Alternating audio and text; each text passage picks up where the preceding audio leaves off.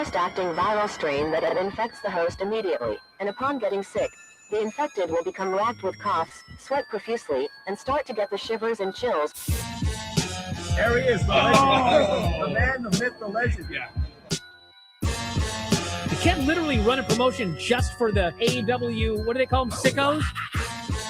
Thank you very much, TikTok and AEW. See you tonight. Tony Khan started telling people there's no such thing as long-term booking anymore. It's week to week. The best guys, Tony Khan. We just secured the bag. It's not like I tried to be a character. It was just sort of happened naturally. But it was never something I intended. It was just something that happened because the wrestlers asked me to do things in matches, and I do them.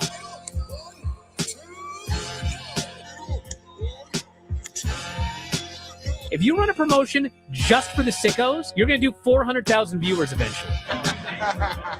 Dave Meltzer effing melts. You know that SmackDown actually went over and everything? Yeah. You know, What's the point? the point of SmackDown. What are you getting at here? That the DVRs didn't pick it up. Did they not pick it up? Mine didn't. Let's get into everybody's favorite moment, and it is called Dave Meltzer's Dumb Moment of the Week. What would you like to listen to in your ears? I'd like to hear the flute. Well, if you'd like to flaunt your flute, then we can find you a flautist. We just secured the bag. It doesn't help me. Okay, so complain, but I will complain. Let me have my misery. And when I heard that, I was like, what? Thank you, fuck you, bye. Boom.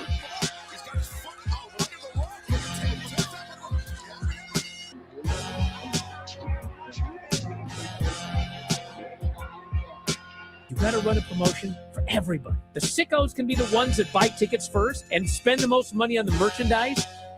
Because we just secured the bag. But, like, you got to promote for everybody. Then you'll have a lot of viewers. I think we proved a lot of so-called experts. We made them look like idiots.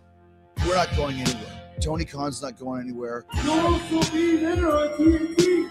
You'll be in 2 places at once. You'll be like my favorite movie. Santos.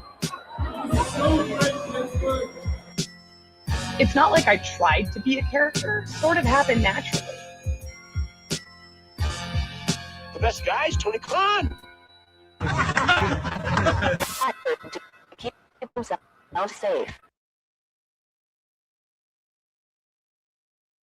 What's incredible with Brock is that Brock went from pro wrestling to being the UFC heavyweight champion and did so with such a short amount of time of training in MMA. I mean, obviously he had a spectacular amateur wrestling career. He was a legit top flight amateur wrestler and a fucking genetic freak, all those things. But to be able to make that transition to winning the fucking world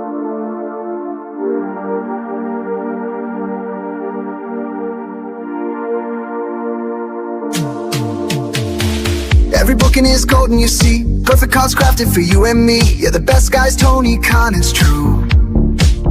Triple cup, best damn booker in the land. 3 red cups stacked up, always in command. Triple cup, living legend of the fight. Just a call away from making it right.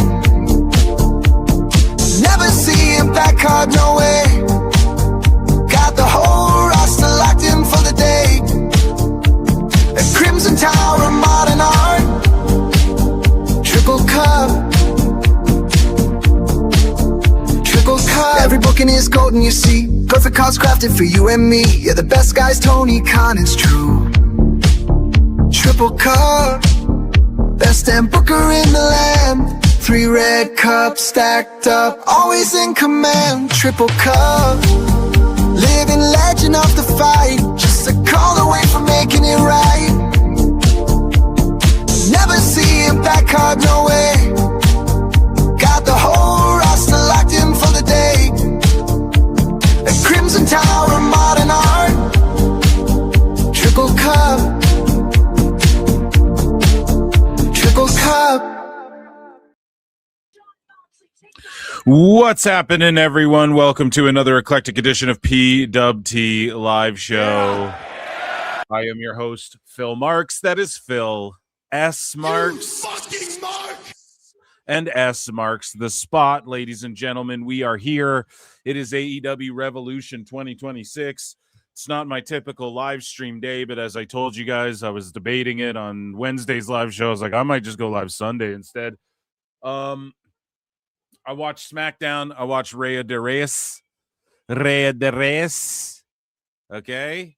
And it's been awesome watching the IWC meltdown over like tone versus WrestleMania. Like right now you have one section of the IWC flipping out about like WrestleMania and all this shit, and then you have another section like burying tone and Revolution and all this stuff, and like all the clearly like this narrative that all the dirt sheets have been told, like this is what you're gonna run with and whatnot. It's been quite interesting to say the least. So guys, we have Rhea de Reyes went down. We have tons of news. It is the pre-show. There's an hour until the actual pay-per-view starts.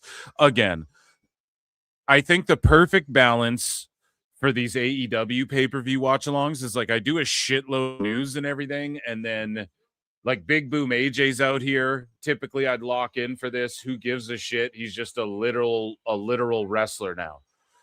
You know, like they book themselves into a corner. He's a literal, actual wrestler. And he's not even like popular online as he once was. Although the Rizzler's still popping, I guess. And yeah, they're out there with QT Marshall and Aaron Solo. And I don't even see the pre-match graphic, the pre-show match graphics on here. I should put polls in chat. I put a poll in chat. Are you guys watching Revolution? Let me know. But yeah, we don't get burnt out as hard when I like the first couple matches on the pay-per-view and stuff. If we do news and whatnot, you know, we still got tons of news. We're going to be all over the place. But also OVW referee, Dallas Edwards, I believe is his name. That gentleman, we're going to talk about and react to that as well. And yeah, so it's Doom and Boom or Boom and Doom or whatever the fuck. I'm going to put a poll in the chat. My pick is the AJ Bufemo guy gets the win. I might have called him AJ Francis before. That's my prediction. Okay. Is that Big Boom AJ gets it done. I am Phil Marks. If you're just filing in, no, 66% of you are not watching it.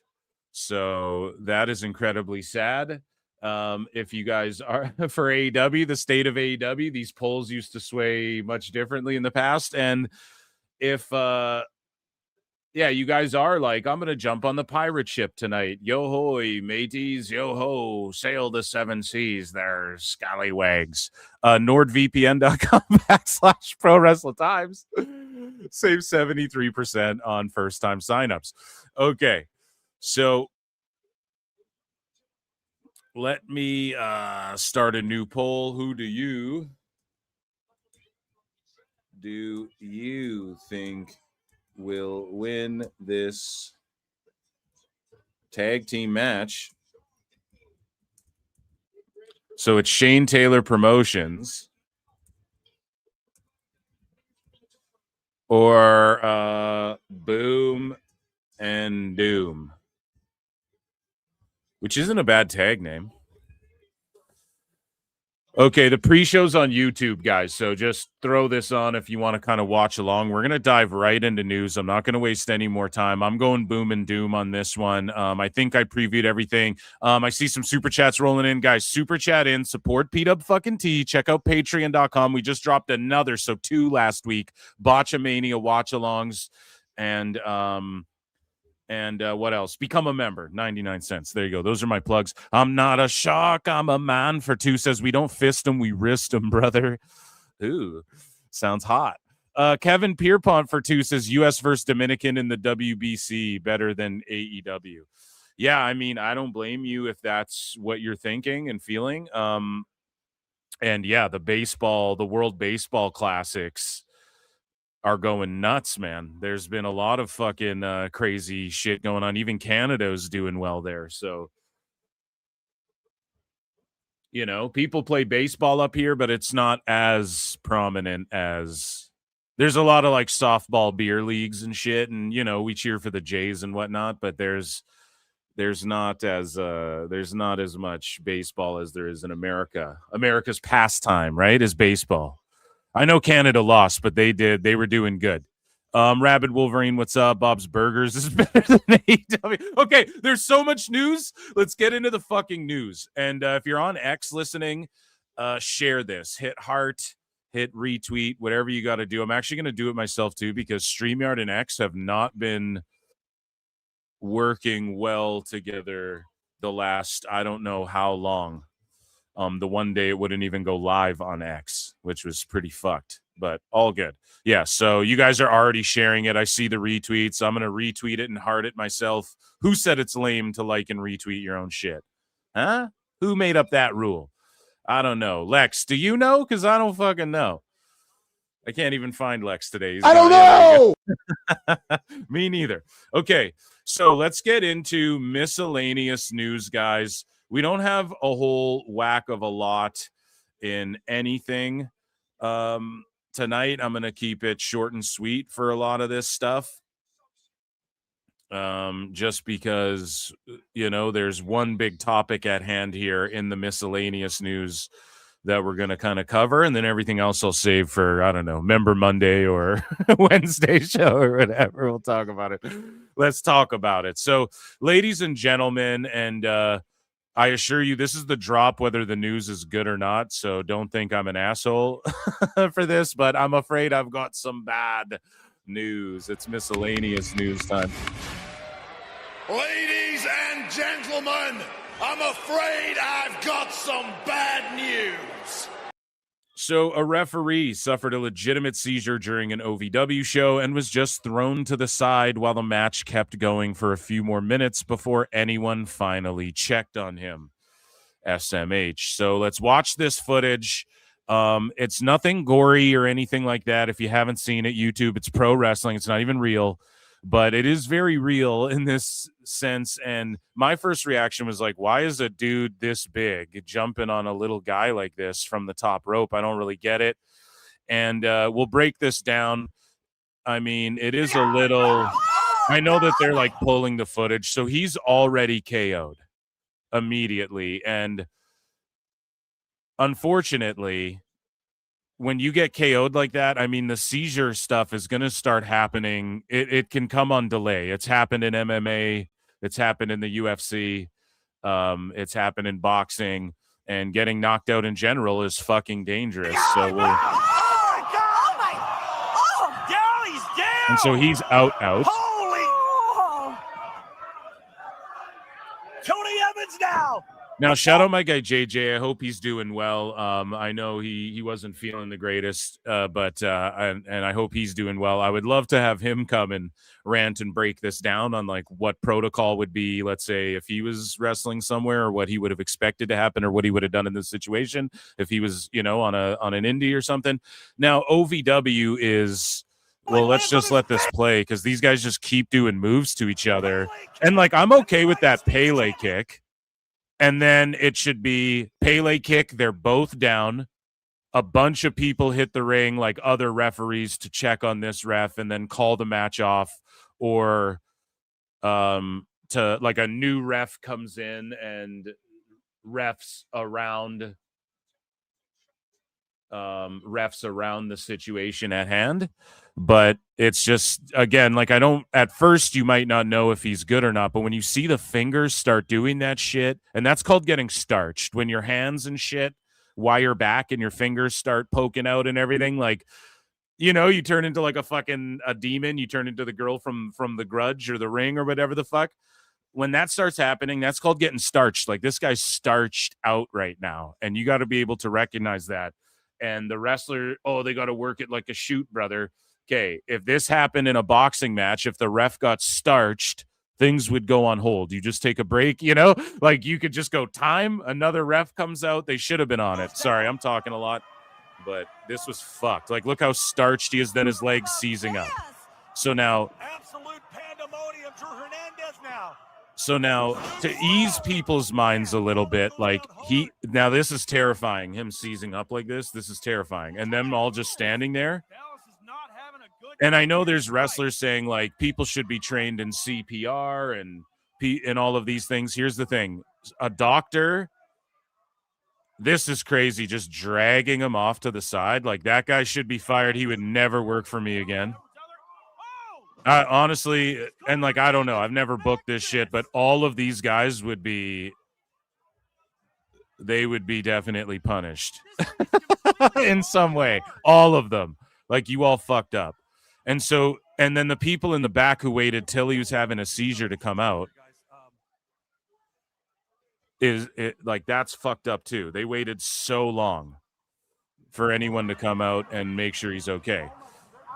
Now, unfortunately, or to ease people's minds a little bit, because he is okay, when you get starched that bad, if someone had like, it's not like that guy dragging him off to the side made it any worse, though it's fucking dangerous. You should, like, his neck could be broken. You don't know. You don't want to just move a guy. It's dangerous. But him seizing, like, that likely would have started happening regardless, just because of the initial impact. Like, he got hit, the back of his head hit the canvas so fucking hard.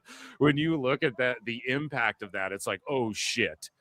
So, I mean, it's happened in MMA where someone gets fucking wheel kicked, they're stiff as a board, and then like 3 minutes later, they start twitching out and seizing out. That has happened. It's happened in boxing, okay? But this is fucking just, it's nasty, you know? And I just hope he's okay. And again, I'm not trying to like, we can skip, they just sit there. I'm happy he's okay. So as you guys can see on the thumbnail as well, I put his pick with the fucking thumbs up, because it's like the guy deserves, hopefully he gets hired by a more reputable organization. I don't know how long he's been doing the shit, but it's just a scary moment, and you can't really control this stuff, but sometimes, you know. But he tweeted it out, Ref Dally. He said, "Hey guys, I know everyone seems to know about the scary incident last night at OVW. I have been evaluated by a hospital, and I have a concussion as well as a subdural hematoma, brain bleed. So that's fucked, man. So that's serious shit. Like, oh, that's so terrifying." And again, like, let's say the medics got to him quicker. Like, obviously, the quicker medics can get to you, the better chance of survival you have. But he got the brain bleed from impact. Like, it's just terrifying. We had to witness the aftermath. It's just sad that someone wasn't there quicker, and the wrestlers and the camera people didn't realize, like, get the camera off him sooner. It's just terrible. So luckily he's okay. And he said, "With that being said, I've made the decision to take some needed time away to get my life and health back in good spirits. No doubt. I appreciate all of the support everyone has been offering, but as far as money goes, I'm grateful to be in a position that I can manage an accident like this. In lieu of donations, I instead implore all of my fellow workers to get some sort of training and assisting another's life." What a gangster. Shout out Ref Dallas, man. Being in the position before, it's very important to be educated in all scenarios relating to injury, illness, or condition in the ring, especially when we're performing. I'm not mad at anyone or anything other than the situation as a whole, and that I've been sitting for about 24 hours straight in a hospital. As far as updates go, I'm getting a CT scan in the morning, and if that goes well, I'll be home. Thank you to everyone who has reached out or stopped by. It means more than any of you know. Love, Dally. So there he is, man. What a fucking ledge. Round of applause for this ledge right here. And think about that. That was a dude cross-bodying a dude. That wasn't a dude like falling off a thing from a 20-foot ladder to the outside through glass, or a suplex onto cinder blocks. It was nothing like that. It was just a guy cross-bodying a way smaller guy who shouldn't have been. They should have known. I'm so tired of like these fucking, and no offense to this guy, but look how small he is. they gotta know pro wrestling in general. Like, there's a reason fucking Marco Stunt is like, oh shit, my doctor's saying if I bump anymore, I'll die and stuff. There's a reason for that. You like grown fucking actual grown size men shouldn't be slamming you guys around and shit. It's scary. It's dangerous. And I don't want to hear like, well, what about Spike Dudley? Fuck off, Spike Dudley. He's an anomaly. Okay, that guy, it's an anomaly. He hasn't fucking been more injured. He hasn't had more serious injuries. You know, he's a one of one. There's one Spike Dudley. Okay, so I'm glad this guy's okay. But a bunch of people weighed in. Jim Cornette went fucking scorched earth, as Ringside News reported here. And I implore you all to go and listen to his clip. Okay, he dropped a clip. I listened to it last night, and I just wanted to bring that to the show and say, go listen to fucking Jimbo. Thank you, fuck you, bye, boom. You guys probably already do. But he had a take on it, and he fucking ran OVW. So what do you know? Other wrestlers, though, got in the mix and talked some shit. So Joey Janela was like, remember this when that OVW mustache vet dude, he's talking about the veteran Jack Vaughn, who was on PWT a while back, last year, I think. Vet dude decides not to make a video about what not to do when a medical emergency transpires in the ring at an indie wrestling show, but instead in 4 days makes a video how indie wrestlers slap their legs too much on strikes. Okay. Joey Janela is just coping. He just needs to try and get into every little controversy he can. That's what he does. And so Al Snow caught heat. This guy, Brandon the Heelhausen, says, if you're using a real-life medical emergency that happened yesterday in OVW as some kind of gotcha or receipt against criticism of dangerous planned spots and matches by Al Snow, just because you want to wave the AEW flag or chase engagement, all you're really doing is showing everyone exactly who you are. The lowest of the low, and a complete piece of garbage. Well, here's the thing. I'll say this, though.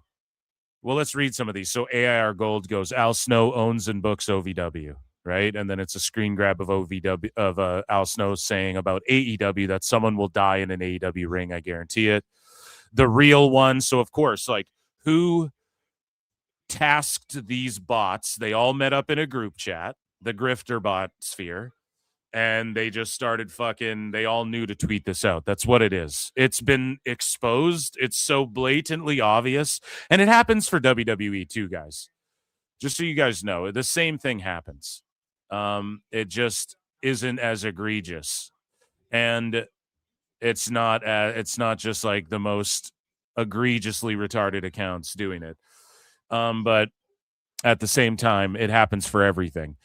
In every aspect of entertainment. You know, there's rumors that the whole like Cody Rhodes dislikes on his video, that was made up. Like that was like a sleeper account that's like, yeah, I bought all these dislikes. And it's like WWE put that in motion. There's people saying that.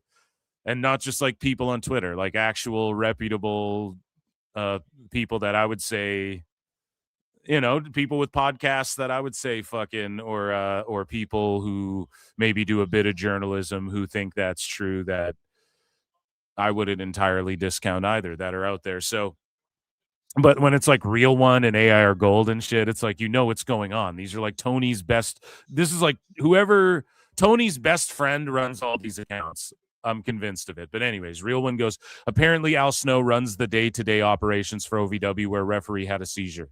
Jesus Christ, just awful. And then not that Tom Green goes, if you're going to say shit like this, don't be the guy running the shit show when a referee has a seizure and wrestlers are stomping him. Now, here's the thing. Al Snow, actually, and I know it's the sickos jumping on him, but yeah, that's what happens.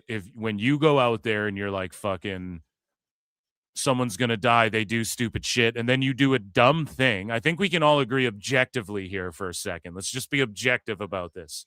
That guy shouldn't have been jumping on that referee like that from the top rope. Just do a regular ass ref bump. You don't see in WWE, hey, fucking let Bronson Reed Like, what if you're going to work an angle and he's going to attack a ref? Okay, then they set it up and he sets up the safest tsunami he's ever done, and he'll hit Charles Robinson with it or something. You're not going to, and I'm not saying Al Snow does this every fucking show, but why a standing crossbody where a huge part of that move is the guy taking the move softens the landing for the guy doing the fucking move? No, like it's you work together, you're catching the guy. So why would you have that little dude, catching that fucking big dude? That just makes no goddamn sense. So Al Snow deserves a bit of flack. Now, do these guys give a fuck? Is it in good faith, as these cringe lords want to fucking ask Tony Khan and whatnot, and ask fucking these AEW wrestlers, is WWE in good faith implementing legal fucking shit? That was WWE in good faith by reminding you're under contract with them? It's like, oh, go fuck yourselves. But seriously, is this in good faith? All of these nut kisser accounts? No, definitely not. But it is what it is. It comes with the internet. So this guy goes, who's running OVW again? Yeah, so that's going to happen. And then Al Snow tweeted out like a joke. He always does these one-liner jokes, and then people were roasting him in his replies, being like, yo, make a fucking statement. Like, why are you making these dumbass jokes, and why has nobody made a statement?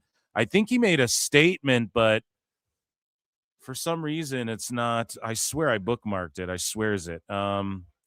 Things get lost in Phil Marks bookmarks. Look at this. There's a suspended account in miscellaneous even. Like, how the fuck does that happen? This is like the least controversial bookmark folder in Phil Marks bookmarks. Anyways, the OVW just said last night during Rise, referee Dallas Edwards, a member of our OVW family, experienced a medical emergency. Dallas is alert and doing much better. We will provide an update as soon as it is available. And then there was another post. This is Al Snow's post. Here it is. Sorry, I'm just blind and dumb. I'm as blind as a bat. So... hello, everyone. This is Al Snow. I want to speak directly to our fans and the wrestling community regarding the incident involving referee Dallas Edwards at last week's event. Professional wrestling has always carried an inherent risk of injury for everyone who steps into the ring. On March 12th during a live OVW television event, Dallas was involved in a planned moment of physical contact with a wrestler that resulted in him suffering a head injury. I can't do that for this whole thing, or I can't do the rest of the show. Al Snow says traditionally when an in-ring injury occurs, the referee is the central point of communication, assessment, and decision-making. In this unprecedented situation, the person who should normally make that assessment was the one who needed assistance. That unforeseen breakdown in communication contributed to a delay in stopping the match and concluding the show. Here's the problem, okay?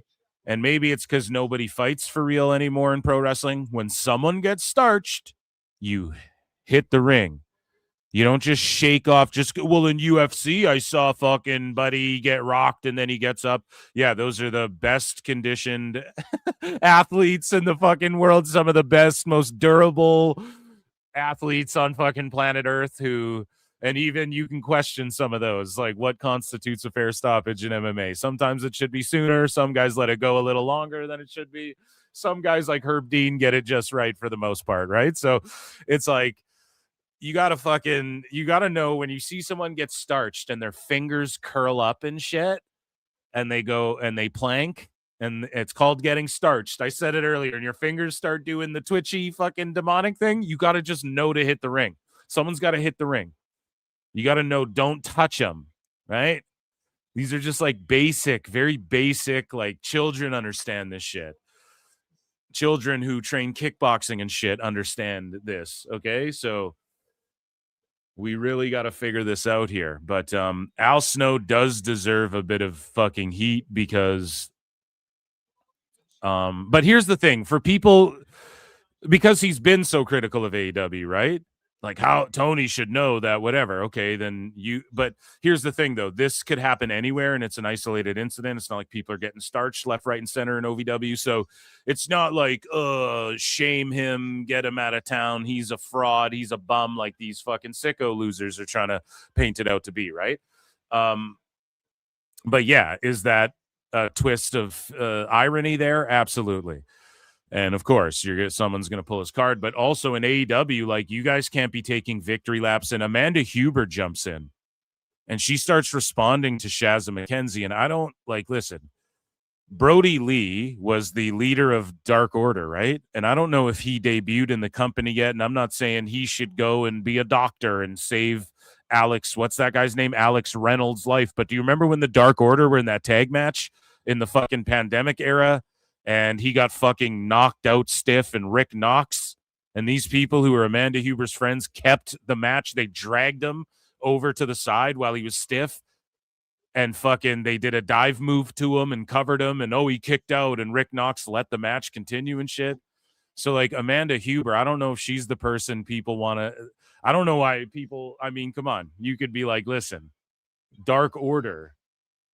Like, I'm pretty sure your son's in that group, no? Like, Dark Order fucking had a guy get knocked out and this, So her take is this. So Shazza McKenzie's like, the incident is heartbreaking, and I hope Dallas pulls through. I think the incident obviously brings light to the bigger issue of there not being policies and procedures of there not. The wrong there. It's supposed to be THERE. Grammar police. Woo, woo, woo. Not being policies and procedures in place when things do go wrong. I'm sure the guy feels horrible enough without everyone telling him how horrible he is. I doubt if he had full comprehension of the situation, he would have done what he had done. There should be systems in place to intervene in a situation like this. The people backstage watching the monitor became aware of it before those in the ring that were clearly just doing what they thought the plan was, and with a planned ref bump. No, his fingers and his hands were starched. He was starched. He was twisting around. You got to know that. How do you see that as a human and don't go, whoa, that's not right? He doesn't. Does he normally do that? Do his hands normally fucking do that? Is he normally like the Grudge or whatever? Holy shit, man. You got to know. I don't know what my point is. This is far more complex than bad dumb wrestler man was being selfish when he was likely not fully comprehending what was happening. At the end of the day, I hope Dallas is okay, and I hope we all realize we need to be more aware of how to handle moments of crisis. And then Amanda Huber goes, respectfully, I'm going to disagree to a degree. When you have to pick up a dead weight body to move them out of the way, and when they aren't moving, you start kicking your foot backwards to move them along further, it shows a completely lack of care or awareness for anything other than himself. Yeah, so Rick Knox and all you guys in that Alex Reynolds match, I hope she told you the same thing. I hope she said the same fucking thing to you guys. If you can't comprehend that, you had to lift dead weight and then decided to start kicking. You shouldn't be trusted in a ring with other people's safety. Yeah, so validating Al Snow and his takes. So Rick Knox shouldn't be in there, and all of those Dark Order guys and all the people they were wrestling shouldn't be in there that day. It might even been the Young Bucks were in that match. Maybe. Was it the Bucks? I might just be hating on the Bucks a little bit there. Chat, fact check. I'm redacted. Whip, rewind, fact check that for me. I would have 100% agreed with you up until that happened. Additionally, the entire crew was at fault. The announcers making light of it. The fact they didn't make light of it. The fact that nobody came to stop it for over a full minute, a complete and utter failure from top to bottom. Yeah, I mean, that's fine, but it's crazy being associated with AEW and saying this shit. Because, we've seen brutal Matt Hardy fall off a crane, Bretta. Crack his head, unconscious, still continued.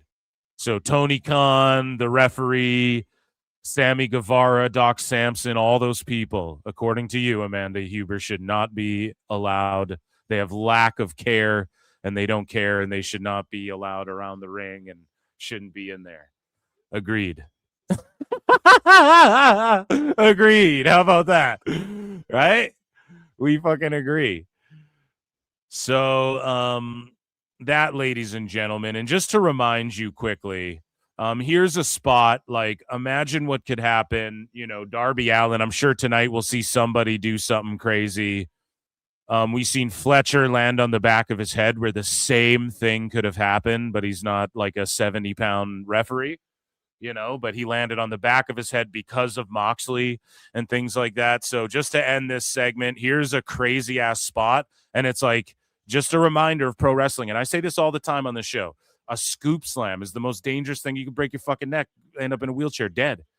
So people do shit like this, and this is stuff you see in AEW, this stuff you see all over the fucking indies, And this is why to stand up for Al Snow, and in fairness, he should catch a little heat, but to stand up for him, it's not even like they were doing.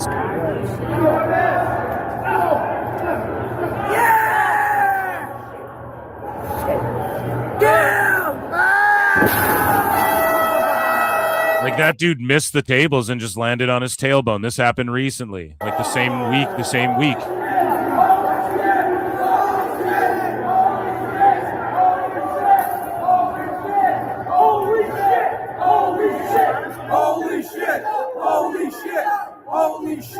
Holy shit.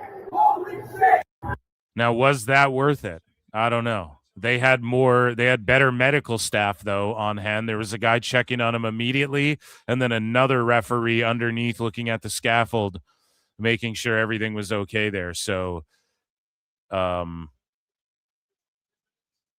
yeah, shout out GCW for doing things correctly in that regard. And that, ladies and gentlemen, was miscellaneous news.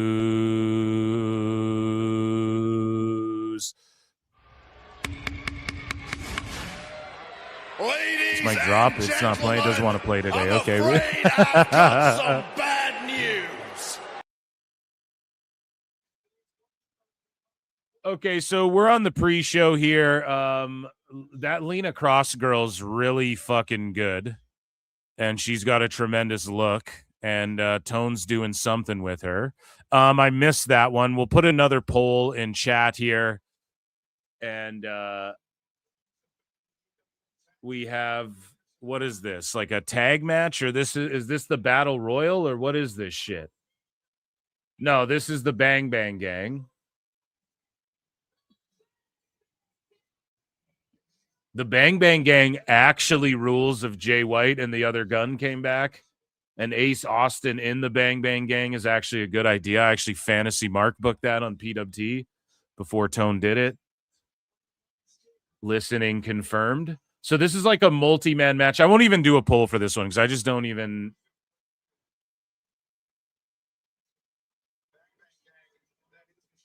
Or is this a... Yeah, so this is the Battle Royal, right? On the pre-show. Yeah, because we had those two. Okay, yeah, so this is the Battle Royal. I don't know who's going to win this. Probably Ricochet will pull it off, isn't it, for his title? So Ricochet will win, probably. Finger Shay for the W. This will be fun. I always like a Battle Royal. Rabid Wolverine Elsie Killer 17 says GTA 5 is better than AEW. Dude, GTA 5 fucking rules. Is that what you're doing instead? Is that what you're doing Tony instead? Khan. Oh, man.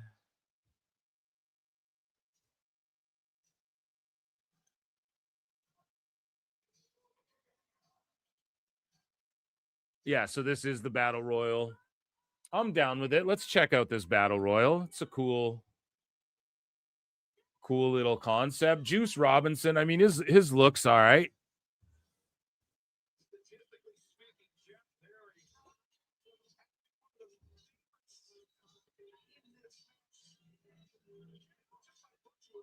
Doing the damn thing. I'm going to crack a Red Bull here, chat. Let's get into some AEW news, okay? Because there's not a lot, but we got to get into news. Tony Khan's actively trending right now. And so we have Revolution. You guys can see the card here. And Tony Khan got asked a bunch of shit. Let me just see how I want to do this here. It's like all pretty much. Yeah, so we're going to do everything before Tony Khan's interviews where he just answers a shitload of questions, okay? So ladies and gentlemen, all together, Ichi Nissan Da. I want to see Ichi Nissan Da's in chat, motherfuckers. It's time for AEW News! Yeah.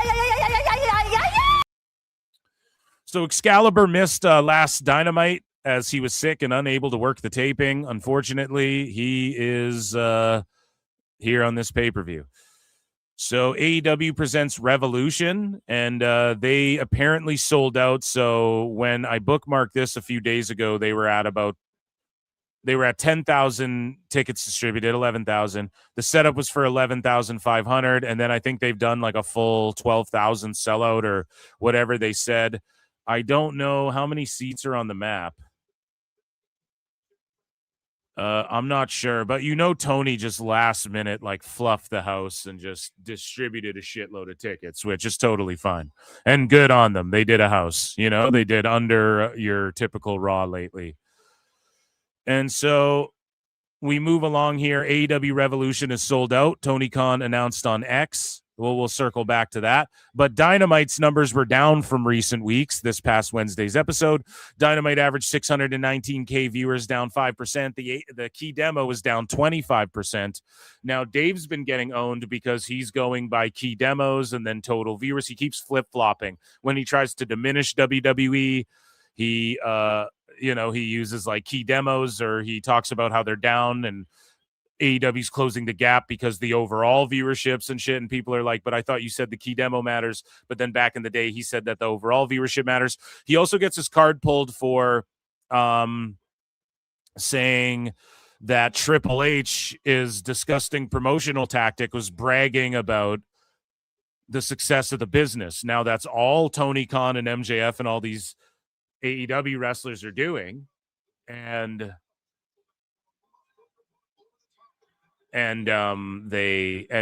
Dave won't keep the same energy. You know what I'm saying? Sorry, I'm getting distracted by the Battle Royal. Time Cop, if you're listening to this in a clip. The best guy's Tony Khan.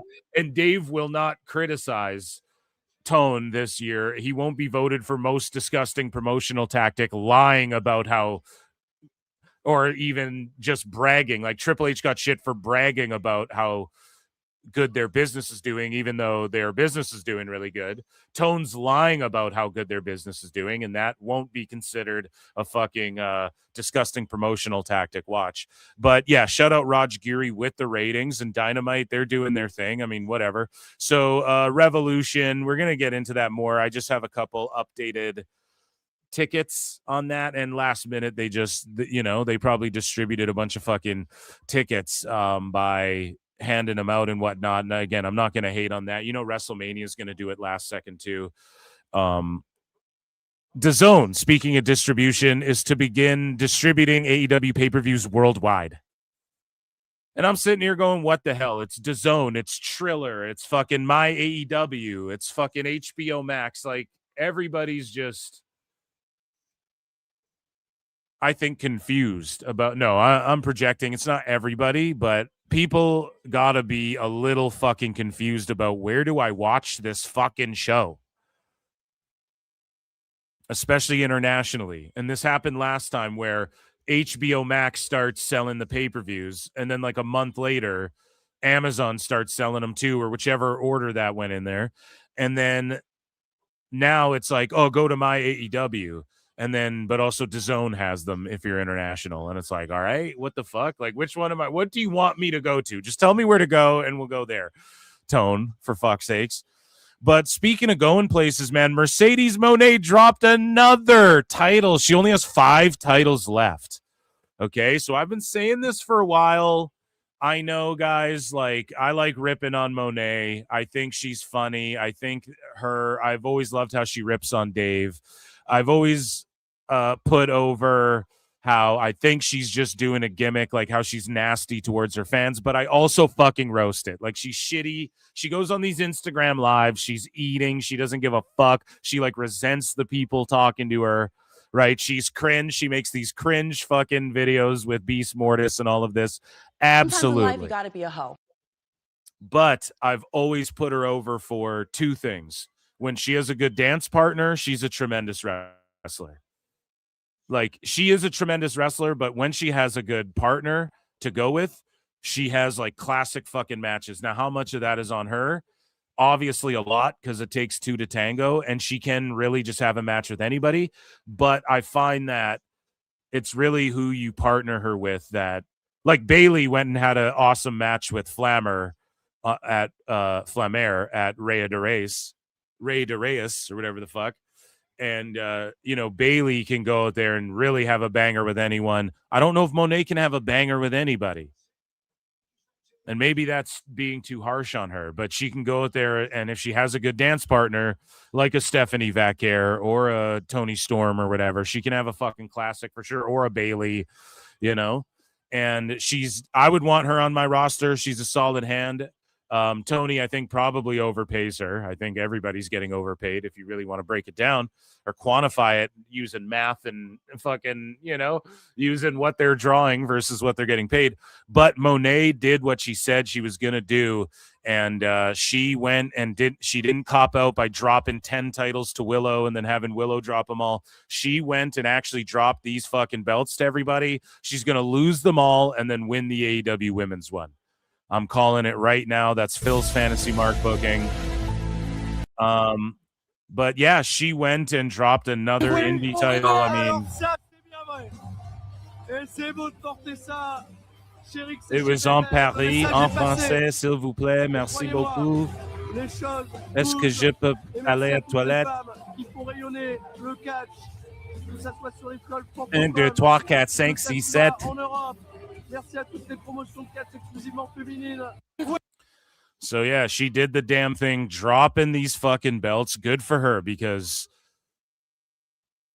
I don't know, man. People shit. She's not going to drop it to this person on this indie. Hey, she fucking is actually doing it. So if it helps the indie, we'll see moving forward. At the time, did she help these indies? Absolutely. She absolutely did. So I give her props. Big Boom AJ, he gave a sneak peek. This is what the Crypto.com arena is looking like. Well, actually, let's just see if I get... Yeah, so this is what the Crypto arena is looking like, speaking of Revolution. Come here, I want to show you what an arena looks like the morning of a pay-per-view. So tonight, we're right here at the Crypto.com arena in Los Angeles, and it's AEW Revolution. It's going to be a sold-out show tonight, so take a look around. Take a look around right now. You can see all the seats over here. You can see all the suites over here this way. Now, nobody here right now, so it's quiet here right now. But just in a few hours, this place is going to be packed. It's going to be electric. I cannot wait to feel the excitement in this arena. Now, you look pretty excited with the way those nips are nipping, dude. Tits a bit nipply at Crypto or what, bud? What's crazy is last night on this floor, the Lakers played. So last night, there was a basketball court out here, and now that's all been cleared out. The guys have been working all night, all morning, and we have the ring right there. So we got the ring up right now. The ramp is going up right now. The lighting is going up right now. I cannot wait to get in this ring later on. Take a look at this. I mean, there is nothing like professional wrestling. This is going to be so exciting. This place is sold out tonight. We can't wait to bring the boom. Hell yeah, dude. I give that 5 booms.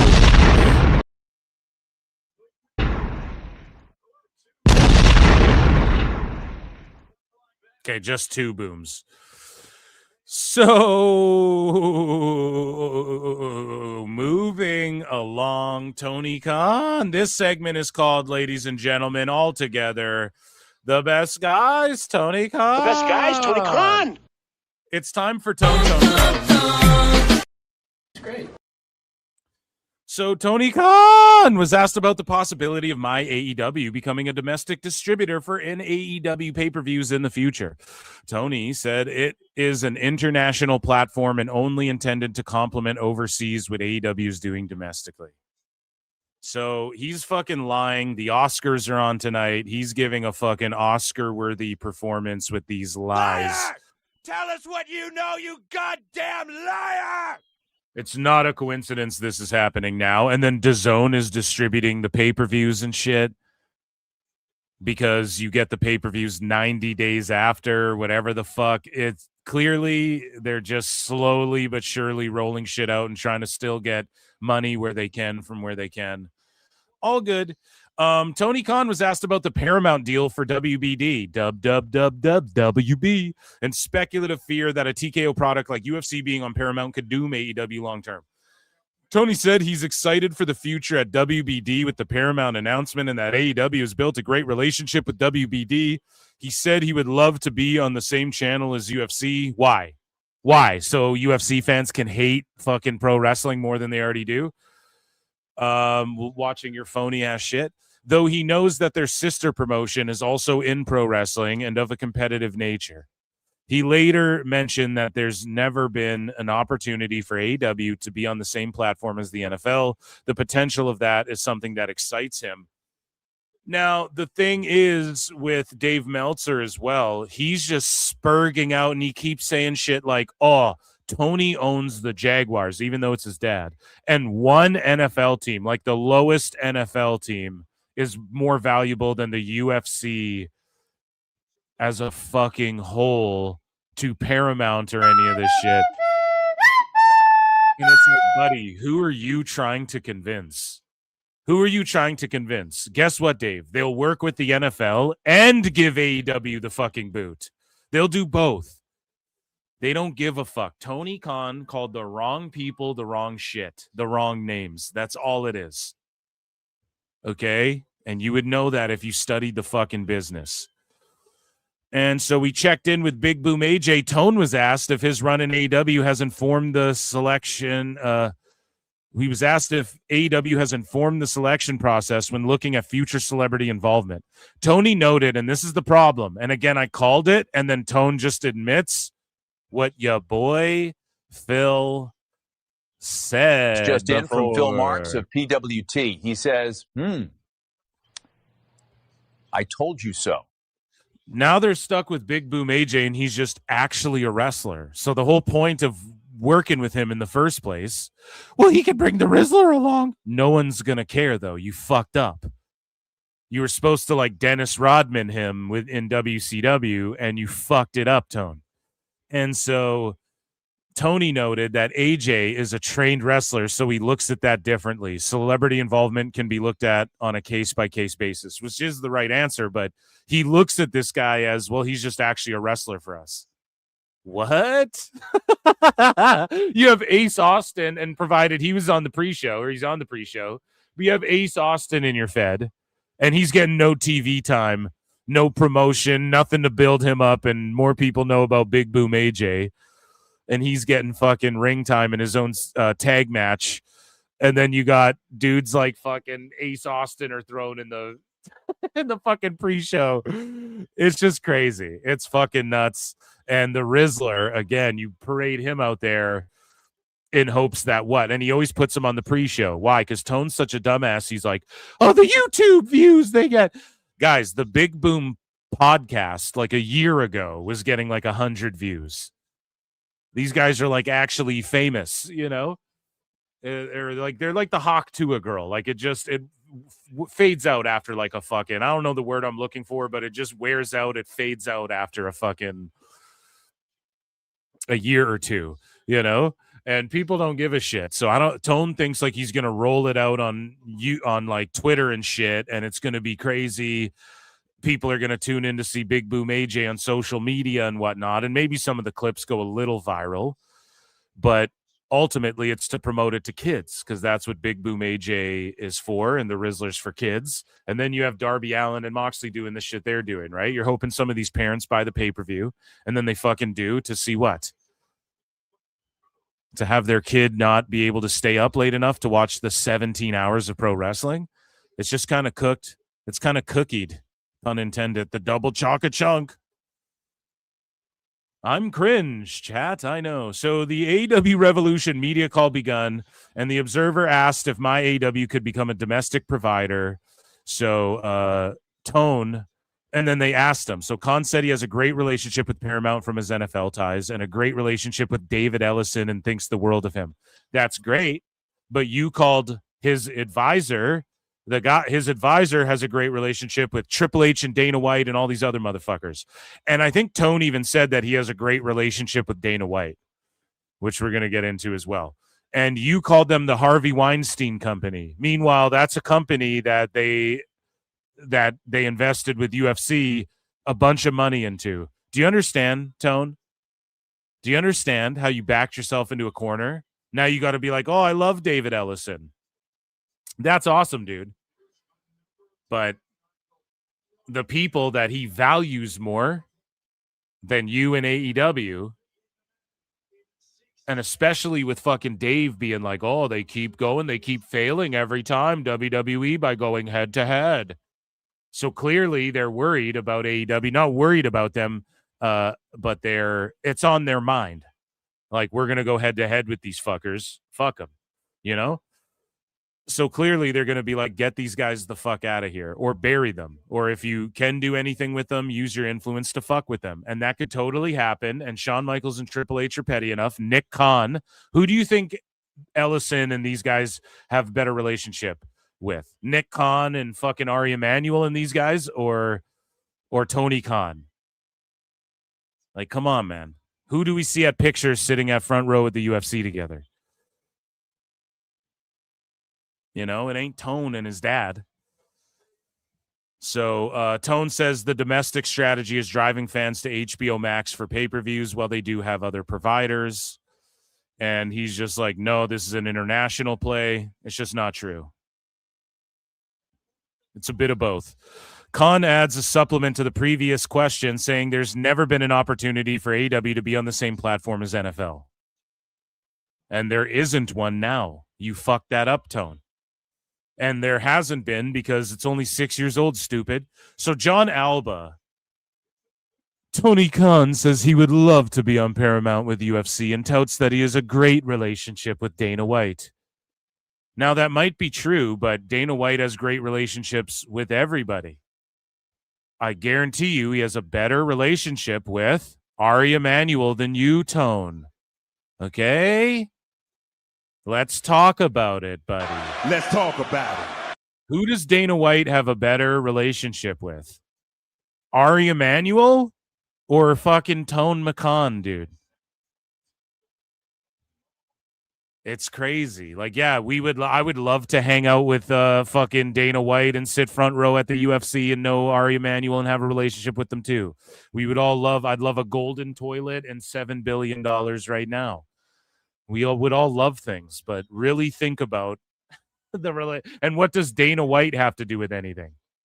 He's not going to go to bat for you. He's just going to go, I don't give a fuck. He doesn't even care about the UFC anymore. And Zuffa, they're locked in with Zuffa Boxing. Your direct competition when it comes to them NXT and shit like this, as you've touted. Who do you think Ari Emanuel values more? And they just acquired AAA and shit like that. The people you called bald asshole and Harvey Weinstein, or fucking you idiot? Jesus Christ. Tone is just a dumb rich kid, unfortunately. So Bay Dalla says, John Alba asked Tony Khan about the potential of MyAEW being utilized here. Okay, we already went over that. John Alba says that Tony Khan has asked about Brody King picking up attention outside of the wrestling bubble, fans expressing themselves. ICE isn't mentioned in the question directly. So these softball cucks who go, oh, Triple H is scared. They don't even go, well, what about the ICE thing, the anti-ICE stuff? They won't say it. Why? Because they're coached and they know. They're coached like the coach and the bro. Wrestling's not fake! They're coached and they fucking know not to say that part because, hey, wrestlers can express themselves. Freedom of speech, bitch. Everyone can. That's what's in right now. That's the meta in the mainstream right now. Yeah, freedom of speech. You can say what the fuck you want. Again, type shit. But don't say that shit, though. Don't actually make it about ICE. But yeah, if the fans want to chant, they can chant what they want. They pay, right? That's the new thing. Is like the millionaires and billionaires are still telling these motherfuckers what they can and can't say. But yeah, sure, everyone can express themselves freely. Brody King's just choosing not to express himself freely anymore. He doesn't lean into the ICE stuff because he just chose not to anymore all of a sudden. Right? CM Punk will just apologize to the Saudis, right? There's no blood-covered dicks over here. Right? There's no blood money dicks going on anymore around here. Our minds have changed on this stuff. Everyone's free now. Hashtag freedom of speech, bro. So nothing's really changed. Like Tone got a talking to.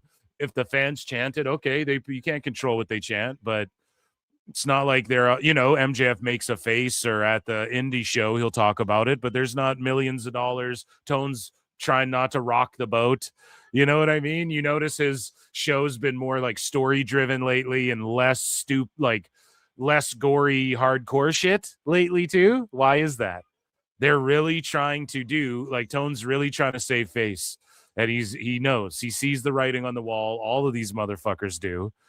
And these journalists aren't going to go, and what about the fuck ICE? Because they don't want to rock the boat, and they don't want to give Tone a hard time by asking him about that, because then he's got to comment on the whole ice thing, and he doesn't want to fucking do that. And why would you? I would just say I wouldn't want to comment on it fucking either. Because either way, you're going to piss people off no matter what. But it's just like softball questions. Again, this is shit that would be lobbied against Triple H. Oh, he's ducking. He doesn't want to be asked real questions. And then with Tone, it's just par for the course. Again, Triple H, it's a disgusting promotional tactic bragging about their success, even though it's just what reality is. With Tone, no, he can brag about everything. MJF, all these guys can brag how the houses are up, even though it's not even factual. So it's crazy. Speaking of crazy, they did the Battle Royal bleeds into the pay-per-view thing. But again, this is when you do that. But another trope that they've done way too many times. It's becoming a trope, rather. It's not a trope. It's becoming one now that AEW overdoes it. So speaking of Revolution, it's sold out. Tony Khan announced on X that Sunday's pay-per-view at the Crypto.com Arena in Los Angeles will have a live gate exceeding $1 million. So there you go. MJF got paid a quarter of his money this year from this one gate. So good for Tone, good for AEW.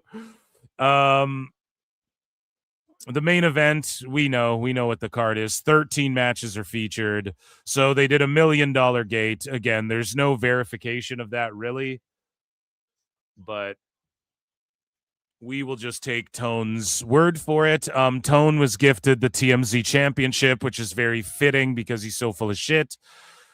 Billionaire and AEW owner Tony Khan crashed the TMZ office. Here's Tone bragging with like 3-year-old talking points about sports leagues and all when he's bringing up the AFL. He does the media rounds and he just has the same 3 things. We're doing our TV renewal.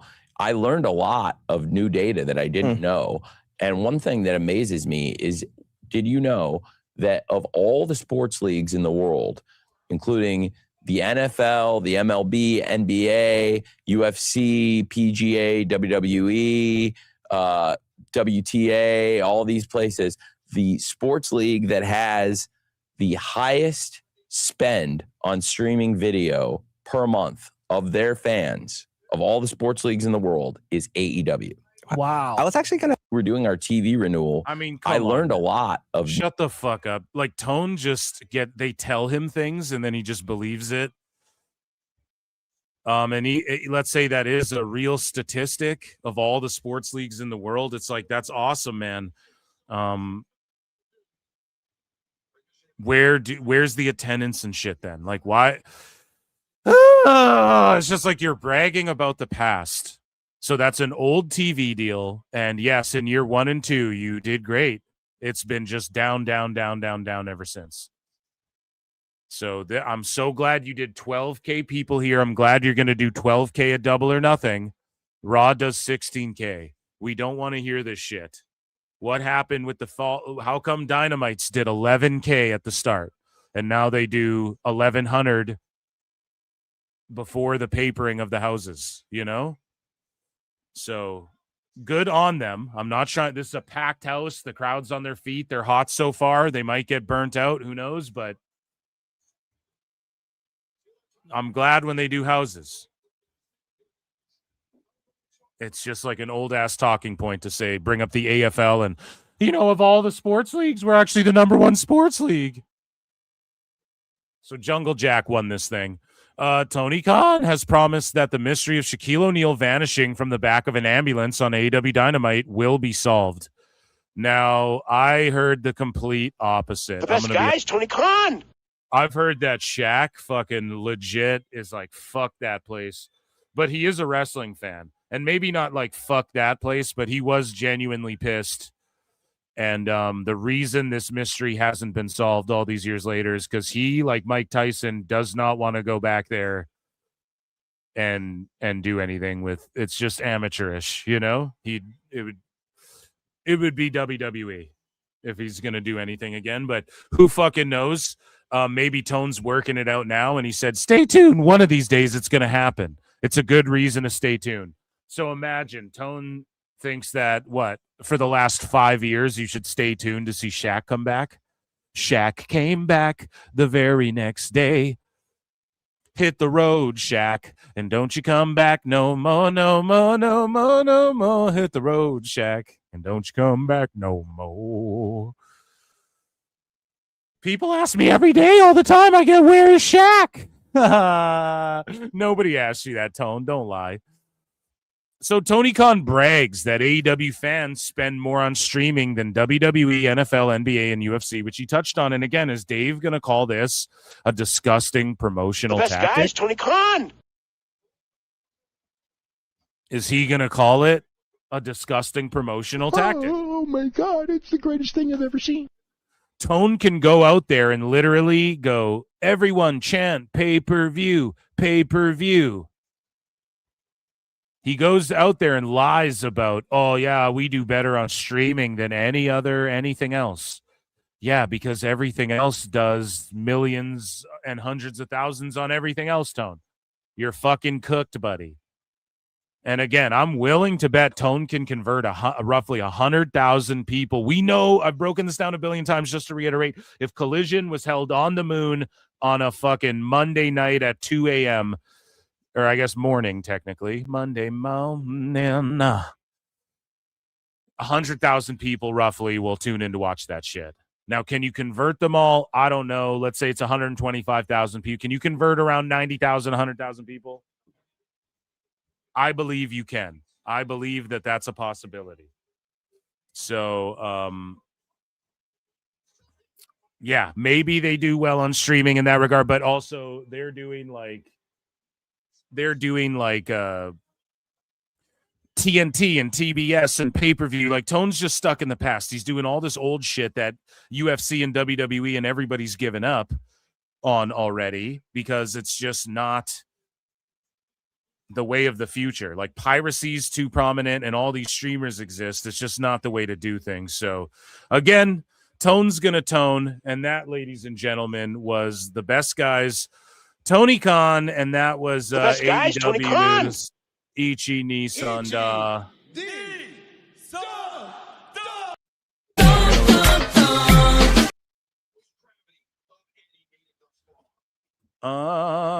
So guys, what did you think of the Battle Royal roll over there? I liked the first time they did it. I like it with a Battle Royal, but I don't like that it's now becoming a trope. Speaking of tropes and unbecoming, Chris Jericho, ladies and gentlemen. I look and see it's not just me. So many others have stood where I stand. We are the young, so raise your hand. They call us problem child. We spent our lives on trial. We walk an endless mile. We are the youth gone wild. We stand and we won't fall. We're one and one for all. The writing's on the wall. We are the youth gone wild. Let me get wild. Yeah.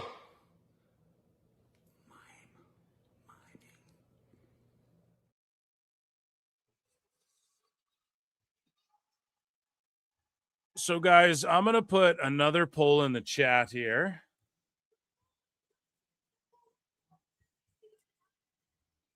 Guys, we have 240 watching across X and YouTube over on youtube.com/@ProWrestleClips. Run the likes up, please, and thank you. I'm going to put a poll in the chat.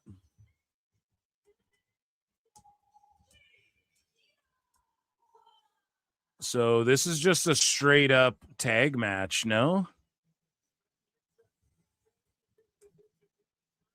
Tag team championship. I gotta be honest, I like old Bucks better than I like this version of the Bucks better than like the heel Bucks, you know?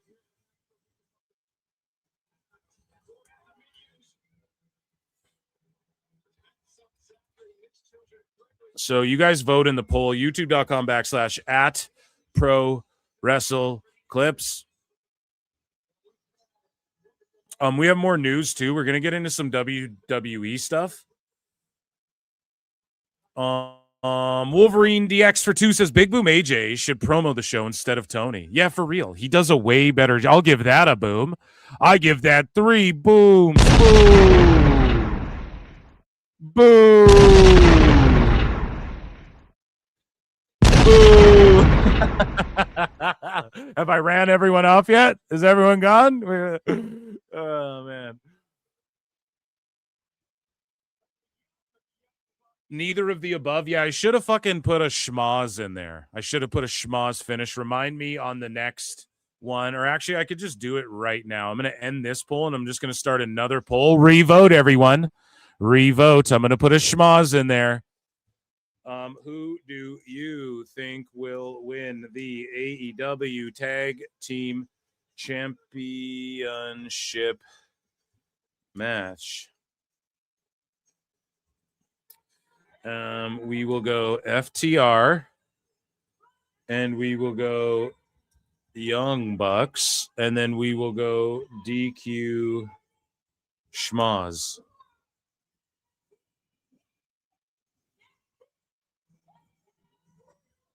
I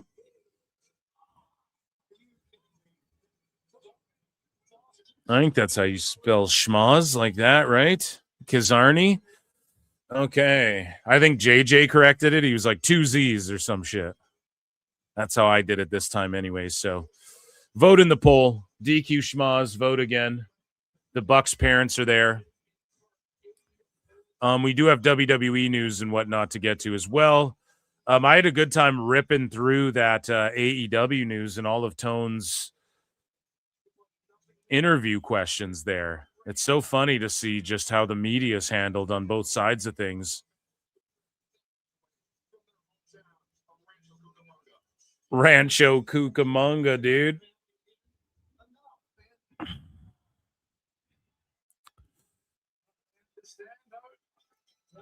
Okay, so we do know that AEW Revolution currently has 1.9K people watching the live pay-per-view on YouTube.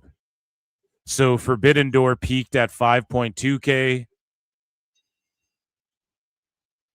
And so based on past trends, yeah, so guys, this is like not as hyped. Like Dave is going to fucking lie about this shit after and say that it's one of the most watched whatevers, but it just isn't the case if you look at the YouTube numbers, which matters. And Dave likes to look at Google Analytics for UFC and shit.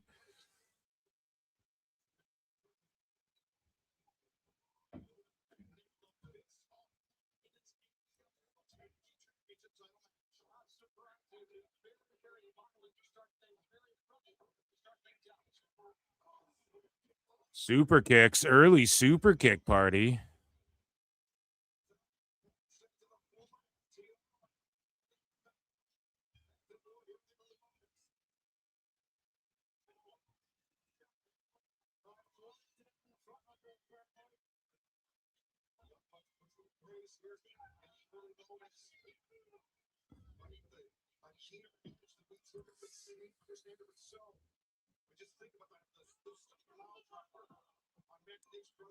Yeah, it's kind of funny how they had the Big Justice spearing Shane Taylor as well on the pre-show. That's pretty funny. I'm not against like the Rizzler and these guys being involved. There's just, I think, a way better way. As we covered just a minute ago, Tone is really looking at this dude as like he's just a real wrestler. So it's like, okay. And yeah, Jack Perry won that title in that battle royal. So good for him. Probably a good move for AEW just to mix things up. And I just don't like how it bled over. Like the first time they did the bleed over into the pay-per-view, I enjoyed it. The second time they did it the very next pay-per-view, it was whack. And then I think they skipped one pay-per-view, then they did it on the next one. Maybe I'm making that one up, but they just did it again, like with a battle royal. Now it works with a battle royal, but they should have waited till now to do the bleed over from the pre-show into the pay-per-view again during the battle royal. Like that would have made fucking sense, you know? So, Chris McCarty for 2 says, who told Tony the reverse battle royal was smart? So, yeah, and here's the other thing, too. Everyone was just outside of the ring. So now in AEW, they start all the battle royals where everybody's outside the ring. The match starts with everyone outside of the ring. And then they all fight to get in the ring. And it's just so they can do stupid fucking spots on the outside and do a couple hardcore shits. And then they get in the ring and then throw each other over the top. It's fucking dumb. Just start with everyone in the ring. We're trying to be different. That's fucking dumb. That's not how TNA tried that. They tried the reverse battle royal or whatever. That's stupid. Okay, it doesn't work. I'm telling you, shit gets over way more, and we already have color, saving nothing. And why? Because the Bucks can call the shots. They're bosses, so already color. And I'm not like offended. Oh, we can't ever have color in the first match, but this match doesn't need color. Best guys, Tony Khan. Color doesn't warrant color. It's just you guys settle your rivalry in the ring. You know, once and for all. That's all we want to see out of this.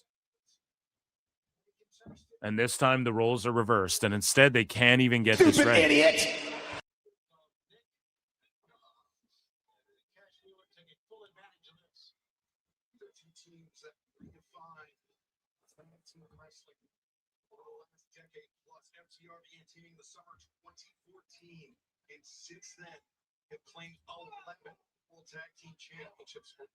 So yeah, we got to the main shit. We do have WWE news. We don't have too much. We will rip through it during because we got to react to SmackDown and Ray to Reyes a little bit.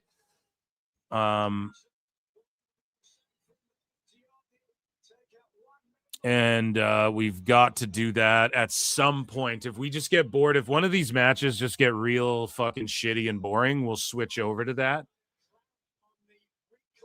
This dude's really bleeding right here. Whichever Buck this one is.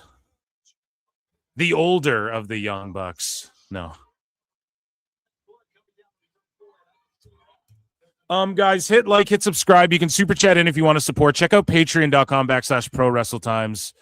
And if you're signing up for NordVPN anytime soon, 73% and an Amazon gift card for new signups. If you use the link nordvpn.com/ProWrestleTimes. Appreciate you guys. Those are my plugs. And hit like or fucking retweet, leave a comment, dislike it even if you're hate watching, whatever you got to do. Just let me know. Say what's up.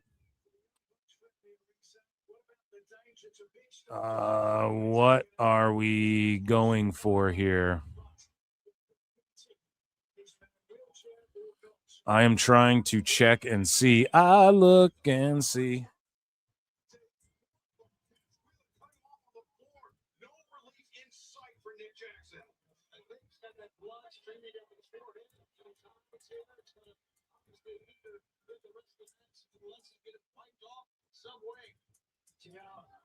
Digging down deep here, going to the playbook.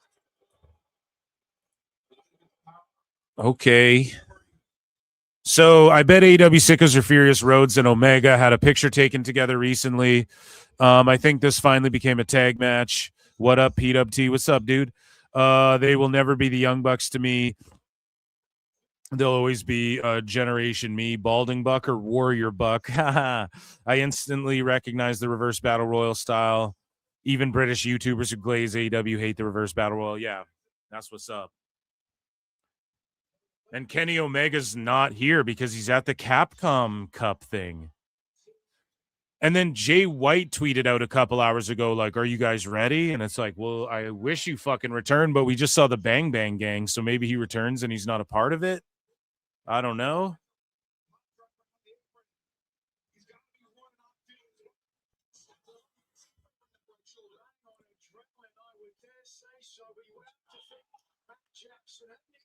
I wonder what's going on at the Oscars. Michael B. Jordan is the front runner to win Best Actor. Man, Sinners is just overrated. I'm sorry. It's way overrated as a fucking movie. And I don't give a fuck who hears that. It is. Like, it's not bad by any means. It's just way overrated. Conan O'Brien said there are no British nominees in the best actor actress categories because they arrest their pedophiles. Oh shit. That is crazy. Based Conan. Let's see here.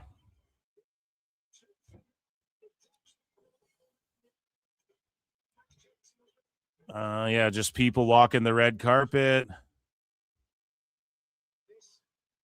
People got live Oscars watch parties going on. Yeah, that's cool. Anne Hathaway looking fucking real good.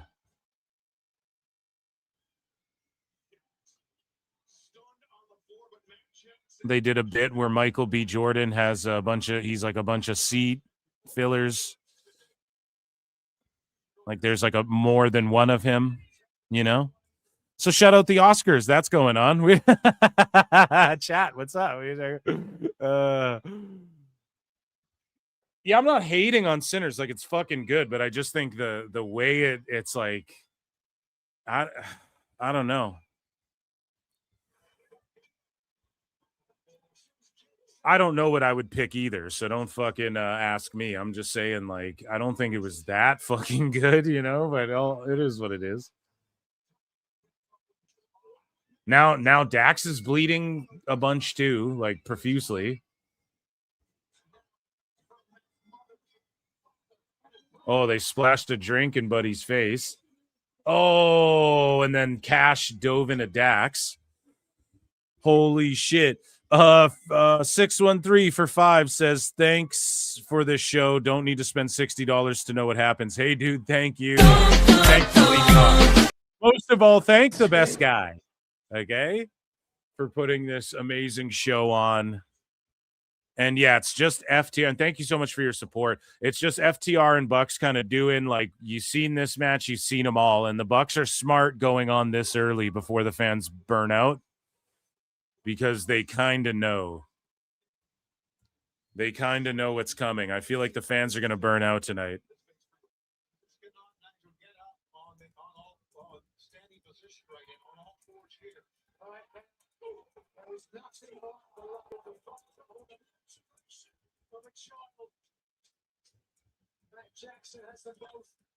Like, I'm not trying to be a hater here, but I guess I am.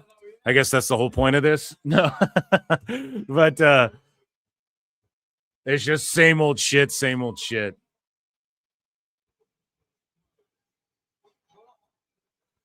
It's just FTR are working heel. And I mean, they do an okay job at it. Like, again, flipping the bird in the middle of the stomp. Like, you don't need to do that.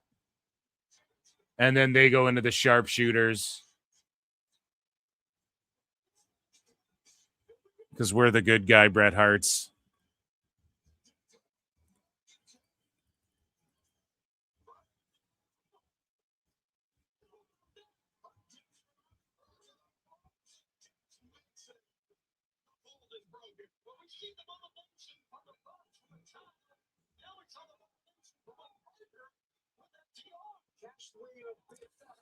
Shout out Jimmy Corderas for the retweet. Sassy Girls 7824 gifted 5 Pro Wrestle Clips memberships. Holy shit, everybody. Holy shit. Holy shit. Holy shit. Holy shit. Thank you so much. Guys, remember Mondays go down every Monday. So hopefully some people who have, I see a lot of names that are in like black or gray text or whatever. Hopefully you guys are green now. And I appreciate you, Sassy Girl. That's a huge support. Everybody fucking Sassy Girl. Sassy Girl.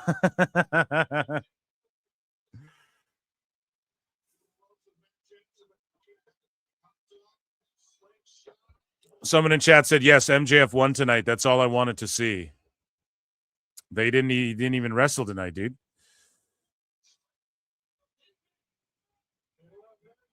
Phil needs a club on here like Poise does when he gets members and donos. So how does that work? Should I turn communities on, chat? YouTube keeps asking me to turn communities on, and then it's like essentially the Discord, but just for the people on YouTube where you guys can go and like drop memes and comment and fucking. Should I turn that shit on? And then like you guys could like raw watch party in there. Let's say like Saturday, I was like, I'm going to go live Sunday. And then you guys are like, fuck, I go hang, you could hang out there and be like, what's up guys? If you fucking, say I'm not there for some reason or something, maybe I'll switch those on both the channels.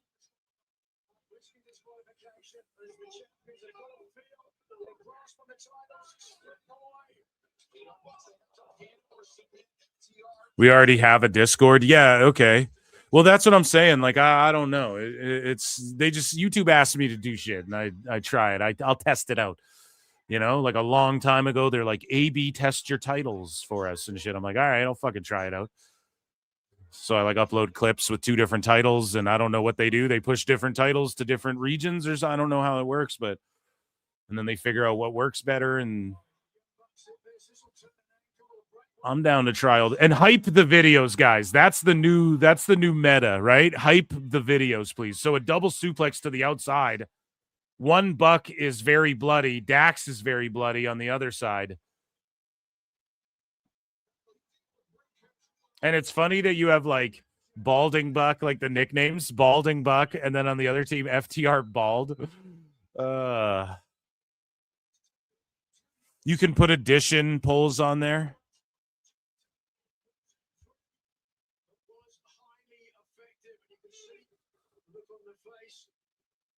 The new meta is saying something is the new meta. It is. Yeah. Yeah, absolutely. I'm just wearing it out because it's so fetch to say meta now, right? Fetch is never going to be a thing.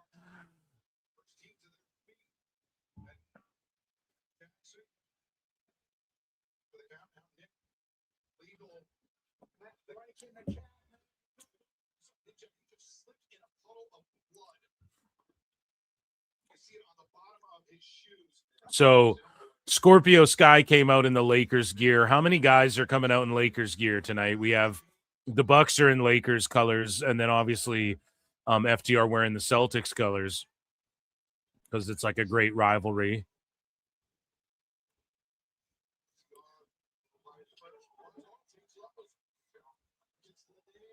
Super kick party.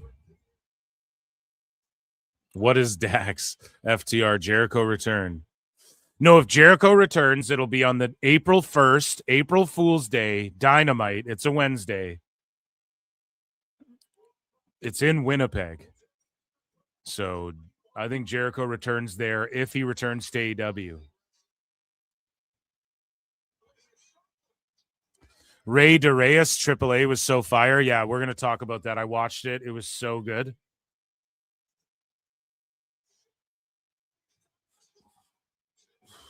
Oh, what a kick out. That was a great false finish.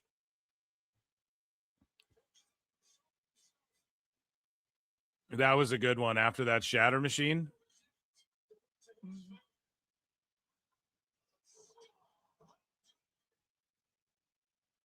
Spike pile driver.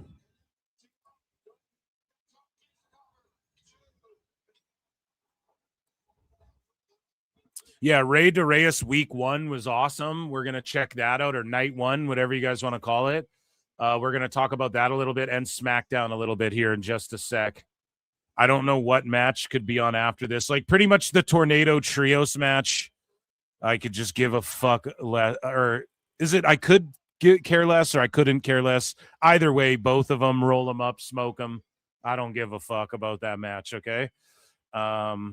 So that's probably the one where it's like, And then everybody banned from ringside. Tony Storm's got to go out there and try and carry Marina Shafir. I don't know if I'm interested in that either. So we'll find the right time to. And then the World Trios Championship match. Okay. Again, you could have cut a few of these matches off here.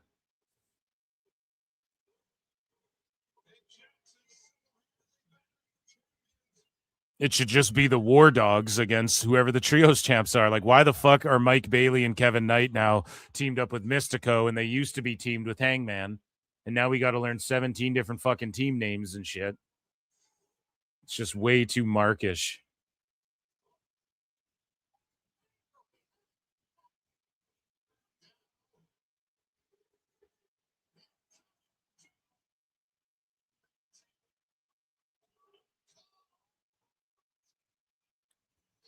Now the match might be going a little too long, so they kicked out of the EVP BTE trigger. I couldn't care less means it's impossible to care any less. Yeah, so I couldn't care less. Plinian, thanks for the assist.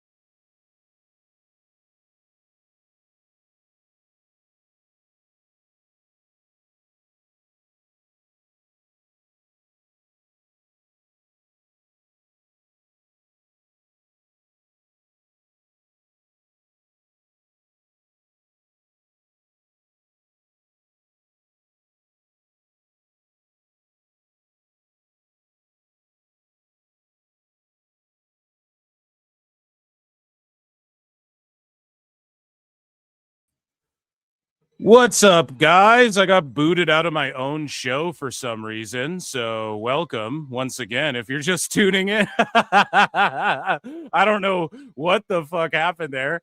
StreamYard kicked me out of my own fucking show, so that was amazing. That's awesome. Edge is back. Cope is back. That's fucking crazy. I was in the middle of talking. I was saying something there that I thought was funny, at least. So now here comes Christian Cage is back, too. So this kind of rules.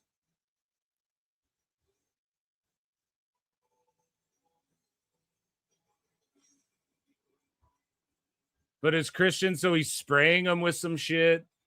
So is Christian Cage still going to wear, he should just wear like his regular tights. At least the viewership increased during the blank out there. So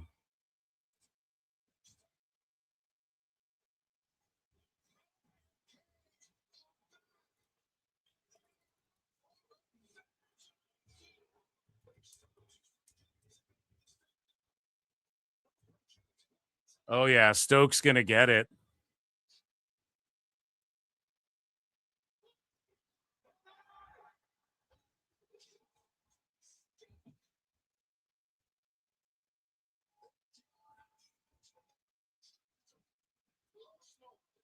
Hell yeah.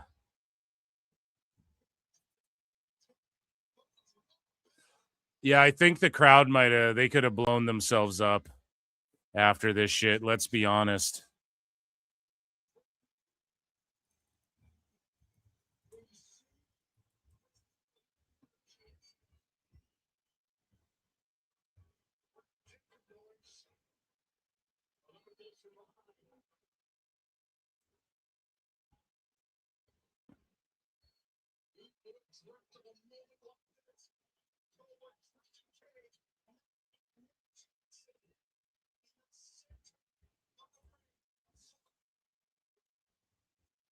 Holy shit. Holy shit.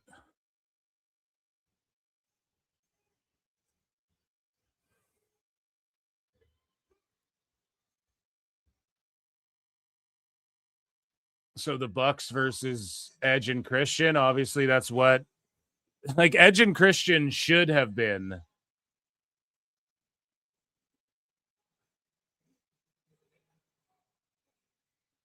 tag champs already. Luckily, they're both back. That's awesome.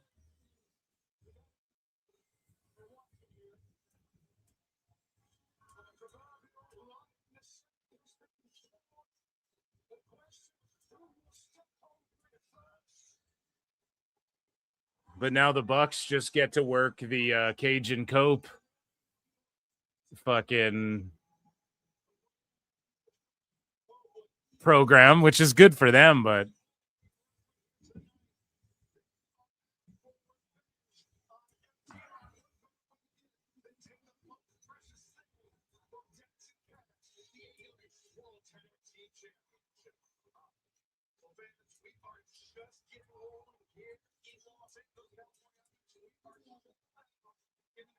at least the crowd was hot. Okay, I'm putting a tweet out. Let's check out some WWE news. Wait, let me check the poll in the chat. Sorry. And let's make sure everything's good. It's funny, yeah. Viewership went up as I got booted from my own show. So hit like, hit subscribe, hit retweet, all that good shit. 55% of y'all thought the Bucks were winning. You guys were right. And up next, okay, perfect time to do news. So, who do you think wins this grudge match? Marina or Tony Storm? Marina Shafir or... Oh, did the Bucks lose? Yeah, so the Bucks, sorry, I was scrambling trying to get my... So FTR retained? Is that what happened? I was just like in a panic. I was like, what the fuck? Why am I not in StreamYard? And then as I came back in, it's like Edge is coming out. So I just completely missed the finish there. Marina Shafir, Tony Storm, and then I wrote Tony wrong. I'm just all over the fucking place, guys. Excuse me right now, okay? God damn it. Everything's going. It's a wreck now. Sets up FTR versus Edge Christian, which is the revenge that they need as well for pile driving Beth Phoenix. Or maybe a three-way because the Bucks were still in there. You know what I'm saying? So it could set up a three-way or, oh, you know what they'll do? A triple threat TLC type match with the Bucks, FTR, and Edge and Christian. And then they'll pull the fucking belts down. Very forgettable. Yeah. It just shows how forgettable that it was. Yeah.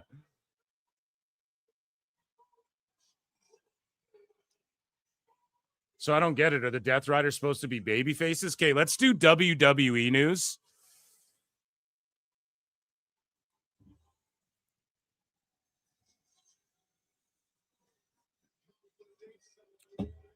A guy has a sign that says Tortas for Andrade.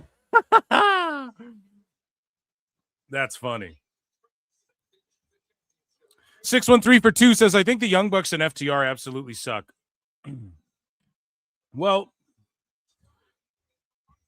the Bucks definitely stink. They're bad. I think they're bad at business.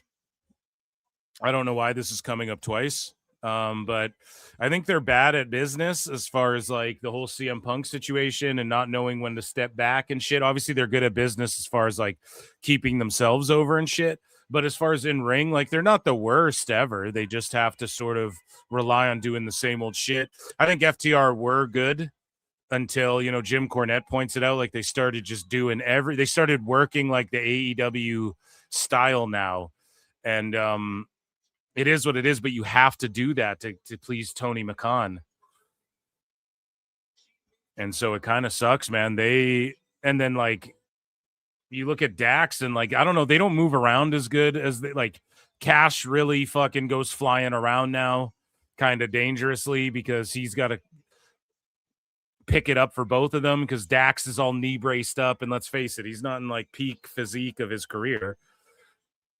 He could move around a lot better some years ago. So I don't know. I don't know why this is a pay-per-view match either.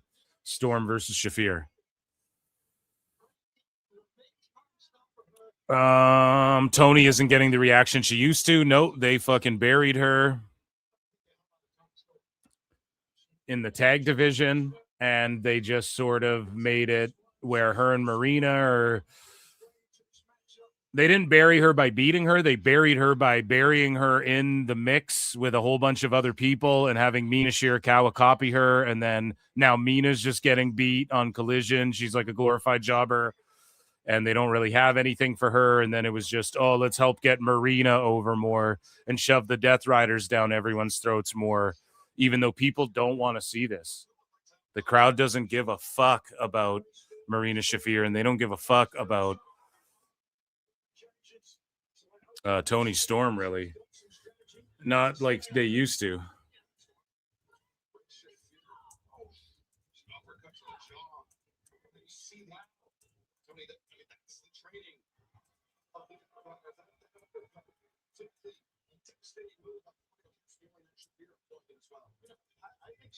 So this is the snooze match here. We've got to break free. We've got to get into WWE news here. So let's do that. Ladies and gentlemen, it is time for WWF news brought to you by NordVPN.com/Pro Wrestle Time.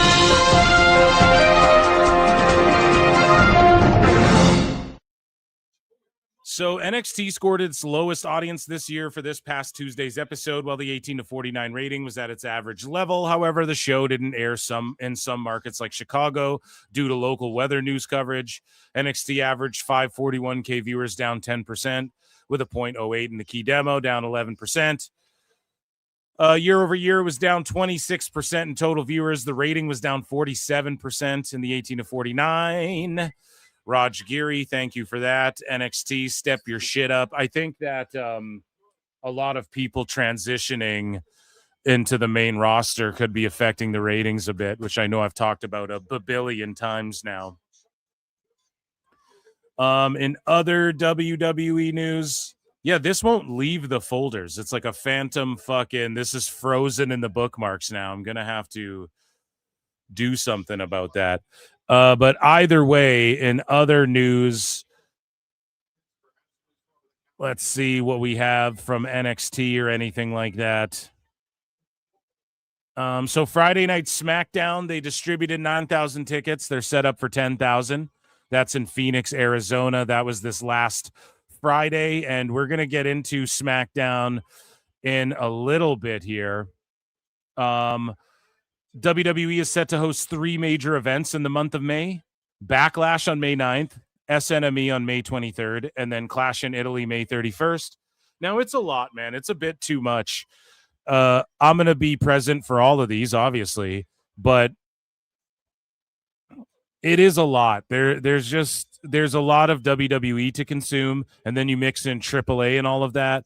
And what WWE's trying to do is they're trying to make it like you don't need to be a fan of any other Fed. You don't need to be a fan of AEW or any of these other fucking promotions. You just watch WWE and everything we have to offer, and we'll give you everything that you need type shit. And it's just a lot. And then Tone does one pay-per-view a month. You know, they need to tone it back and tone it down a little bit, I think. Like, you don't need to do Backlash. You don't need to do SNME that the same month as Backlash and Clash. But also, WWE does a good job of, like, pacing these PLEs and not giving too much. You know, just 4 or 5 matches. And, again, it's all free. Like, we're all just streaming it, essentially. So, I think also SNME's on Peacock still in America. And it will remain on there until this current deal's up or whatever. But, yeah, lots of events going down. WWE files to trademark the following shit: Girlhausen, Ghoulhausen, and Kidhausen. And I'm a Stanhausen for Danhausen. That's for goddamn sure.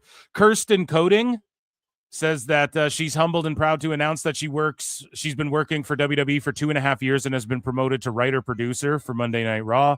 So thankful for the support from my team, my family, my friends. I can't wait to continue to tell stories and entertain families around the world. So good for her. We got lots of new writers and people stepping up here in WWE. Cody Rhodes is partnering with Drumstick on a new red, white, and blueberry cone that is exclusive to Walmart. So go and check one of those out. I think who's on the Fireball? Randy Orton. And it's because WWE, man, they're just blowing up in their fucking mainstream. And speaking of which, you know, you had Mark Kerr in the house at this last SmackDown. You also had Vanessa Hudgens, who I always confuse with Selena Gomez, and my wife always reminds me of that. And she was holding up her WrestleMania 41 title there on SmackDown as well, and she was in the house supporting WWE like she does.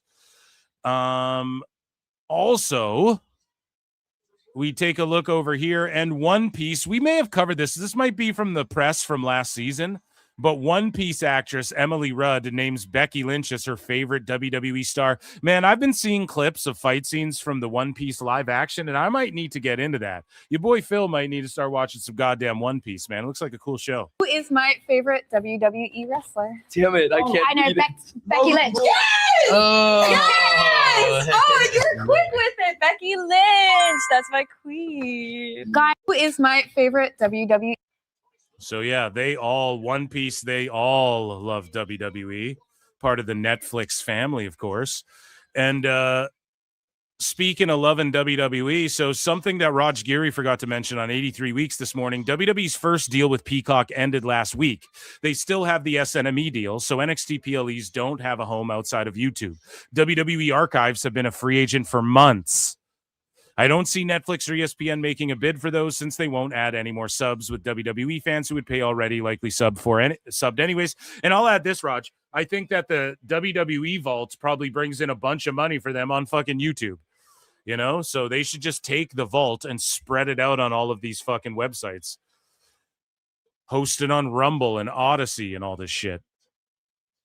It would be a shrewd move if WWE made a deal with Paramount for the NXT, PLEs, AAA, and other archives on the cheap just to get a WWE Paramount relationship going, in addition to the one they have with the UFC. They're not making real money from those rights now anyways, food for thought. So he's suggesting, hey, Paramount could sneak in and go, hey, we'll take NXT and AAA and all of this stuff, right? And maybe that's the play. And I could totally see Paramount doing something like that over AEW, taking on AEW. Why the fuck would they take on AEW? And again, using Dave Meltzer's own argument. Oh, well, the overhead, AEW's cheap to produce and blah, blah, blah. Okay, so's Zuffa Boxing, so's NXT, and what about all these libraries of shit that's produced anyways? Or that's already been done. It's all been done like decades ago content that people want to watch. And everybody's crying, why isn't every Raw on fucking, you know, they could totally cut a deal for shit like that. And their vaulted content could go on Peacock or something, or on Paramount, pardon me, not Peacock. So again, Dave he's not thinking logically about this whole AEW thing. Tone pissed off the wrong people. That's really all it fucking boils down to.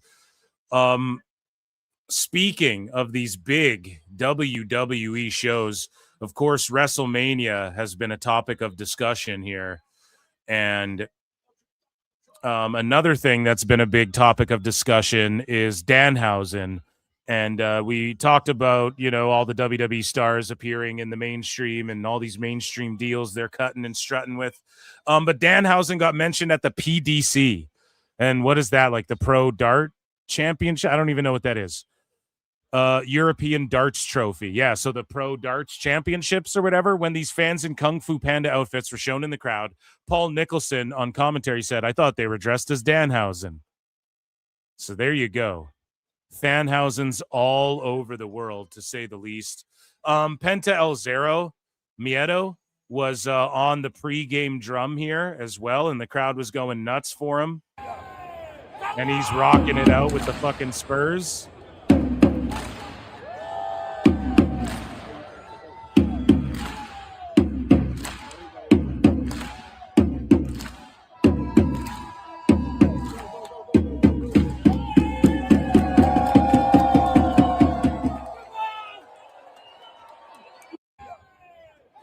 Hell yeah. It's awesome to see Penta like intercontinental champion in Mexico. They just love him. We're going to talk about Rey de Reyes in just a minute. WWE and White Hat Studios have announced a new online casino game for real money titled WrestleMania Road to Gold. Look out, DSP. Shout out Darkside Phil, who's going to go fucking bankrupt. Darkside Phil, come on down.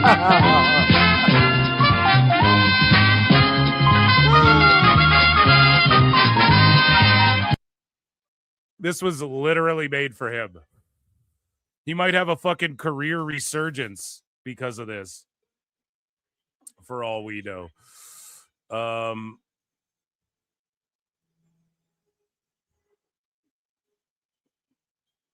Moving along.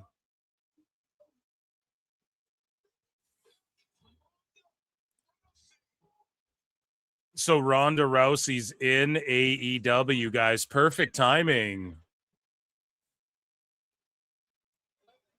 We'll switch back over here for now. Holy shit. Toni Storm versus Ronda Rousey.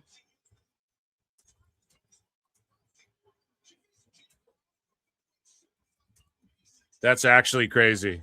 And she's been taking shots at the UFC. So it just goes to show you.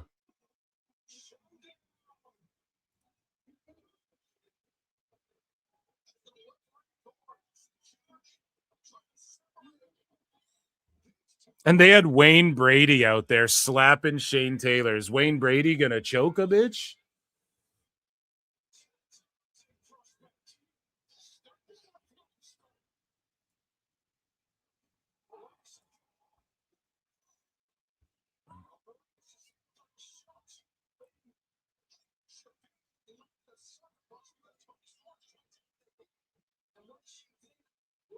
Okay, I wonder if Shayna Baszler and is going to show up too. Eventually.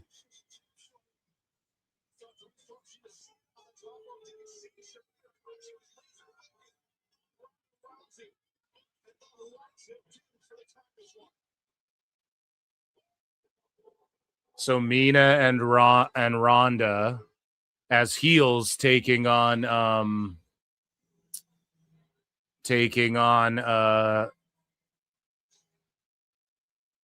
or Marina, pardon me. And them taking on Mina and Tony Storm. That could be something.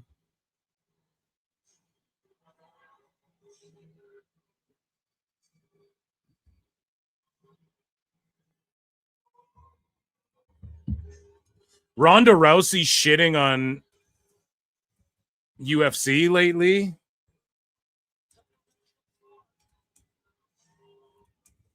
Is not going to help Tony Khan's and AEW's case with Paramount. I'm going to tell you all that much right now.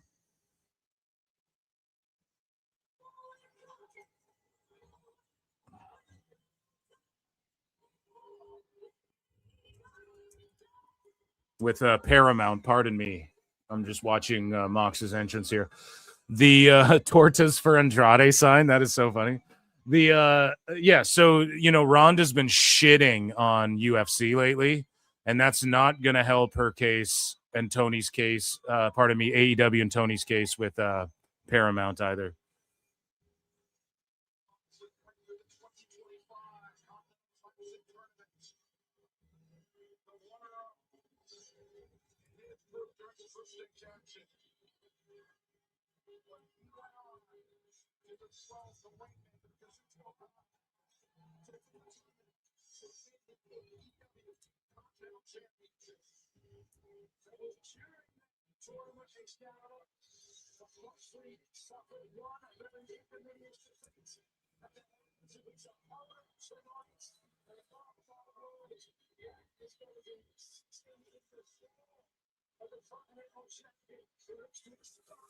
Yeah, I'm okay with Ronda. Sorry, guys. I'm just kind of sitting here processing this. I'm okay with Ronda and Tony Storm. That's actually a good move. But then Mina came out. So does Mina Shirakawa team up with Storm for a tag match? Ronda versus Marina, which would be cool. I know Shayna Baszler is working as like a trainer in NXT, but we don't know to what degree, because she said herself, like, yeah, I've been working there doing my thing, but I don't think she's under a long-term deal, guys. So I'd be curious, but then you need a third. Do they run Rampant, or is this just for a one-off for All In? They just build up to a Ronda Rousey match at All In. I'm cool with that. That's actually a good and smart move. But Ronda taking shots at fucking UFC like she has been, and she's about to have a huge fight on Netflix that's going to, which again, Netflix is in bed with fucking WWE, but Paramount's in bed with UFC, and Ronda's on Netflix. She's taking shots at UFC. She's going to have a fight that, I mean, if you think about it, Gina versus Ronda is just, as far as sheer viewership, it's like has the potential to be the biggest fight in MMA history. So just from that perspective, so I don't know if that's going to help Tone's case either, but it's a good move that he brought her in. And they actually booked a match that didn't go too long, and I think the right person won, and that was all good with me. That's a good piece of business right there. Now, the whole night's just been like shock, fucking bunch of false finishes, blood, and then Edge and Christian come out, and then fucking here's a match, Ronda comes out. So this crowd might get gassed out by the end of this. Who knows? You know, Takeshita and Moxley are going to go fucking balls to the wall here. I'm going to put a new poll in chat. We have some more WWE news. We have some more WWE news to get into. WrestleMania, SmackDown, Rey de Reyes. Run the likes up, guys. Run them up to over 100 if you guys are watching. If you don't have a YouTube account, just consider making one. We are beating Zilla Fatu live on YouTube. So round of applause for ourselves and Zilla. He crushes us on X. We beat him on YouTube. So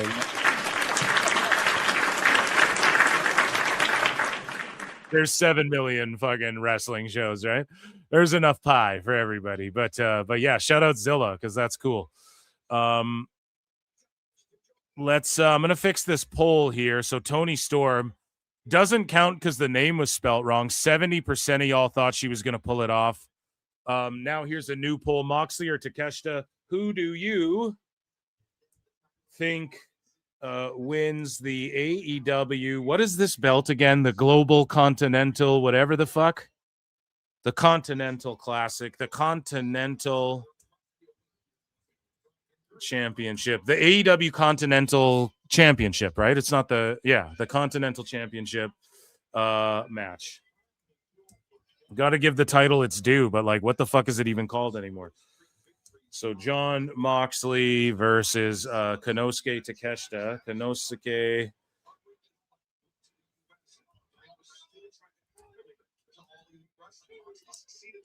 Konosuke Takeshita. You guys vote in that one. I'm pulling for Takeshita. Fuck the Death Riders. Rabid Wolverine Killer 17 for 5 says JD got triggered because Cody Rhodes drumstick ice cream promotion. What the fuck? Bro. What the fuck? Let me ask you a question. Does he really need an ice cream bar? Does he really need an ice cream bar? I have the cannoli. I kept the cannoli. He kept the cannoli already. Does he really need an ice cream bar? That who sell his soul for fucking anything.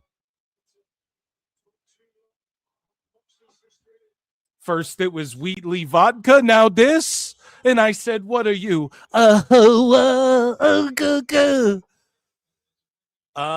Yeah, why? Who gives a shit? It's like when they put Scooby-Doo on a fucking gummy or whatever, you know? It's like when they put you go to the store and there's the Hulk on a fucking bag of Doritos or whatever. Who gives a shit?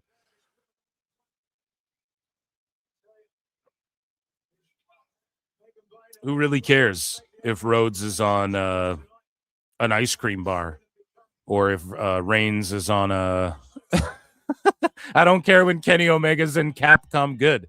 It just means it's more mainstream. Again, they have Jimmy Fallon on fucking ice cream and stuff like this. You know, it is what it is. Celebrities are going to do that shit. And what difference does it make? Are you eating a bunch of drumsticks? You know, I mean, they're delicious. What would you do for a Klondike bar? I guess it's not Klondike, but you know, who really cares if he's on the fucking Klondike bar?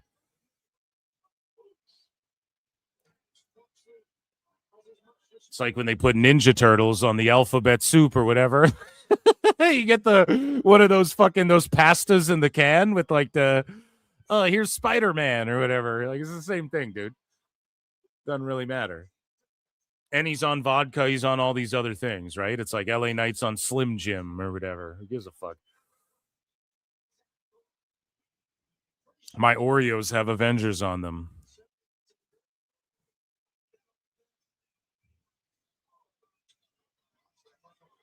Because the ice cream didn't have enough dairy to be called an ice cream. Yeah, well, that's, hey, I got an idea. Take that up with the Illuminati, because take that up with fucking the people who make the food, right? Like, I don't know. Because I saw that online. Like, look, this ice cream isn't even really ice cream technically. And it's like, well, yeah, I mean, they've been doing that shit forever. Cheese Whiz ain't really cheese, I don't think either. I think that shit's like plastic or something, dude. It's fucked up. I don't know what that has to do with Cody Rhodes and him like getting generational wealth for his family and shit, though. You know what I mean? Like, if it was like American Nightmare assault rifle, okay, now we're towing the line of like, whoa, dude, that's kind of fucking crazy, right? But selling a beer or slapping a fucking Batman on a can of raviolis or whatever, who gives a shit? That's just like whatever.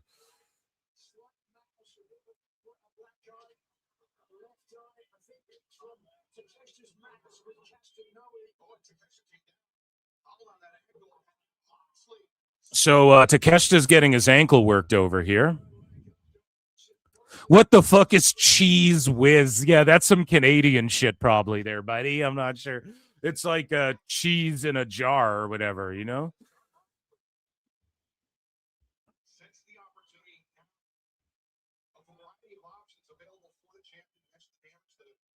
No, JD's cool. He's got some funny takes, guys. But yeah, I don't know if that's something worth worth going off about.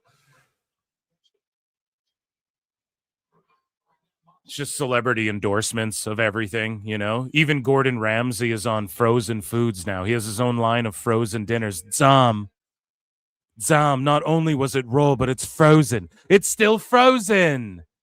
You stupid idiots.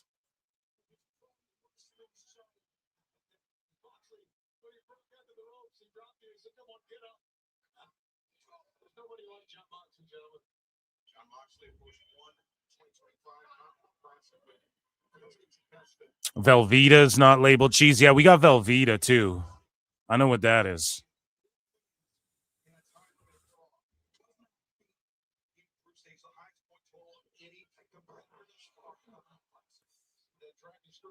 We have over 300 watching, guys. Round of applause to you all. Massive supports tonight. Everyone fucking rules. You all rules. I have more news. We have more hot news. I'm just watching Mox do his thing. He's actually working a match where he's working Takeshita's leg over to take that speed away from Takeshita. I'm fucking with it. This show's been pretty good so far, honestly. Even with the pre-show considered.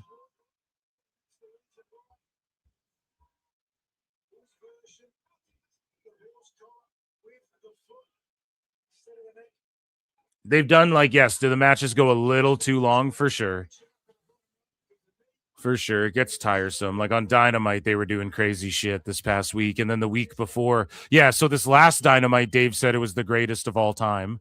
One of the top 3 shows he's ever, top 3 matches. He gave Fletcher and Bailey. Did he give it 5 stars? I think he might have given it 5.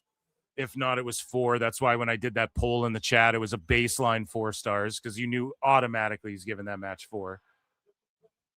Even though it went a little too long, I think it lost a bit of luster. It lost some stars just because of how many extra false finishes they snuck in there that they didn't need to, you know. And they kind of lost the crown on the finish.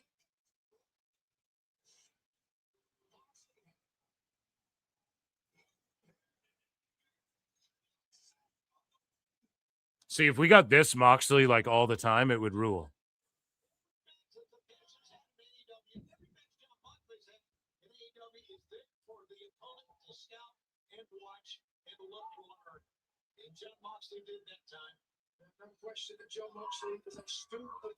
Oh, I'm just seeing what Lincoln said here. Had too much to drink at a crawfish boil. Hell yeah.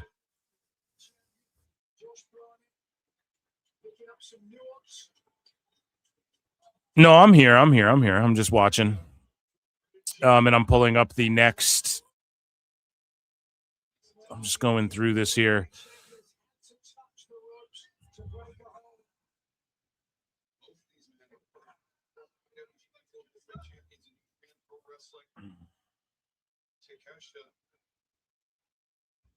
Wants to show tonight not only is he the better man, not only can he beat John Moxley for the Continental Championship, but he wants to also that he was strong rivalry between 2 of the Japanese contingent in the Don Callis family. Moxley's looking for the Death Rider. Okay. He's looking for the Death Rider.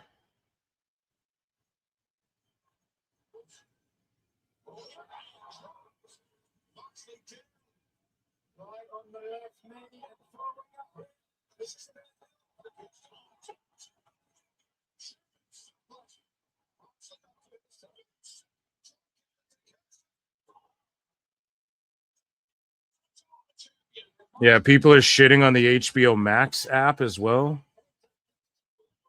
That's got to suck.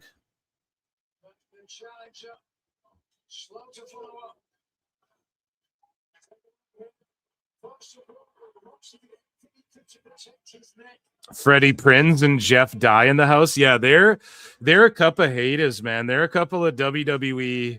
Well, no, they put shit over, but they kind of hate on like the business aspect of it all. But again, like Tony Khan just sets them up with good ass ticks so they don't shit on him.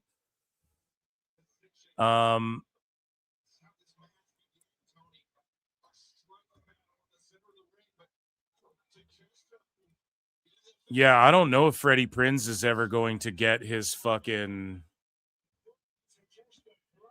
wrestling fed off the ground either. I don't know if that's ever going to happen.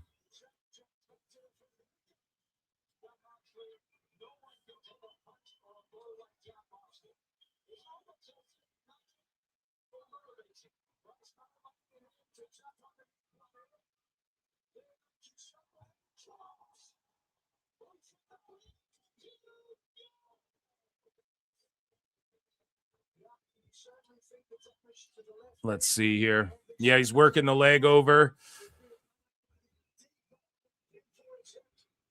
Okay, I got my clips. Everything's good. Except for this one phantom video that won't leave my fucking Twitter bookmarks. Philly sucks. I'm watching through a neighbor's window and it's streaming fine. I've never seen Takeshita sell a move. Is he still trying? Watching Amazon Prime stream here. No issues. Okay. Thanks for the update, Chris Walski, on that. That Nigel Clown is on commentary. I fucking hate that guy. I don't mind him. He reminds me of Lord Alfred Hayes. Tony Khan. I hope y'all are enjoying the show. Say pasta again.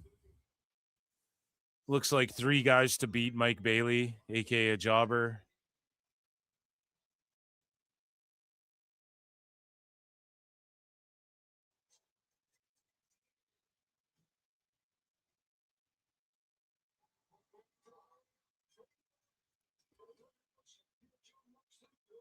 Yeah, Mox is working a solid fucking match here. I mean, the stomp on the apron's a little much, though. I wonder if Takeshita's going to blade here and not Mox. Tony Khan's checking in. This match is great. Revolution is the greatest. Best guys, Tony Khan. So there you go.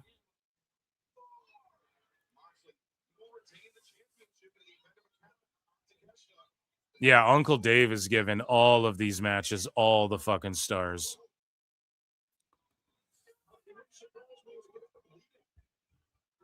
Yeah, Takeshita's bleeding, not Mox.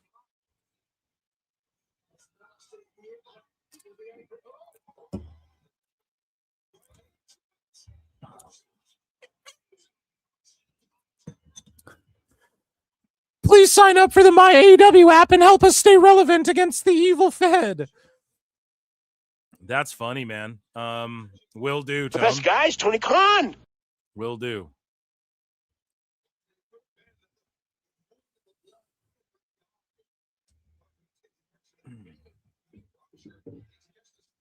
So now they're working it over, working this cut over here.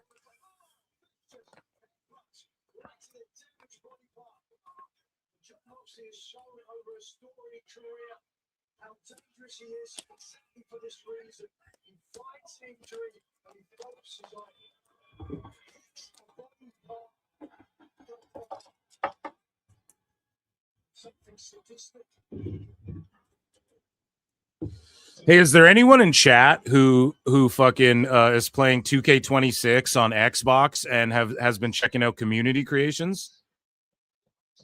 Are there some bangers up there yet? Like, I always wait a bit before I dive into community creations because there's always like bugs that they end up having to patch, or like, you know, something fucks up where all the logos and shit disappear from all the created wrestlers or the arenas and shit. So I always give it a bit, but I'm thinking of checking it out. I've been trying to play 2K26 when I can, and I'm at tier like 25 or some shit on that ringside pass as well. It is some bullshit. They need to honestly get rid of that. They need to fix it so if you play a match, you fucking, you know, they need to make it like you win 10 matches and everything's unlocked, or else I don't know what they're going to do. Because, like, I'm going to get bored of the game, like, come this 5th DLC pack that I already fucking paid for, you know? When I get to it, it's going to kick out after the pile driver. You know, but when I get to that time, like, I'm going to have already played all the game and all the modes that get you all of the fucking RXP or whatever it's called. I'm not going to want to do all that shit. and grind the game that hard. I'm just going to want to pick it up and play the new DLC. Like when the latest DLC packs come out for like 2K25 even, sometimes I'm like bored of the game, I'm playing another game, and then I'm like, oh, this DLC came out, let me check out the guys. But it's not going to be like, I'm not going to want to pick it up and go, oh, let me grind forever and fucking get all the DLC that I thought I already bought. You know, it's super fucking annoying. So 2K is going to have to fix that, or we're rioting. Double clotheslines. Mox has Takeshita's blood all over him. Oh, big lariat there. Kneeling lariat from Takeshita.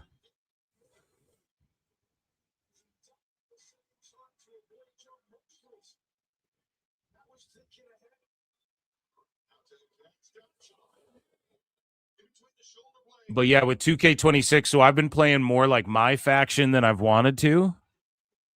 And I booted up the island, but I didn't like do anything with it. And then I started my rise. I'm like literally the first 2 matches in the PC deep, because every time I whip it on, I got to go into my faction. So I've just been kind of grinding that out.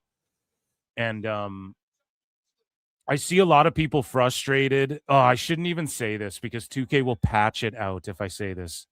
Should I say it, chat? 2K will patch this shit if we let it be known. So just keep it secret here if I say this. But I see people frustrated online in my faction as well with fucking submission matches, like against Chad Gable and whatnot. Oh, that was a crazy kick out from Mox there as well. But you just see it coming. We've had so many of these false finishes, it doesn't matter. But in the submission matches, should I say it? Tony Khan's going to snitch us to fucking the 2K devs. I don't know if I should say this. Because legit, someone like some of these influencers were talking about how you grind out, you get Brock Lesnar to tap out Eric Bischoff. I'm not going to do that either. There's no way I'm going to spend my time just being Brock Lesnar and tapping out Eric Bischoff a million times to get fucking Mr. Iguana. I ain't doing that either, right? 2K's just got to address this and fix it. So they patched it so you like can't do that, or you have to put at least like a minute-long timer. But yeah. The fucking there's no infinite VC glitch. It's not that. I'm just gonna fucking say it and blow up everyone's spot because 2K is just gonna fix this shit. Or do I say it? I'll be so angry playing the game. I should just say it in Discord, maybe.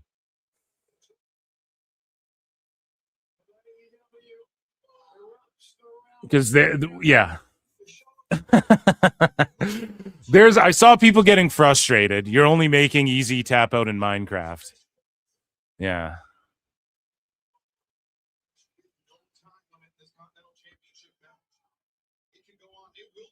Whomever's parroting 2K, you win the chat tonight. TK, pardon me, 2K. Dummy. We're just talking about 2K right now. Just say it already, K. I'll say it. Fuck it. In the submission matches, and some of you might already know this, but I see a shitload of people super angry about like whenever you encounter a submission match, for instance, Chad Gable's birthday bash, because the game's so new and he's rated overall 82, and so some of your cards might stink and you can't tap them out. You can win those all by count out as well. So you just use the count out, like do your taunts, get your 60 or 90 my faction points, and then just win all those shits by count out. You don't have to tap him out. For all the people frustrated, I don't even know if this will get out there, but I've seen lots of people like, what the fuck? I saw someone who posted like, okay, I'm about to tap Gable out, and then look, it just won't go to the end of the meter. You know, like when I'm going to tap him out, it just won't tap him out. It just glitches where it fucking bugs at the end of the meter and it keeps just going down. I saw a lot of people raging, just win by count out. You just do it super fast. I figured that out, and I've done that a bunch because there was another one with submission as well.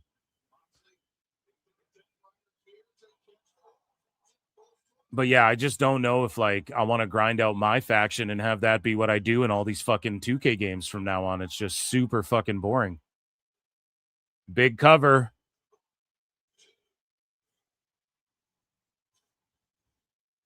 Yeah, so McCarty's saying count out. So if he knew it, a lot of people don't know that online yet, though. I've seen it. So spread the word, I guess. And hopefully they don't patch that.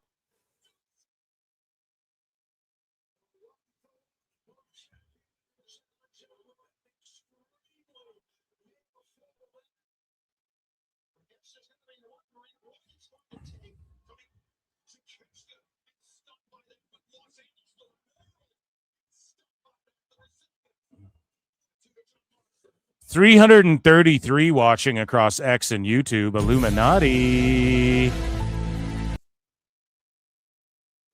Yeah, it's like I don't know. Okay, his legs too hurt. Kick to the knee.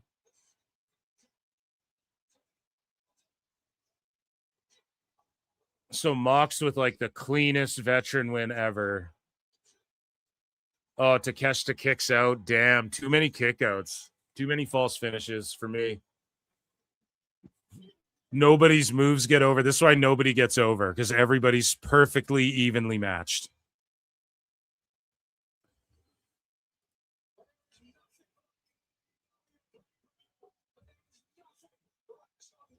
I just hope people don't get burnt out, but I've been saying that the whole show, and I just think the crowd's really rock solid tonight and good.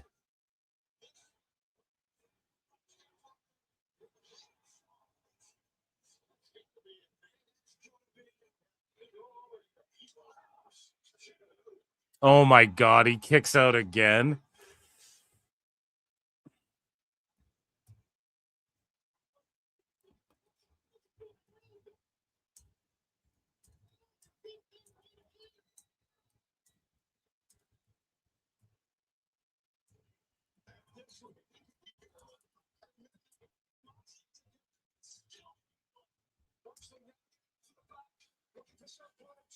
Yeah, I don't know. It's too much for me. Like, way too many. You had the crowd a couple times. Now, I get it's awesome to get that other chant. Holy shit.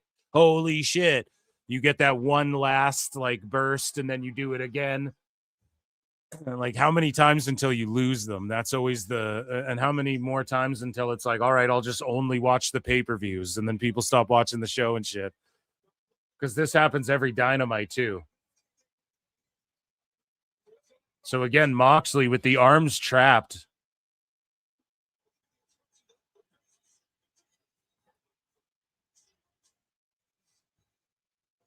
So again, I don't know if that's like the move. I don't know if that helped Takeshita more than just hitting him with your finisher after working his leg over 1, 2, 3. And then you can save more of this for when you guys rematch. But in AEW, you don't ever know if you're going to get a rematch. Now, if there's some schmozzy bullshit after this, who knows? But again, that'll be overkill. That match wasn't so bad, though. I think if, yeah.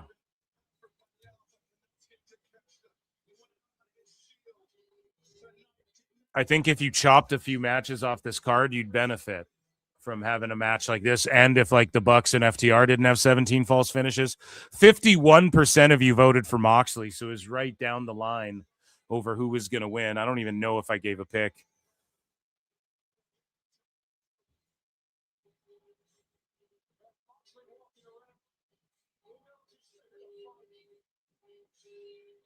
And now Moxley has to do this cringy ass selling of the situation.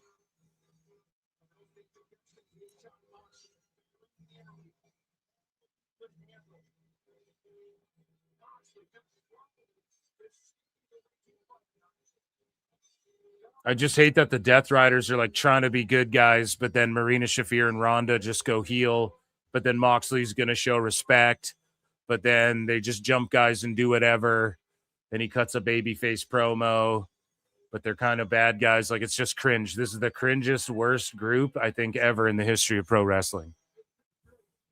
The fucking Dungeon of Doom was better than this shit.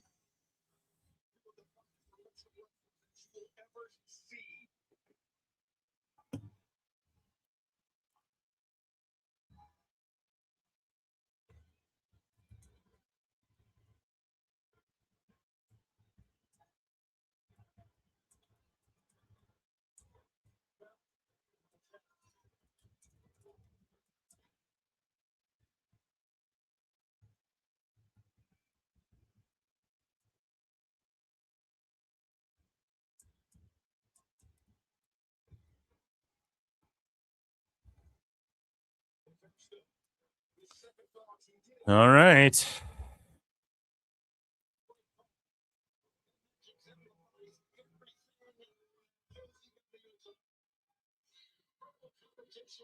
Okay, so they did shake hands, I guess. So yeah, just this tweener shit. I don't really like it. Okay, damn. So how many matches do we have left on this fucking thing? The Tornado Trios match, Tekla Stat, Strickland versus King. We have the Trios Championship match. Oh my God. We have the women's tag titles. No? Or no. We got that already. Pardon me. Because Lena Cross and Willow were in there. Yeah, sorry. That shows how memorable that was. And also Tekla Status 2 out of 3 falls. Then we have the main event. So 1, 2, 3, 4. Lights out again, dude. Oh my God. So who's debuting here? There's someone in a lab coat. It's Tony Khan from the last season of Stranger Things.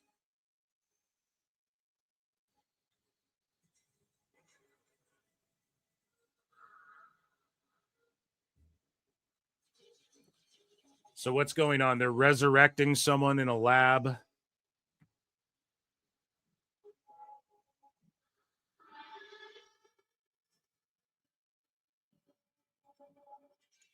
It's Ospreay. So Ospreay's going to be back in time for All In.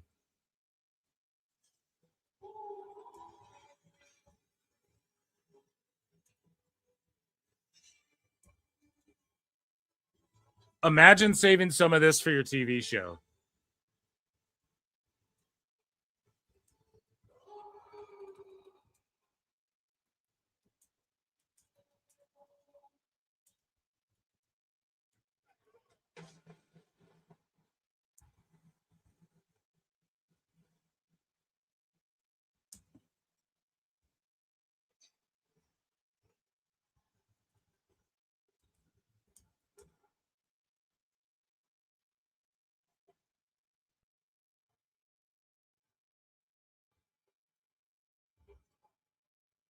Yeah, imagine they need to save Bruv is back. So they need to save some of this for their show.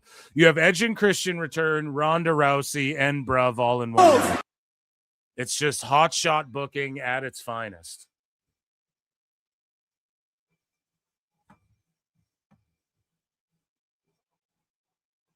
So they do like Moxley shows respect, but then fucking Ospreay comes out and beats the shit out of him. So they're still bad guys, but Moxley's like the respectful bad guy. It is the lamest shit ever, dude.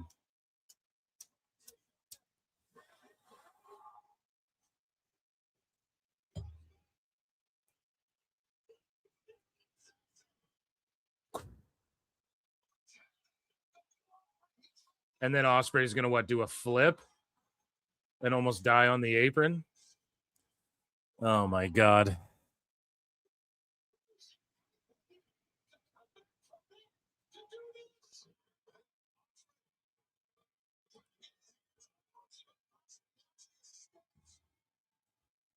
Oh man, they're just doing too much. They're going overboard. Tone, if you're still in the chat, like how many more surprises you got, bud? Up your sleeve. His head almost hit the apron. Jesus, I know. Like, why did he fucking... And the crowd didn't really care. Like after he did the flips, they're just like, okay, why would you do that in a fight? The first thing he does is just flip around and flip off the ropes and shit. Oh my God.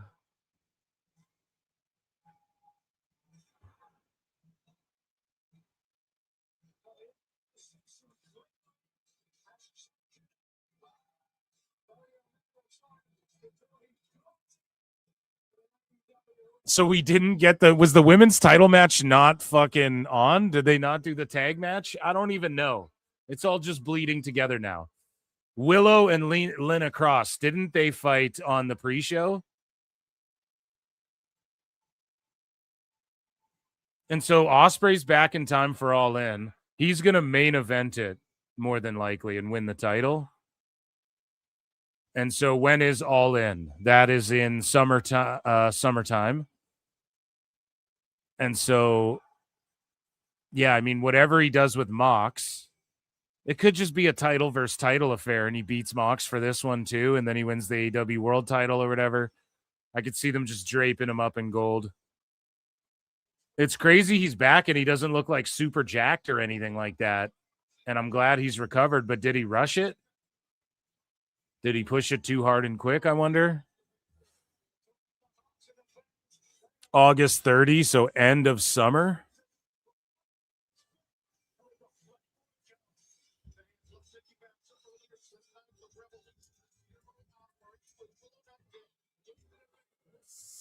Yeah, so he's going to main event that. And let's think here. March, April, May, June, July, August. So that's a long time. That's a long time to build up and tell some stories. So earlier tonight, there was a... So did they just get rid of this match? Let's just throw it away. Throw this match away.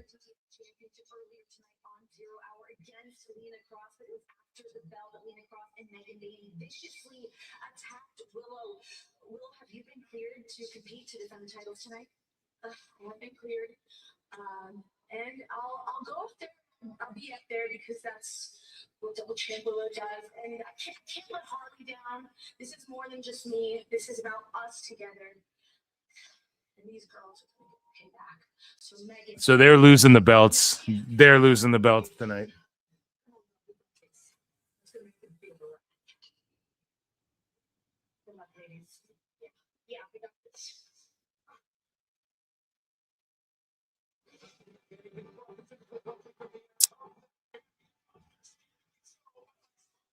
Yeah, I think so. The Babes of Wrath are going to drop these belts. Here, let me put the poll in the chat. So, yeah, we're getting it now. This answers all the questions.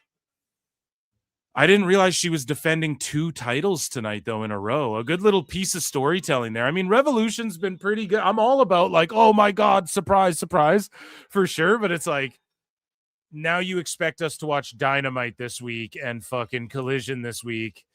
Like, is everyone going to tune in to be like, oh, man, Edge and Christian aren't there, but Ospreay's there to explain his comeback and all this shit? Like, maybe it'll help them out. But if they don't book it good moving forward, then it's fucked. And imagine if it's like Edge and Christian are back and they'll be on Dynamite. And then Ospreay comes back that night and surprises everyone. And then you have the week after that, Ronda Rousey shows up. Because, like, why are they in a rush to do that? The Ronda thing was booked well, but not when there's 3 other things on the fucking show. Now Ronda's just like, okay. It was a whatever thing that some people were already kind of laughing at, so.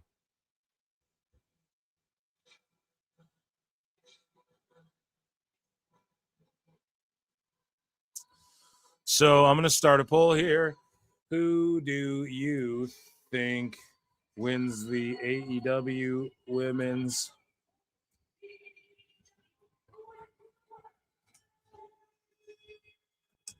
Championship match?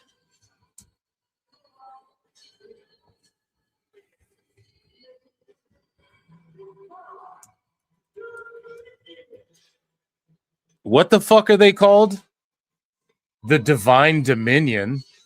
Jesus Christ, Divine Dominion. Okay, I guess I'll put that in chat. And then, so is Penelope Ford still with them as well? Like, I like this team, but Tone, it's like these are plans. Because, okay, didn't he try to sign Lena Cross before, but then he didn't do it for whatever reason? Or like he had her on Collisions, but then he just waited to bring her in. It was something like that. Now, these 2 women presented the way they are, like, as these like goddesses sort of. It totally works. And they have the stature, the look, all of that. But it's almost like Tone starts running with one idea and then either someone leaves the company or someone joins the company and then he just quickly pivots. Like Harley Cameron's got to be paired up with the Iconics, the Inspiration, after this whole Willow thing, right? They're going to drop these tag belts. Willow's going to go solo with her TBS title. And then I guarantee it, the same way that Jet Speed or whatever the fuck they're called, they were just with Hangman, now they've been with Mystico. Like, Tone's just going to quickly shift it over, and we're going to get the Iconics and Harley Cameron, which I kind of like better. Not that I don't like the Babes of Wrath, and I like Cross and Bane together. Not a bad piece of business being like, okay, you two, but it's kind of random that, well, not random, actually. It's not random, but it's kind of,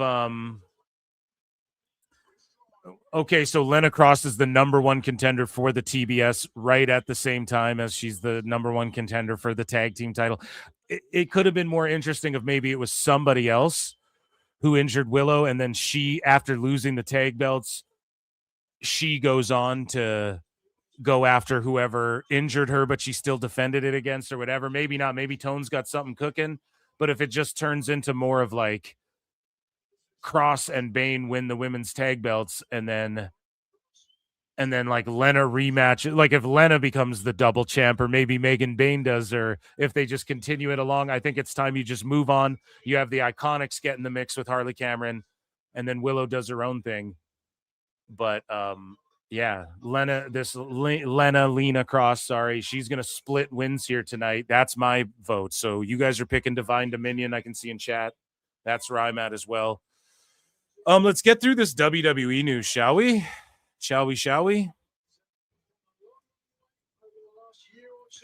So, ladies and gentlemen, it is time.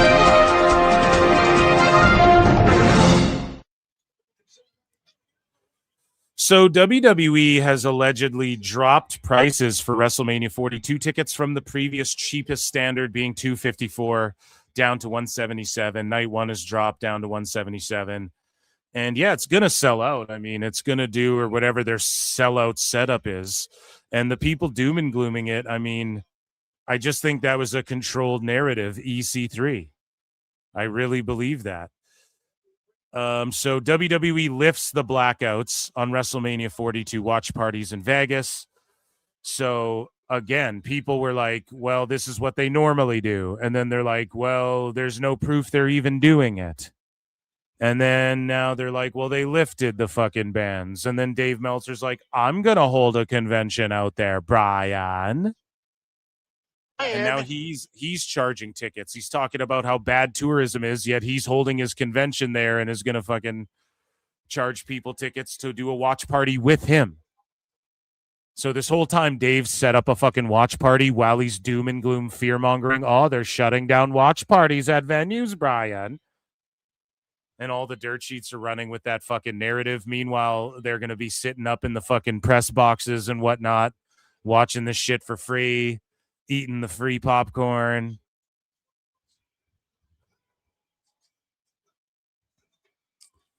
God damn. So Dave Meltzer, ultimate grifter, exposed. The status of WWE's upcoming shows in Saudi Arabia this year and WrestleMania 43 are reportedly under discussion following the ongoing conflicts in the Middle East, which this time it should be, because I believe Saudi Arabia or places have been attacked. Like, motherfucker, there's been shit that's been shot at, and you see the Tate brothers being like, Cobra Tate, if you leave Saudi Arabia because there's a war, you're a pussy, and all of these things. So yeah, I guess they're kind of reviewing, but this could all be made up. Like, this is Brian Alvarez saying this. He could just be making this up. But I think there's got to be a question about it when it comes to this. You should question it a little bit, just because, yeah, you never know. And I mean, WWE, they rolled up to like active war zones, like where there's fucking military bases in the Middle East. They've rolled up to that shit on Christmas. So they're going to make it happen if they can. But yeah, I think it was a little sketchy there for a minute with whatever conflicts going on over there. So yeah, that remains to be seen, and we should keep an eye on that. And all I'm saying is this. The same fans are now clowning that they're questioning going there, even though they were clowning them going there in the first place. You know what I'm saying? So who gives a fuck where it's at? If it's in America or Canada, hey, bring it to Canada. I think bring it to the UK, fucking London. if you have to. You know, if it's not in the Middle East, there's tons of places you can hold WrestleMania. Doing it twice in a row in Vegas, I just don't think was a great idea. It was just their way of like doubling up the gate money, which is fine for them. You know, it's fine for them. And, you know, it's like they're established there. Everything's cheaper. Like they're kind of operating out of Vegas a little bit too. So it makes sense to have the Apex there and whatnot. We're running NXT events out of there. All of those things make sense. You know, UFC and TKO have been kind of doing their thing. WWE will see more of that. We've heard rumors about residencies and whatnot. But yeah, people doom and glooming it. Just shut the fuck up and get ready for this WrestleMania that I think has been heating up. And again, there's clearly this narrative of like AEW's crushing it, WWE's fucking up right now. And that's totally by design, obviously. And it's not even coping or being a fucking conspiracy theorist. It's like there's going to be 40,000. Did you guys watch Rey de Reyes? Did you guys see how hot the crowd was? Do you guys see these crowds for these fucking SmackDowns and shit? And like you can shit on the creative all you want. The crowds are going nuts. And like SmackDown, that was actually a fun ass SmackDown. You don't have to. I'm not the biggest fan of Rhodes and Orton in that build up thus far, but or I am now. I mean, it's heating up now. I'm not a fan of Orton being the one to turn heel. We'll talk about that in just a minute. But yeah, let's jump back over to AEW because the Divine Dominion or whatever the fuck won the titles, just like we thought. So Tony cooking with that a little bit, not gonna lie. And now we have Swerve's match against Brody King, which is going to go very long, guys. So lock in. 77% of you guys agreed. I'll put a new poll in the chat, and then we'll get back into WWE news here. Trying to stay locked in tonight with the not ignore everything and fucking trying to stay locked into the pay-per-view. There was a couple AEW pay-per-views that were just like, ugh, you know? Who do you think wins this? Is this even a grudge match, really? Wins this match? I'm just going to put match because it's like, is it really a grudge match? They didn't really do too much to establish that. Swerve, Strickland, or Brody King? Or does it end with a schmoz? This whole fucking match will be a schmoz. No. DQ schmoz. Or is it no DQ? I don't remember. Doesn't matter. Just a schmoz of some type.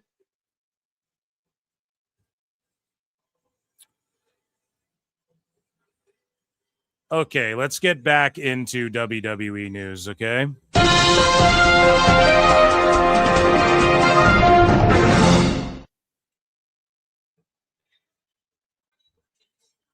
So we talked about SmackDown a little bit, just quickly in other news before we get to that, just to catch up with a couple WWE superstars and what they have going on. Brie Bella says that she came back at the end of January. Now, chat, am I wrong? Or am I still kind of right here when I said I don't think they like want her around? I don't think Triple H is particularly like, oh, we want Brie Bella there. And again, I'm not trying to blow up anybody's spot. I'm not a dirt sheet. This is South Park, but just I don't know. I just heard that whole she kind of blew up her own spot there and it kind of fell through and WWE went silent on her originally to bring her back. But obviously those discussions are going to be there. She comes back and I like that she's there. She's obviously being used now on the road to WrestleMania. And again, what did I say? They're going to have the women's tag title match. And this is why I thought it was just going to be Rhea and Io versus the Bellas, because it's like those are your like you have the Bellas, they're going to be in the tag title match, they're winning the fucking tag titles at WrestleMania no matter what. But then you have like two big ass names, so do they just put Rio against the Bellas because they're like Io Sky and Rhea Ripley are the two top gals in WWE, I would say. So do they just like reward them with here's a Bella Twins match at fucking WrestleMania? No, it seems like Rhea versus Jade. Okay, and you can see what they're doing. They're kind of spreading out the stars. Like it'll be Asuka versus Io or something like that. And that's a big match because Asuka's a big name too. Io's always a big name. And then you have fucking, You have Rhea versus Jade, which that's going to help elevate Jade, even if she loses that match. Or imagine if Rhea puts Jade over. Like, either way, that's huge for Jade's career. And then you have the Bellas versus the Irresistible Forces versus Charlotte and Bliss, it seems like. And you could even do Charlotte and Bliss one-on-one. But I called it. I was like, well, what do they do then with the Bellas? Just a three-way for the tag titles? Or do they just go one-on-one against the Irresistible Forces? So at Mania, what you can do now in the three-way is you can have, like, the Irresistible Forces hit their fucking finishes on, like, Alexa Bliss, but then the Bellas sneak the win. 1, 2, 3, and then the Bellas get the titles. The Irresistible Forces don't lose anything. Like, they still look like they're the reason why the pin happened. And then Charlotte can turn on Bliss because, like, bitch, you lost us the fucking opportunity. And, you know, that's obviously where they're going with that. I think that's perfect, and that works well. And the Bellas help the Irresistible Forces by being in this match, and you have Flair and Bliss in, like, a big name match, like, perception wise, with the Bellas being in it. You guys, I understand why they did it the way they did it, and I fucks with it. I understand why they did Rhodes and Orton the way they did that too, and we're going to talk about that in just a minute. But I don't fucks with it as much. But, like, they did a good piece of business on SmackDown, you can't lie. But they kind of went to the predictable, whereas I was hoping they'd go with more of the, either way they went with it's predictable. We'll get into all of that, but the discussions have reportedly taken place for Jelly Roll to team up with Royce Keys. People are like, oh, call them Rolls Royce or Roll Royce or whatever. That'd be fucking funny. And at WrestleMania 42, the story of the pairing would have to do with their stories of hardships in their lives. Now, I'm okay with that, I guess, giving him a spot with a celebrity. Like, either way, they're going to position him in a way. How do we explain this? He's going to be like Damian Priest. He's going to win the world title, drop it back to someone, and then kind of float around the mid-top for a while. And who knows if he can reach the actual WWE title. But he's going to get that Damian Priest. Like, he'll get the world title. I believe that with Royce Keys. I believe that fully. And they're just positioning him based on his look. And he can work. Fuck around, he can work. He can. He was probably in that faction that the few factions he was in. He's like the coolest guy. When he was with Ricky Saints and fucking Hook, he was the coolest motherfucker in that FTW faction. You know, he's always the dude I've wanted to see get pushed. And so I think Trips recognizes that. And I think they're going to position him like, and I think Punk will put him over. If Punk gets through Roman, I bet Punk would put Hobbs over, and then maybe Roman gets it off Hobbs, or maybe, I don't know. A lot of people think Roman's going to win that world title. I could see that too, but I could see Punk putting Hobbs over in WWE. And I think we're going to see Hobbs tickle that world title. Maybe he'll challenge for it. Maybe he doesn't win it, but I could see him winning that shit before all said and done. Maybe not the WWE, but that world title. I could see that. He'll win the IC. He'll win the US. He'll be a multi-time whatever. Him teaming up with Jelly Roll, I mean, yeah, that's just a high profile. You've only seen him in high profile situations, so it just shows you what WWE thinks of him, and it's all about presentation. How do you get a guy over? He's not going to be in NXT. They got to sort of present him like Jade Cargill a little bit, but he's a better wrestler than Jade, so you don't got to pair him up with a Bianca Belair. You know, you don't got to pair this guy up with like who's someone with fucking, I don't know, like Carmelo Hayes to like really, he goes in there and shows him how to work really well. Or, you know, you don't got to put him with someone like a Sami Zayn. He's just in a team with Sami randomly or whatever. You don't got to do that with Keys. So I'm okay with this, but I don't know. I think if it was me booking, you can get away with, you know, Hobbs wasn't there when Brock called everyone ballless if they didn't step up. Now, apparently on Raw, Brock's going to be there, and we're going to find out who his challenger is. Now, if whoever challenges Brock,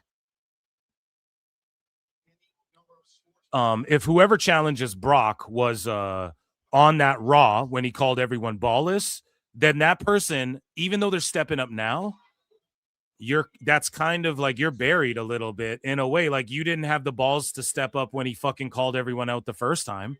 So I hope it's Powerhouse Hobbs. And if it's Obafemi, again, somebody go and fact check this for me. Was Obafemi on that Raw where Brock and Paul Heyman called everyone ballless if they didn't step up to him?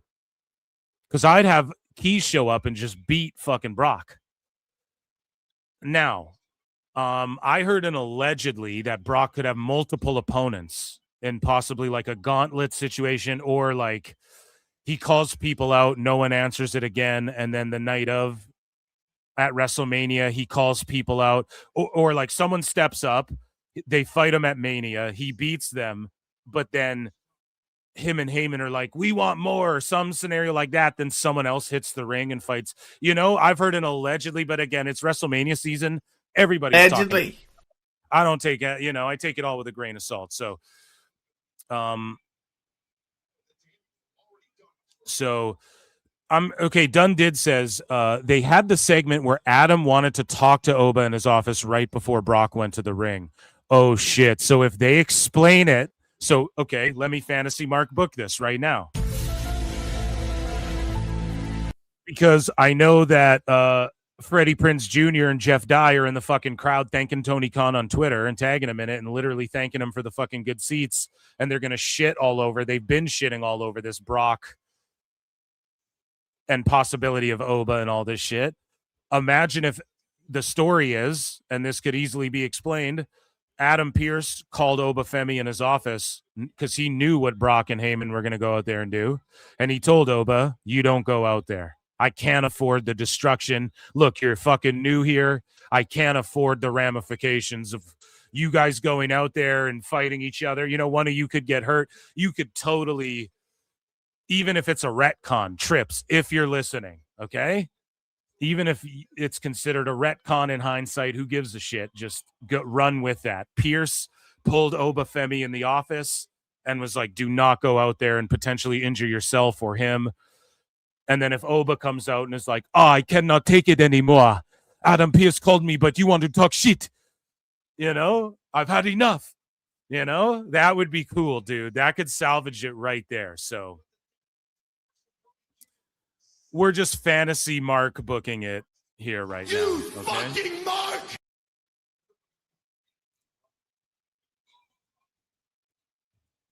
And yeah, if Gunther steps up as well, that could be it.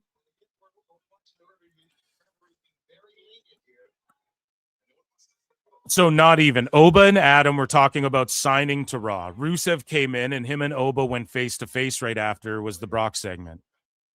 Okay, then no. Then maybe my fantasy Mark booking wouldn't work then.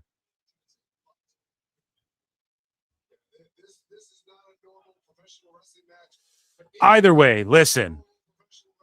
Don't blame your boy Phil for trying to fucking make this shit work. It's got to be Royce Keys because he wasn't there and he's being treated as a free agent, okay?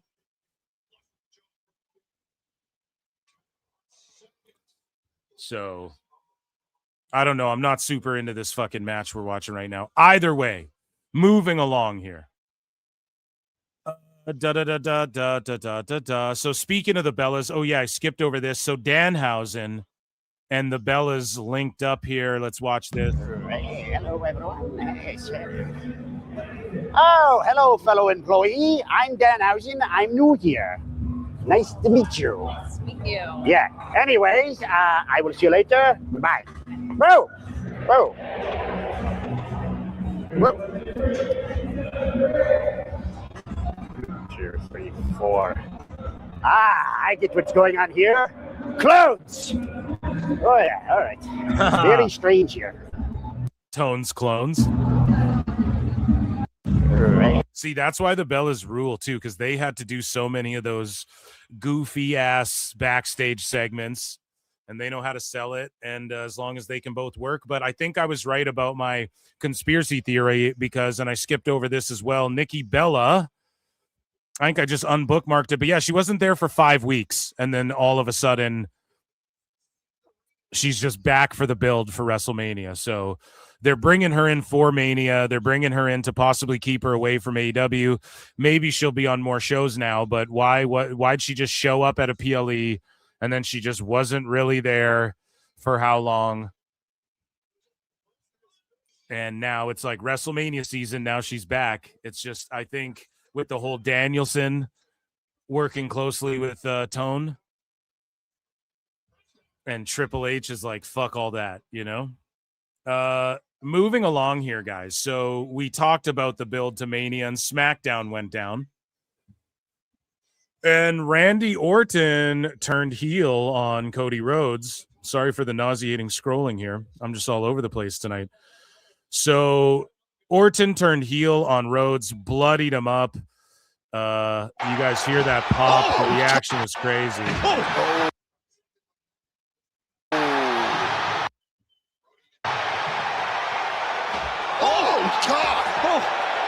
And here's the thing, man. People wanted Rhodes to turn heel. They're obviously trying to swerve us, Barrow. They think that we're all anticipating his heel turn because it's coming any minute now, which it still is. But Randy Orton turning heel, again, it's what he does. So Rhodes has had people turned their back on him multiple times. Now, I'm not a big fan of this as much as I am if they just went in there as friends and then Rhodes turns heel at Mania and then you end it with everyone going, what the fuck? I think that is the fucking move. They're doing it this way, though. Totally fine. The segment was awesome. Got a ton of heat. Orton was covered in Rhodes's blood. Rhodes was just bleeding everywhere.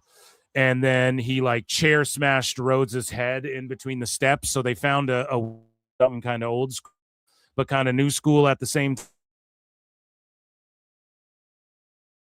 And then you do the old smash the chair on the stairs and fucking it makes a loud sound and Rhodes looks like he's dead.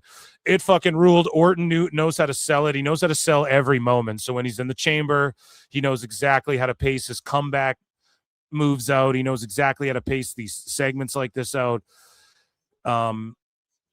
It was awesome. Somebody noted that earlier in the night he was wearing like his babyface blue RKO everybody shirt, but then he came out wearing this black RKO everybody shirt in like the Cena I don't give a fuck you fans font. Now again, Rhodes, someone turns their back on Rhodes again and he's too stupid to realize that they're going to do it, and he's too fucking good of a guy to turn on them before they turn on him. So the thing with Orton is he's so predictably going to turn heel on people that this is the guy that I think Rhodes snaps on. And if Orton had have beat Drew, just imagine my fantasy mark booking, storytelling wise, fuck around with all this other shit.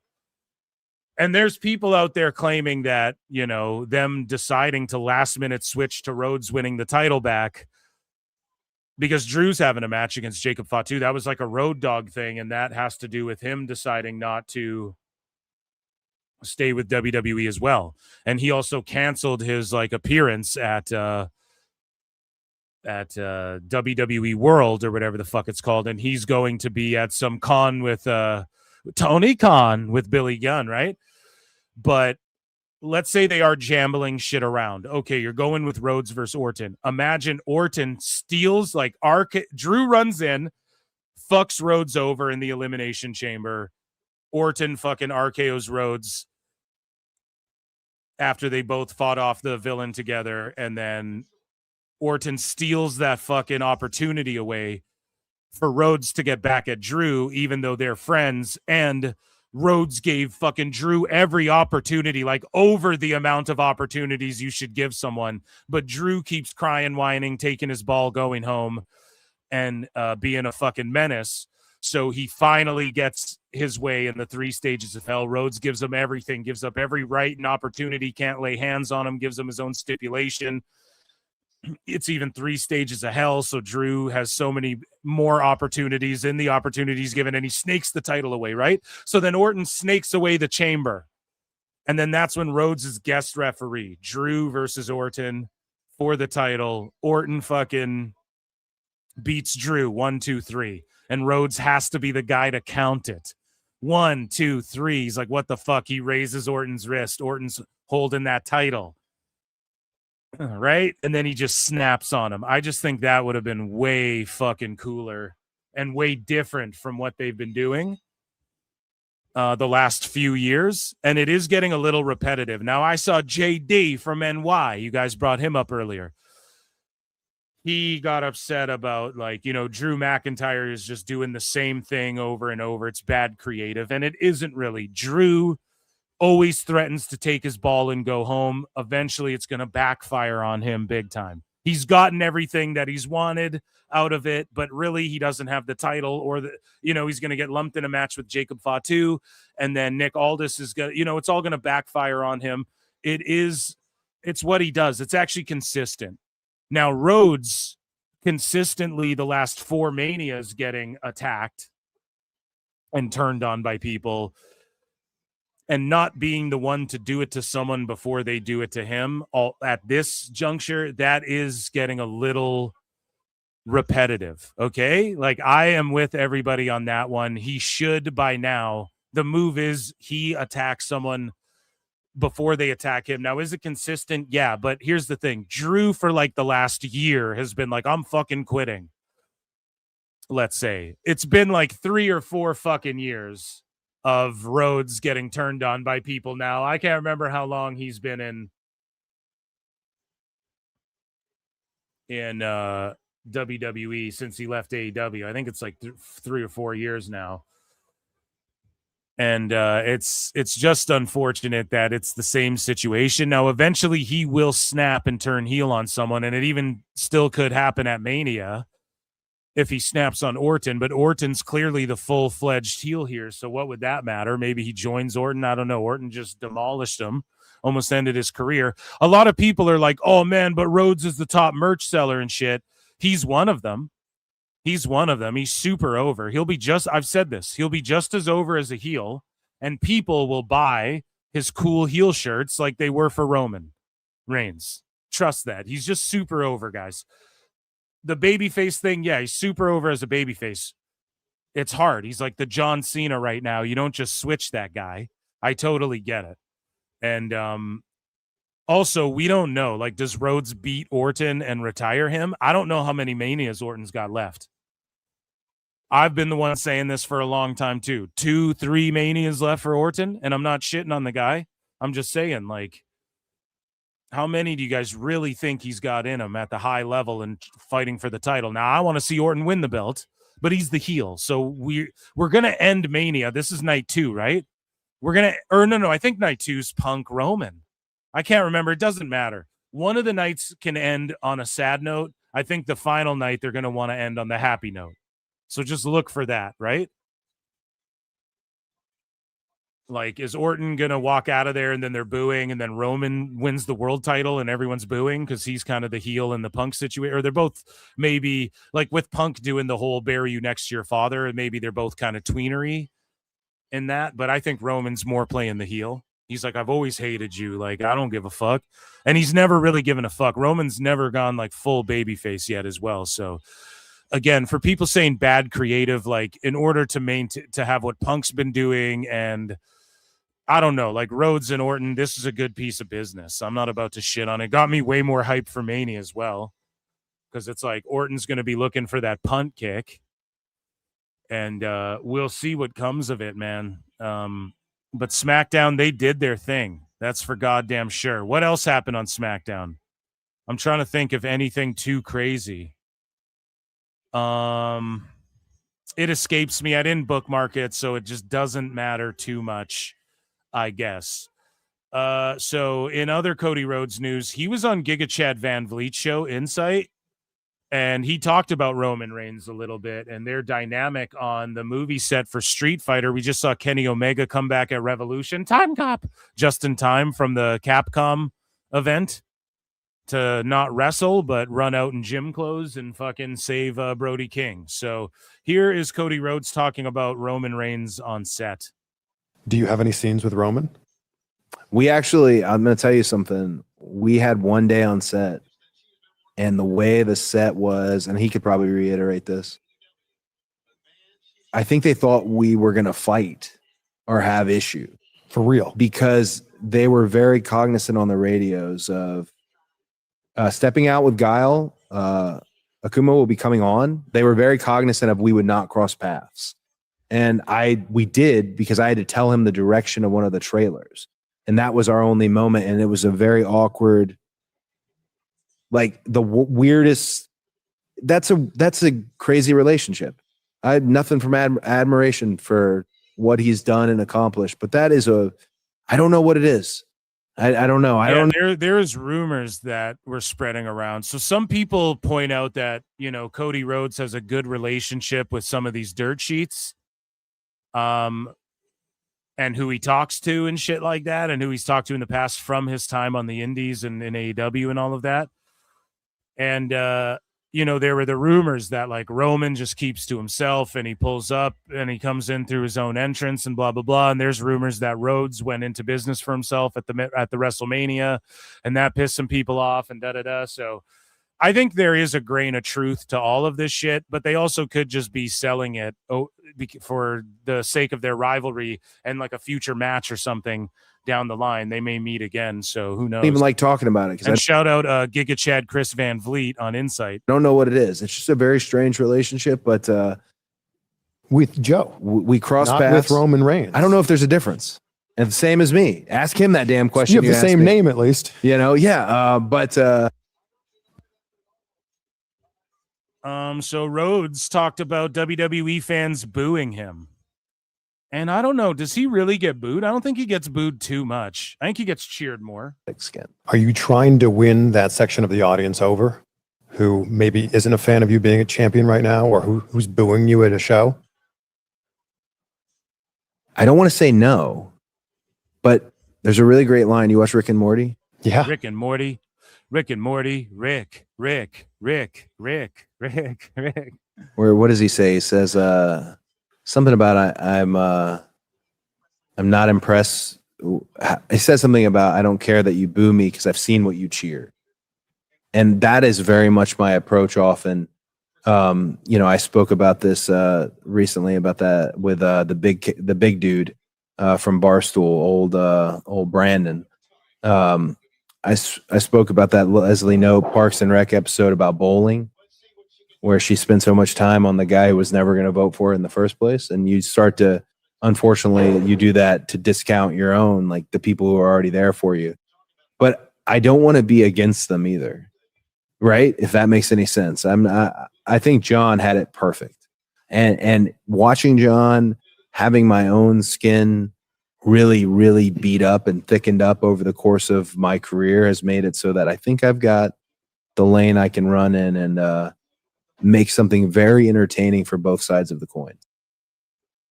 There you go, man. Doing the damn thing. Thanks, Ken. Speaking of doing the damn thing, AAA went down.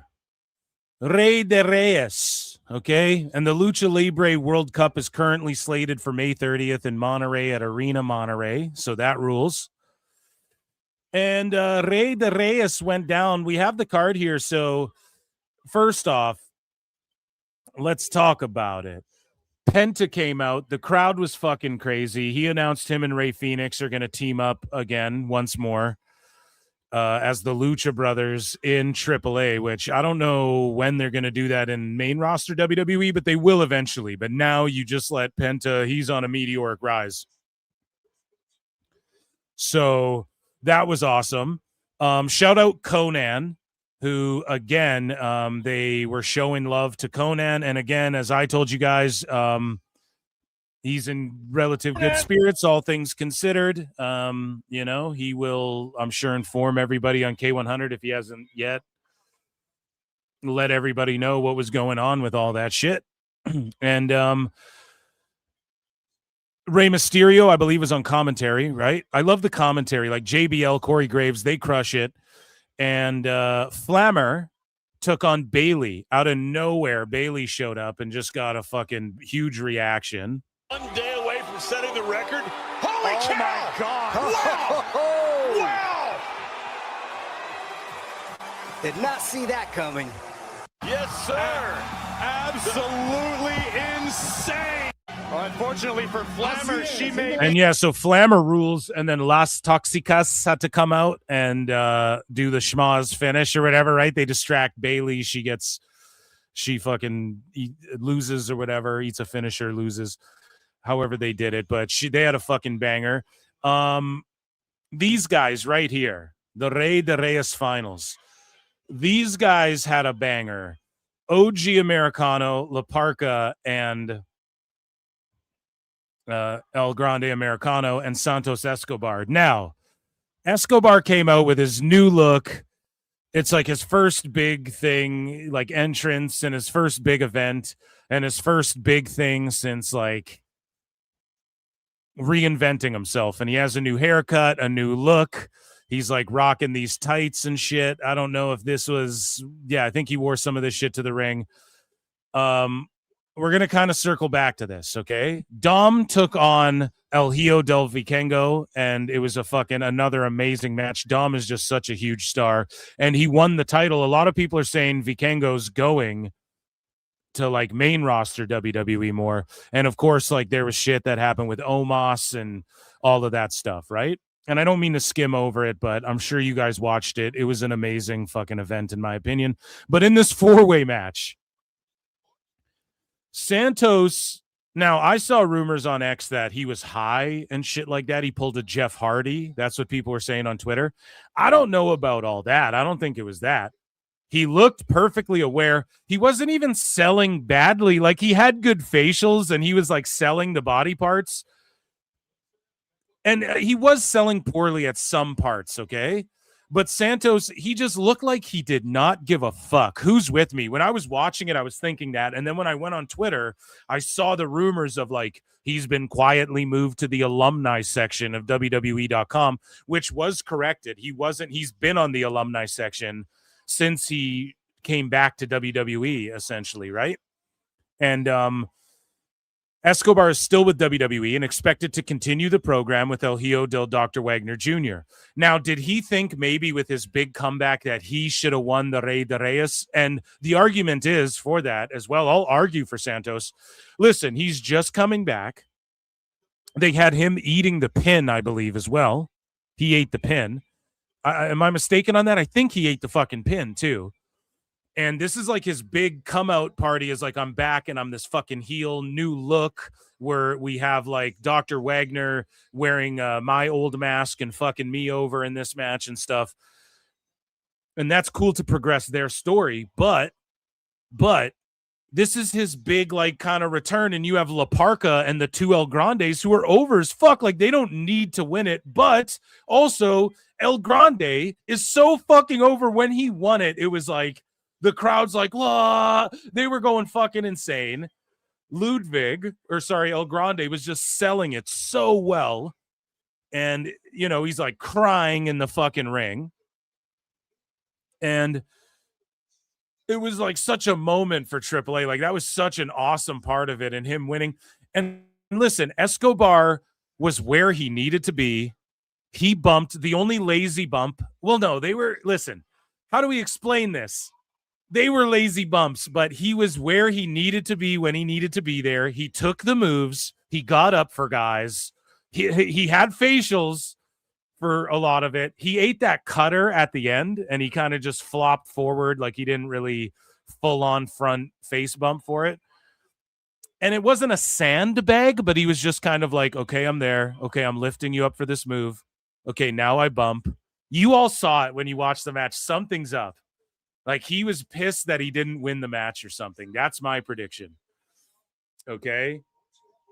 I haven't heard any allegedlys or anything, but it's like I think what happened was he's like, fuck, I should be winning this to really heat me up with this new character. These other guys are already super over. Like they don't, you can do the double metal headbutt spot and then I sneak in and win. Maybe he was just like, what the fuck?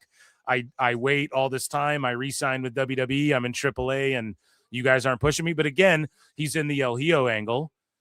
But it was kind of shitty how the heel of the match, because like, let's face it, people hate El Grande original in Mexico, but some people cheer him though. Like he's still kind of over. Like me as a fan, I like both the El Grandes. I like La Parca a lot. as the heel, you're booing Santos. Maybe you want to see him get the push a little bit, or he cheats to win or something like that. He had the Eddie Guerrero homage tights as well. And yeah, it was really curious what was going on with him. And again, people on Twitter were like, I saw someone tweeted like the streets are saying Santos pulled a fucking Jeff Hardy. And it's like, I don't know about all of that. I just think he had boo-boo face or something along those lines where he's like, I'll be here and I'll do the moves and shit, but I don't know, right? So we'll see. We'll see what happens with Santos. I expect him to, still be around, and maybe that was just, there's a disagreement. If he ends up fired or some shit, who fucking knows? But how funny are dirt sheets who run and they just quickly fucking report he's moved to the alumni section quietly. It's like, well, it's all quiet, dumbass. You don't get a fucking text on your phone. A bell doesn't ring whenever they add somebody to the fucking alumni section. Idiot. And then he's been there since they haven't moved him back to the roster since he's been back. So, that's my assessment of Rey de Reyes. And speaking of Legado del Fantasma, Angel Garza issues a response to a fan questioning why he chose to re-sign with WWE when he could be tearing it up in Arena Mexico. What a fucking dumbass, goofy thing to ask this guy. And he says, making 1/10 of the money because life isn't just about wrestling. I'm a man, a father, and I'll fight for my family's future no matter what. And I saw fucking sickos being like, oh, you just want to sell out for your family and not have bangers, not do it for the love of the game. I don't respect that. People who say shit like that are 18 years old and shit, okay? These are like the 21-year-old degenerates, fucking coomers in their basement. Like, those are the type of people who say shit like that. They don't fucking they don't understand. They're just fucking marks. They don't have families. I don't know. You take care of your family as a man and with a family. That's your number one priority. And also, the Garzas have been tearing it up. Now, should they be featured more in AAA? Yes. Should they be featured a little stronger in the WWE tag division? Fuck yeah, they should be. I've been a fan of both of these dudes for a long ass time. I say what they should do is beat the shit out of those two LWO babyface guys, or get them to join them and create like the LWO heel version of that faction. And they should all beat the shit out of Rey Mysterio or something like that. And they should run Roughshot as heels in AAA and just start expanding it like the old school NWO. You know what I'm saying? That's what I would do with them. Maybe that's a hack played out idea, but hey, it's better than like fighting with the Wyatt Six more and shit. I just think the Wyatt Six, they're an attraction, but they're just not really for me. It's just not as over as, like, I appreciate it. I get kind of emotional with the Fireflies and all that. I get it. And it's just like an homage to Bray Wyatt. And I like all of that shit, but I want to see them mixing it up with some more, like Matt Hardy was pitching. The Hardy Boys and the Righteous should team up and take on the Wyatt Six at Mania or something, or even like the Go Home show or some shit. That would fucking rule. Let's see them get all Hardy compound with it or something. You know, I don't need to see Gacy and Loomis team up. There's better teams. I want to see the GODs team up and take on Motor City and take on fucking Los Garzas and stuff like that personally, but it is what it is. And now they're talking about Johnny Gargano and Candice LeRae in a faction with Motor City, DIY 2. And I'm all good on all of that. I don't Would you please shut the hell up? So just to leave everybody on a happy note here, Jey Uso got stuck on a workout machine. And Roman Reigns and Jimmy just fucking filmed him. Let's get a yeet for that. He's stuck. They're just laughing at him. Come on, man, get out. Hey, you got to help your brother. That's so funny. Yeah, you got it? All right, hold on. Come on, man. You don't? Oh, you don't have it. All right, yeah. Shit. They just laugh at him, film it, and upload it. That sucks. It's pretty funny, though. And that, ladies and gentlemen, was WWE News, brought to you by NordVPN.com/ProWrestleTimes. Get up to 73% off on an Amazon gift card.ca. I think if you're in America, you get a .com one, but you guys know what it is. And yeah, thank you guys so much.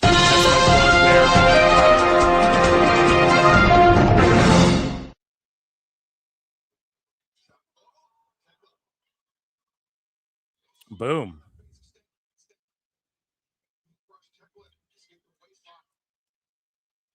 So Tekla and Stat are going off. I don't think the crowd are as hot as they once were. Again, you do a disservice to Tekla by burning the crowd out. Like, everyone's just sitting down. And you could really feature her in how cool and good and smooth-witted she is. And yeah, I mean, these girls are doing their thing, but there's been a lot of wrestling on this show. And yeah, even as a fan, as a hardcore wrestling fan, I'm like, God damn, can we quickly... They do all the crazy flip-flops and flies in AAA too, but they know how to like package it nicely. Undertaker does a really good job. He has a really good balance of... So that's only the second fall. We still have a whole other ass fall.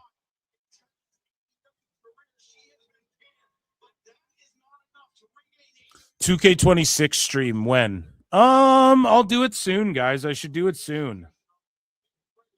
I should do that shit soon, honestly. I've been playing it. I just don't want to stream playing like my faction and shit. That shit's cringe. Maybe I'll stream My Rise or something.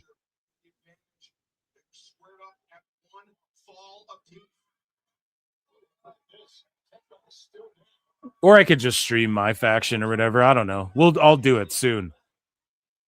And we got to do a My GM mode or whatever the fuck online against some of you guys. I think Alexa will be in Wyatt 6.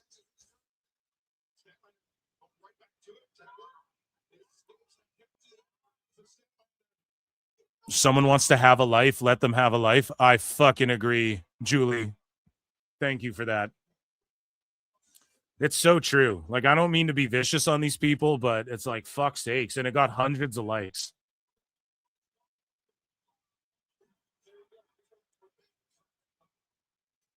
It's a bunch of these fucking sickos. They just want to see wrestlers like car crash, kill themselves in the ring, like wreck their bodies and fucking break their necks in the goddamn ring for their amusement. And there's nothing wrong with the harder hitting strong style shit. But it's kind of fucking cooked.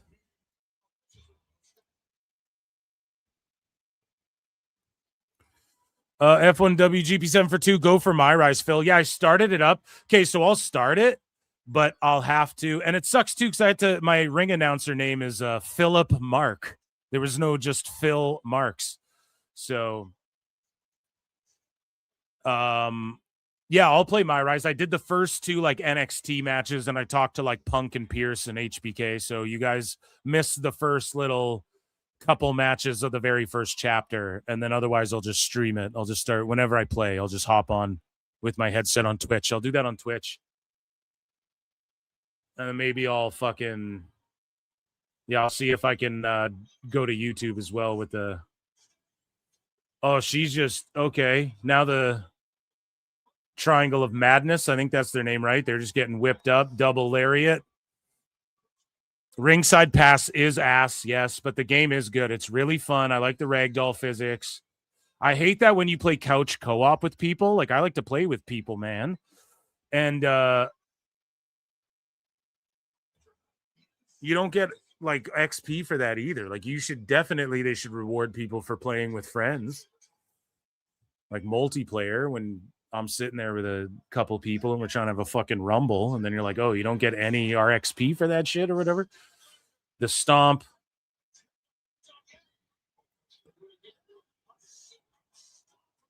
Do they have red Hell in a Cell or silver one? They have both. Why would you do 2 out of 3 matches right before you have multiple trios and a death match? Agreed. And this late in the card, it just does Tekla a disservice by sticking her here in the card, and everyone's just kind of clapping. I gotta tweet that out.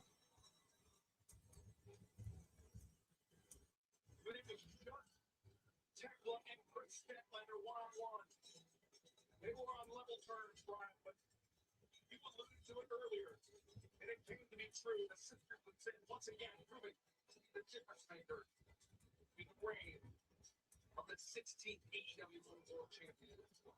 It's going to be so hard for any challenger to combat Tekla. The crowd is just like sitting there.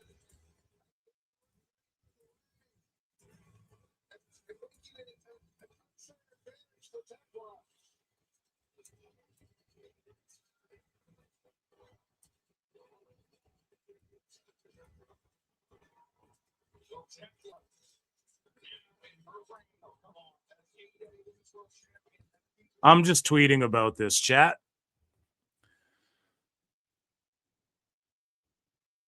It's just a disservice to them to do this type of match at this deep into the card when, and then like that's your champion. The match was pretty good, like all the schmoz bullshit aside, you know.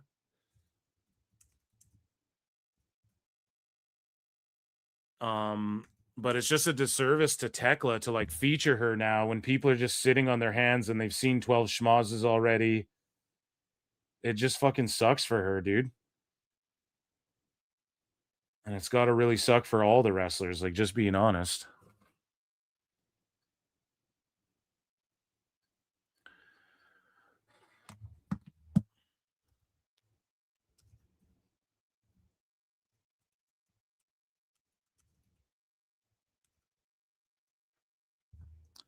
Yeah, way too many schmozzes and people fucking running in. And like debuts or re-debuts, returns, whatever you want to fucking call it.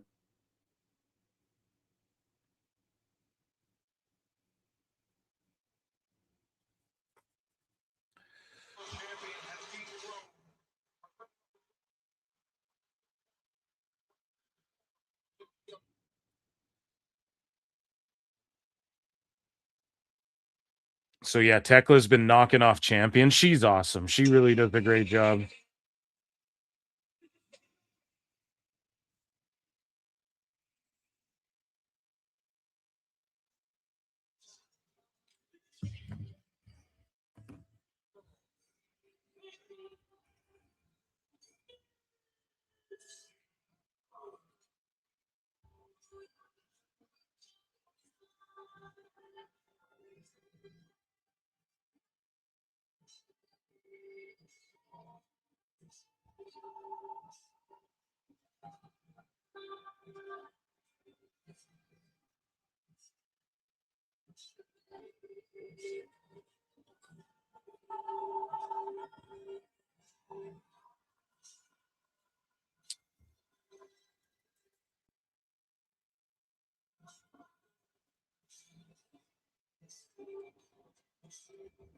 Damn, lots of people, Raj Geary, arguing with motherfuckers. Sorry, I'm just kind of sitting here watching this entrance. I did not get booted from my own show again.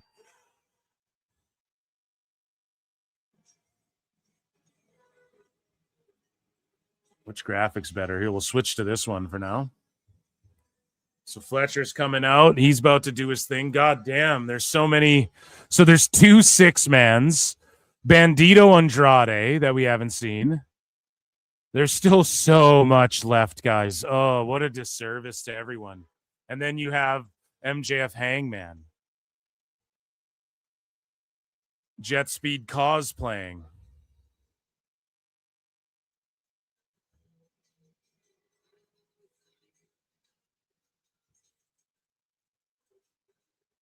Yeah, oh, here, let me switch polls up, too. Am I fucking up and not staying up with the polls?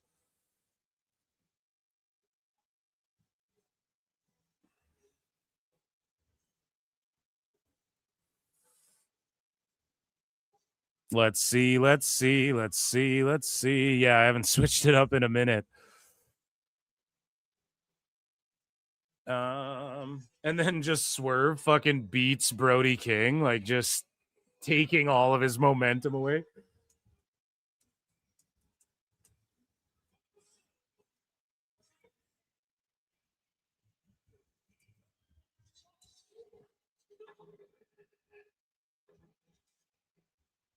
So this is for the trios title, right?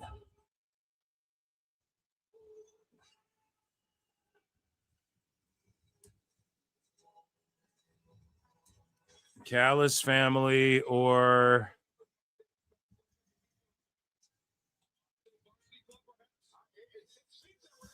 Jet Speed, and who the fuck are they with? Mystico.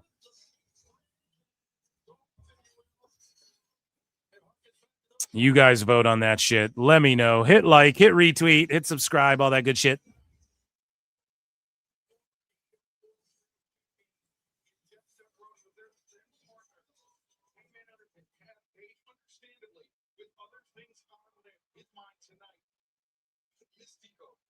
Jet Speedico. Lame. I had to switch pirate ships. Yeah. LOL. I thought it was just my stream. I'm watching the best wrestling company. It's called Family Guy. Yeah, Family Guy rules. Brody. And then isn't Stewie getting his own show now? I got to do a rewatch of all of those shits. You know what show I like too is the Cleveland show. I know a lot of people hated on that, but I liked it. R.I.P. Brody King's push. You have all this shit and you still overran your pre-show. Triller TV has crashed apparently. Damn.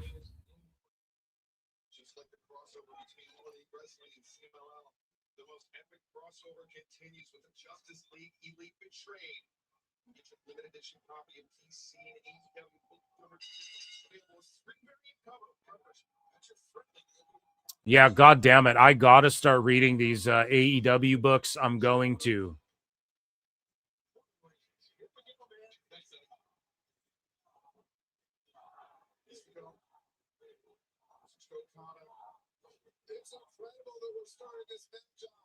It's just to take time to read bad comics is like something I don't have energy for. I'll read fucking good ones or ones that I think look good. But goddamn. And if they turn out to be bad, whatever. But you know these ones are bad. Like we read a few panels on a live show once and it just... Really? I'll own that my Jet Speedigo sucked. No, well, you didn't suck for it. Just it's like that's what they would call the team, you know? Jet Speedico. It's like, yeah, I don't know why they're a team now. It's stupid. Tone just lacks consistency in anything he does. Yeah, Celebrity Deathmatch. I'm also going to watch on Patreon. Guys, I'm going to start. I decided as well recently to mix it up. And I've been just trying to be more active on Patreon. And with PWT Pod coming back. And yeah, I didn't release the last week's episode. Guys, I've been chilling, okay? This weekend I ate a bunch of bad food. I've been chilling with family and shit. I've been doing the damn thing. I've been pushing myself hard, and I'm like, I got to chill out a little bit here from time to fucking time.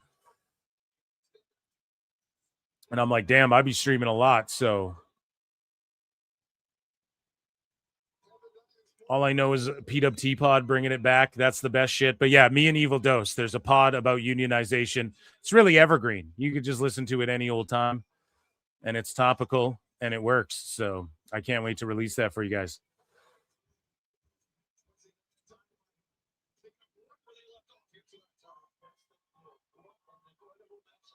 Also, these dudes are just like keeping the masks on. Apparently they were going to reboot it. I think they did reboot Celebrity Deathmatch for like a couple seasons, and there was a while there where they rebooted like Mad TV. It ran for a couple seasons, fucking Celebrity Deathmatch. I know Mad TV, that wasn't MTV, but it's just one of those throwback shows that everybody used to watch that kind of went away, and we're all like, whatever happened to this show? And then it comes back and no one watches it is the problem. Damn, Mystico's snapping.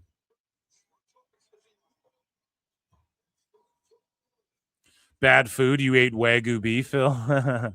No, I just ate a bunch of I just ate like shit and drank a bunch of shit and ate candies and shit. I had a fun weekend.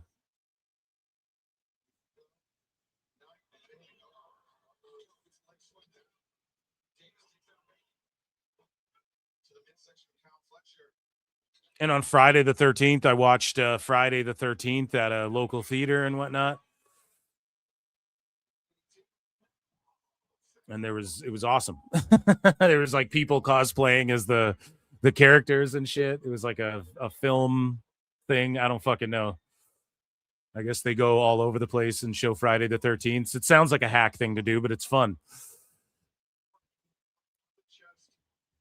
Stay away from Wagyu and eat Australian Angus instead. Texas beef. Moving to Alston, Texas.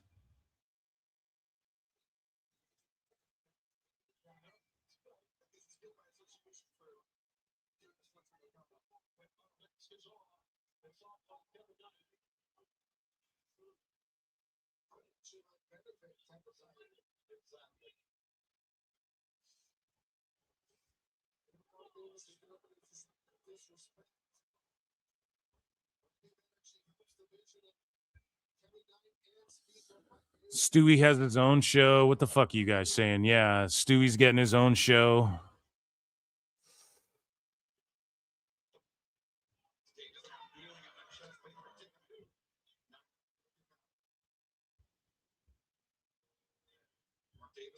Which Friday the 13th? The OG, obviously.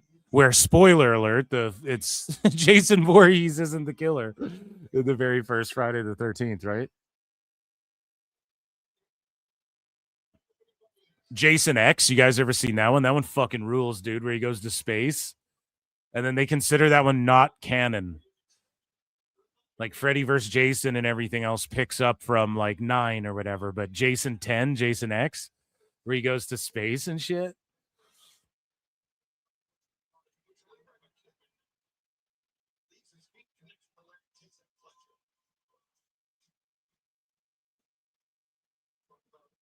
Hockey was outlawed in Jason X.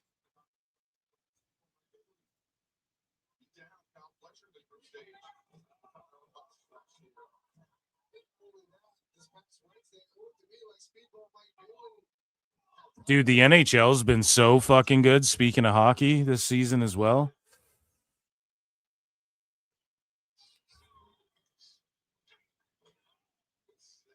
I mean, this match is cool for like the go-home show or the fucking on Dynamite or whatever. Why is this on the pay-per-view? And you have Darby and the War Dogs in a trios false count anywhere or whatever the fuck, right? So like, why? Why do all of this? All of this fucking wrestling on this one show.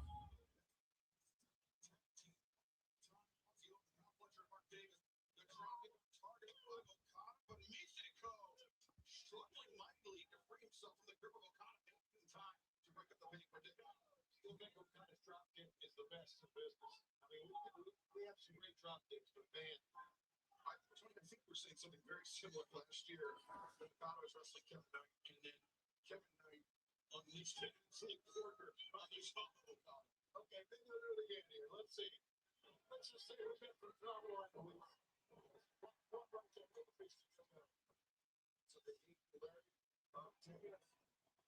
I like the Friday the 13th movies except for the remake. Fair enough. Yeah, I got to see it. Is Community Creations bussing right now, chat? 2K26? I think I asked you guys that earlier. I'm like, dude, I got to download an Okada and a Mystico. That's...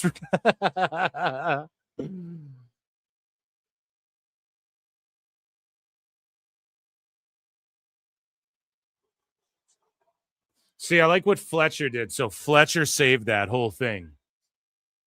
He is really good, dude. So when Mystico was about to lose balance there, and then he saved himself and the crowd went along with it, but Fletcher was like reaching for his feet. he was like working in between taking the fucking head scissors, right? So it's just little things like that that do make him really good. And I just think one day he'll be in WWE and they will actually blow him up into a huge star. Maybe he's an AEW for lifer. Tone will pay him a shitload. So again, when we're talking about what's best for his family, Fletcher will get more money from Tone to stay in AEW's whole career than Angel will get from anywhere to stay in his. And that's not a knock on him. It's just reality. So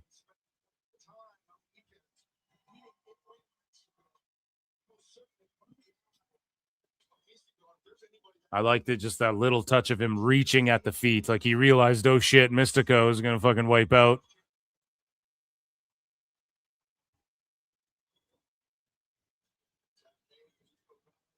Okay, so they did take the masks off here.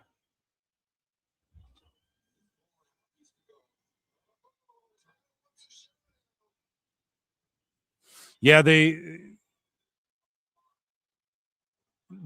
one of the last I don't know, I go they played fucking they play all the Friday the 13th, but they do it like out of order and shit at some of these like film festivals and whatnot. So I go like, I think there's 3 Friday the 13th this year. So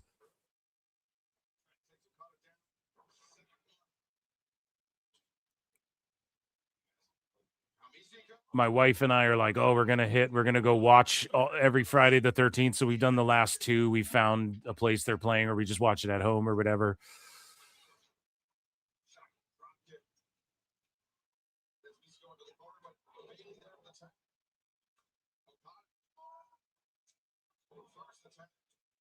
And so I like the one where he's in Manhattan, but it's mostly like on a boat. But then they do go to Manhattan for a little bit. That was a good one. I always check the guy named What's the Status. Yeah, he rules. Shout out What's the Status. Now they're trading blows. The crowd's supposed to erupt there, but they just don't really care. They're kind of just going, oh. Like there's enough sickos in the building to go, oh, every time like a move happens, but it's just so much wrestling. Yeah, the Manhattan one.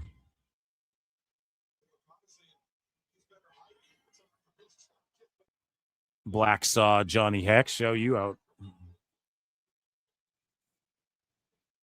That one's good.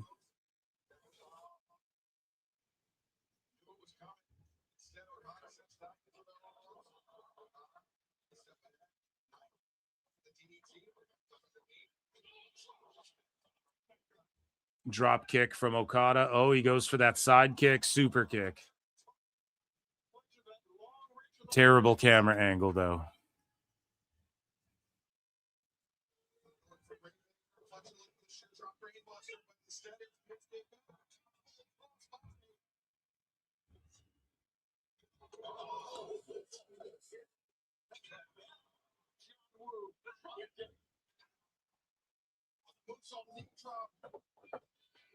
Oh, shit, the face planner.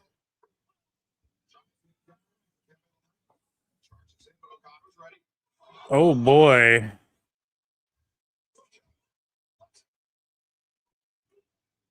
So, like, about 70%, 75% of you guys think the Callis family is going to win this one. I could see it. I could see it.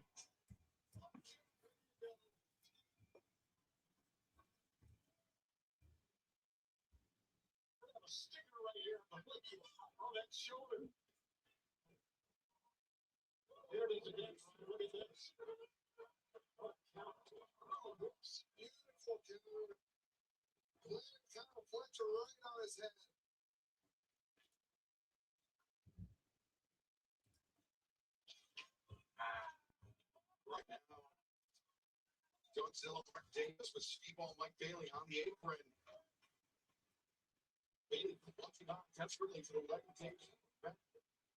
Yeah, so the pay-per-view did crash on Triller. All of this news developing.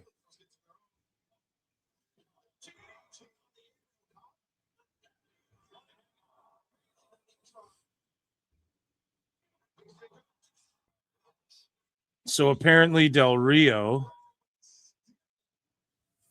Damn, dude, we got to cover this too on the next show. Alberto Del Rio caused a brawl at this fucking boxing. He's like doing a celebrity boxing match.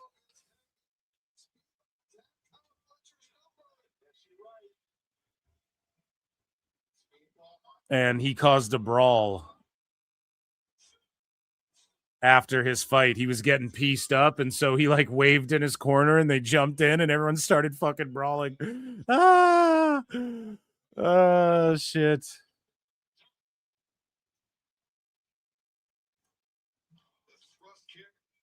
Sends Fletcher back into the corner. Speedball Mike Bailey very nearly unleashed as his pass went the net. The Flamingo driver.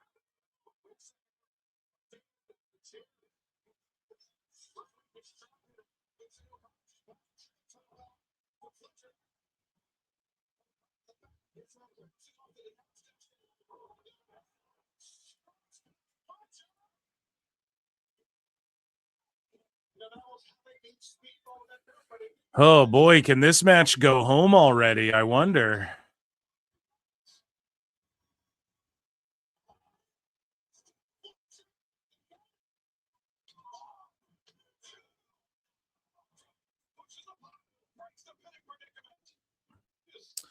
Yeah, a lot of people in the IWC are saying, like, you know, they need to ask Tony Khan about what Ronda Rousey said in the past. What did she say in the past? Everyone's got to quit fucking. Oh my God. Everyone's got to quit this, like, fucking, just because everyone doesn't align with your worldview, you want to fucking cancel them. Shut the fuck up. But I get it, though. They want Tone to keep the same energy. Like, if she said shit, I don't know if she's ever said shit about gay people or whatever, but Trey Miguel gets fired. Fucking the Briscoes don't. They don't, but like one of them's, they're not allowed on TV, but they're still employed. Ronda Rousey's allowed on TV. They are just picking and choosing their own battles. And it is just Tony Khan's decision, and everybody just sweeps for Tone. That's really what it is. So I don't even give a fuck what she said. Doesn't matter. And yeah, everyone in the IWC is melting down about that right now.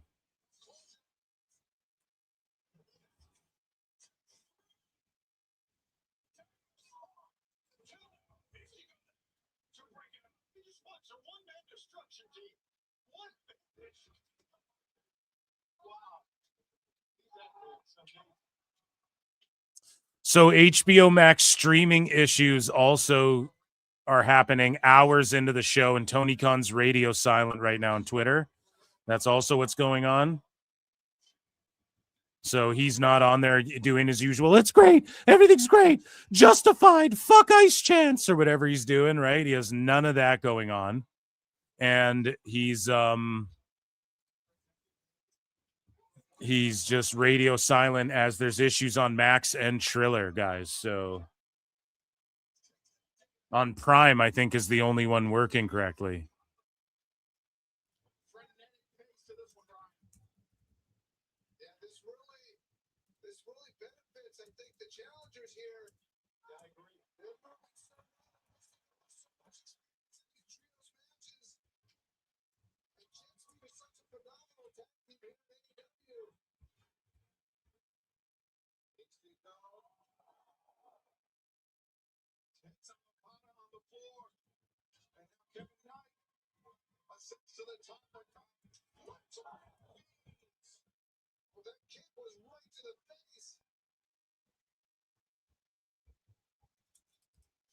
We've seen him use the turnbuckle brainbuster from that position in the past. Now Mystico, though.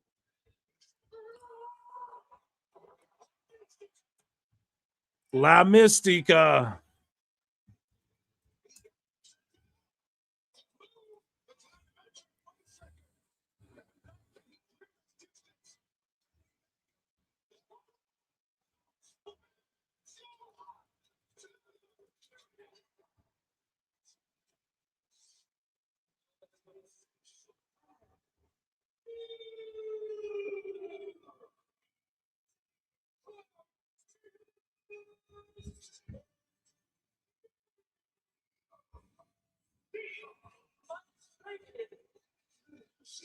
Okay.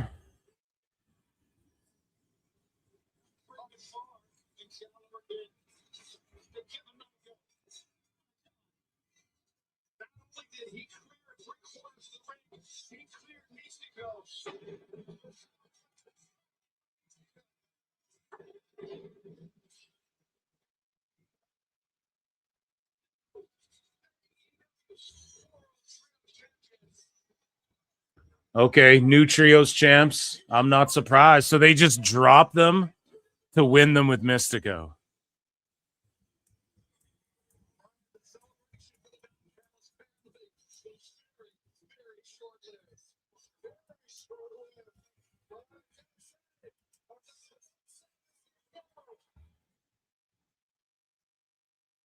Mystico is all elite. So another surprise. Mystico poached from CMLL.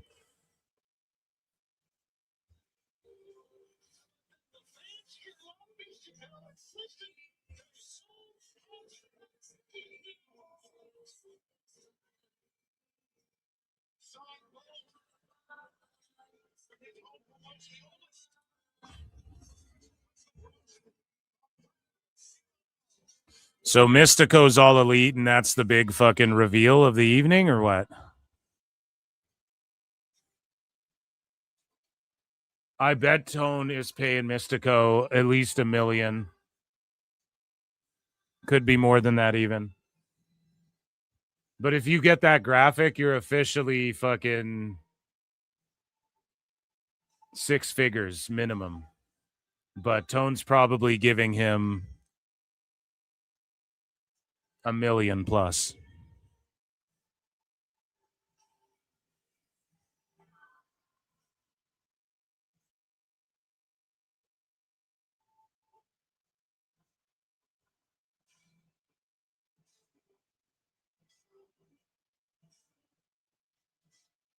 Yeah, this is an awesome moment.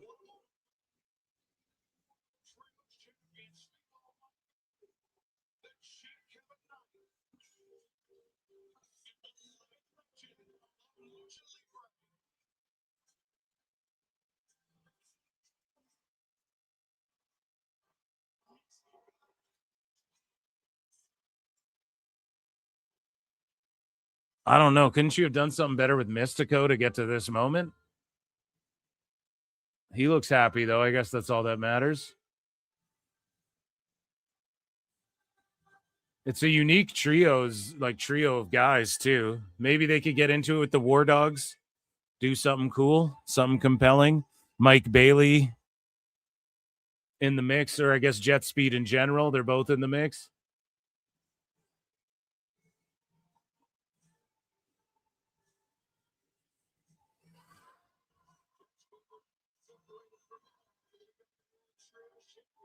People are just trashing this. People aren't happy with this, or what?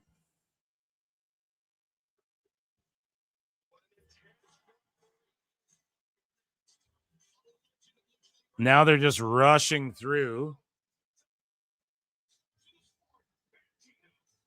Oh my God. Who do you think wins this next match?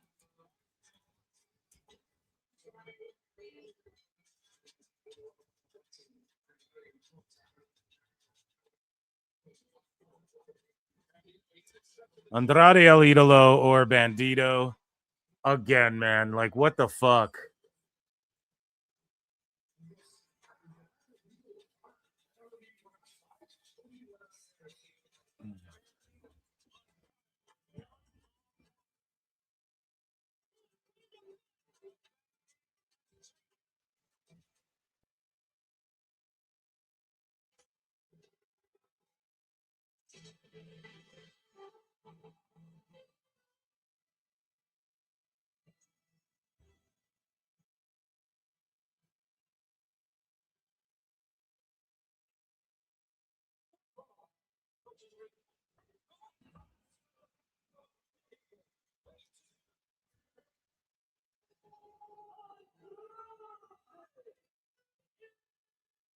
So Tony Khan admits AEW added more new wrestlers in the past year than ever.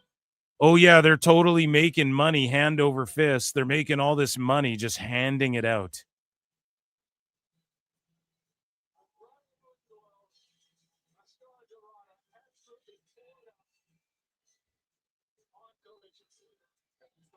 Crazy.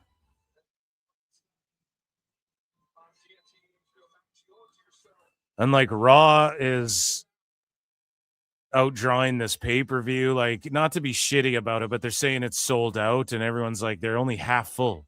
So what do they mean sold out? Like they sold the setup out. Right? Is that true? How many people can fit in this fucking building they're in?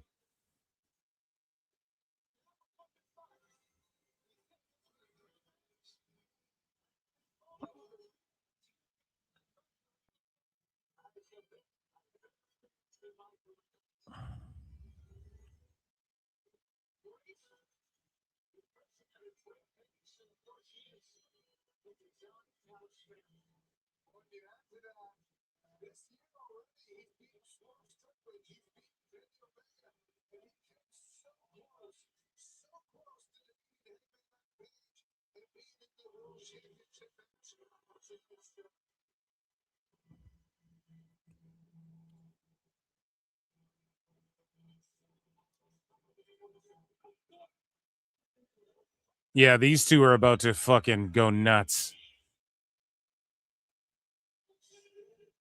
Yeah, so 11K and a 21K seater for this event. So is it really sold out?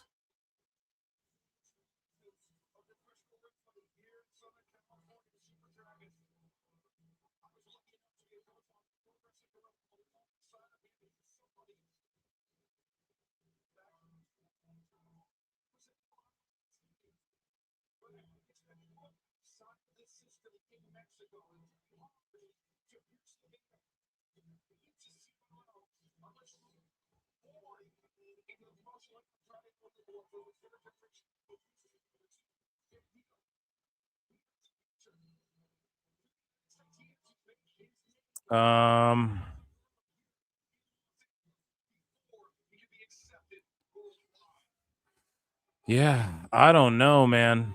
You guys vote in that poll. Bandito or Andrade. This one's going to be a banger. But I mean, Jesus Christ, we've seen so much banger action happen. So I need to chug down some coffee. Ladies and gentlemen, we need a pick-me-up. I think there's been 350 watching throughout the evening, a little more than that across X and YouTube. Here's a little pick-me-up, ladies and gentlemen. Joining us on the show, Chris Jericho.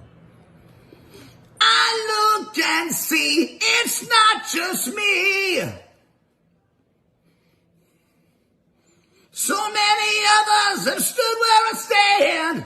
We are the young, so raise your hand. They call us problem child. We spent our lives on trial. We walk an endless mile. We are the youth gone wild. We stand and we won't fall. We're one and one for all. The writing's on the wall. We are the youth gone wild. Let me get wild. Yo!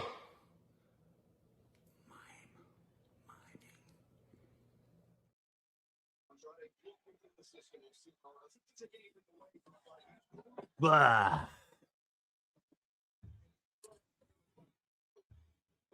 Hope everybody's hyped. Hope everybody's hyped after the Jericho action. So yeah, I'm just kind of looking at IWC reactions. Now we're locked in for Bandito versus Andrade.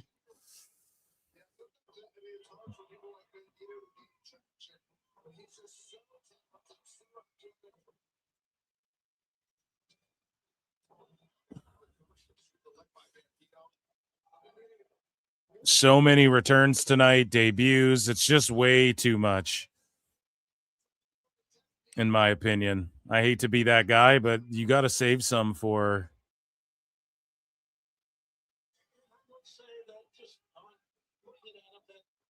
I think they need to save some for Dynamites and shit. Otherwise, what's the point of watching those shows?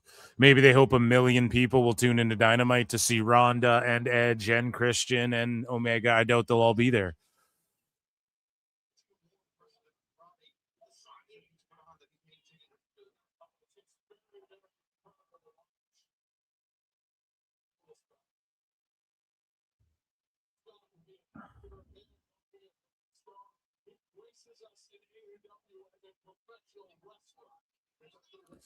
John Alba, I said on Patreon today, a ladder match or TLC match between the Bucks, FTR, Christian Cage could be the double or nothing route. Sure looks like that could be with that tease eyes. Here's the problem, goofball, Alba. You talk to Tone, so no one cares. And why would anyone pay you to fucking regurgitate your fantasy mark booking? That Tone obviously is telling you what's going to fucking happen, and we can all come to that conclusion by watching the goddamn show. Like, what do you think? Everyone's retarded? On his Patreon. And then you just told everyone. So why sign up for that bullshit?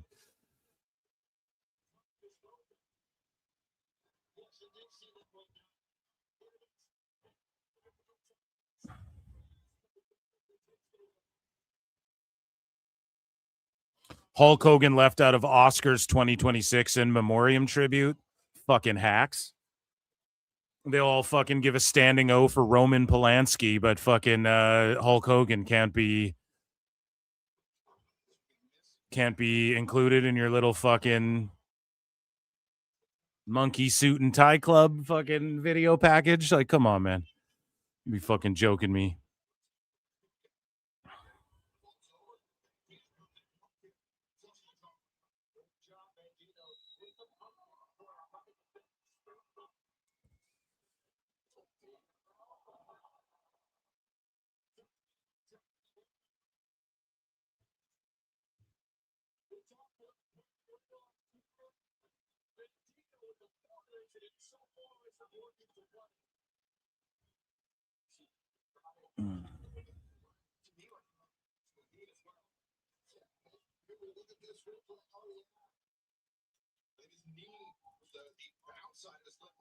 Yeah, the pants rip spot.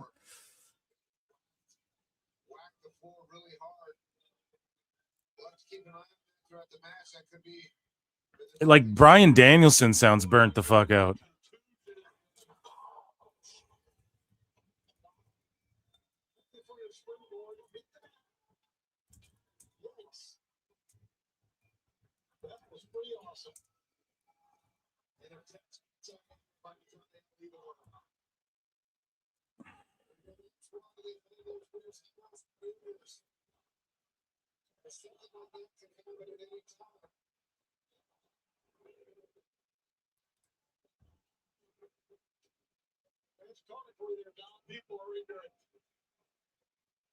Yeah, people are just debating Ronda Rousey, and they're like, "Oh, where's the moral people who have a?" I don't even know what Ronda said. I don't give a fuck, to be perfectly honest. But whatever it is, like, this is a good thing for AEW. Yes, there's going to be a lot of hypocrites, and we saw it last time when Rousey, if you guys remember, Ronda Rousey. First off, when they re-uploaded her match from Ring of Honor on their YouTube, that was like their highest viewed shit on their YouTube. And Ronda Rousey, when she had that match in Ring of Honor, all the fucking sickos were like, "Oh man, when she's actually allowed to wrestle, when they actually let her fucking wrestle, she's actually really good." But she was just doing shit she did in WWE, literally the exact same shit. Just more recklessly, you know? Like, she was like actually just kind of whipping people around and shit. So it's all good, and I think it's a positive for AEW. Again, this pay-per-view overall has not been the worst thing in history that AEW's done. It's just been drawn on so long, and then they did too much of like debut, schmaz, lights go out, this guy comes out. Did way too much of that, especially with this many matches. Okay, have all those moments then on this show, but have a 6-match card. Literally 6 matches. I could count the ones. So Shafir, Tony Storm didn't need to be on this. That trios match did not need to be on this. Strong versus all. Yeah, this fucking trios match that we still haven't seen yet with the dogs does not need to be on this. Willow versus Cross didn't need to be a match, although I did like that piece of business there. And yeah, I would say Swerve Brody King doesn't even need to be on this shit either, but they are trying to build Brody up and Swerve is back or whatever, and he's rolling along. But then Brody King lost, so it's like, all right. But yeah, you could leave a bunch of these matches off this thing. Do 6 matches, 2 on the pre-show, 6 on the main card, and then do all this after match schmoz returns, and then really blow people away. And if you want that moment with Mystico really badly, then you have him involved in this match, or you fucking eliminate other matches, eliminate 4 other matches off this shit, then do this match on Dynamite or Collision or whatever the fuck.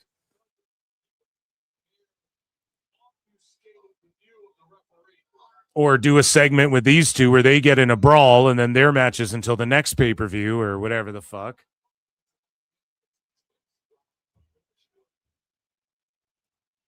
You just need to give us a reason to tune into the show. They just threw everything at this fucking thing, and the viewership trends on YouTube are down, as we saw earlier. So how many people really bought this pay-per-view? And it crashed out, so everyone's going to want refunds. HBO Max crashed out. Triller crashed out. Everybody's going to beg for refunds.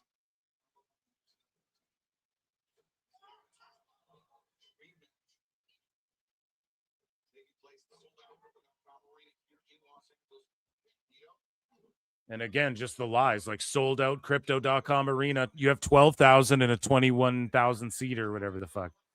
It's not sold out. Like, why can everyone just fucking lie like this? It's crazy.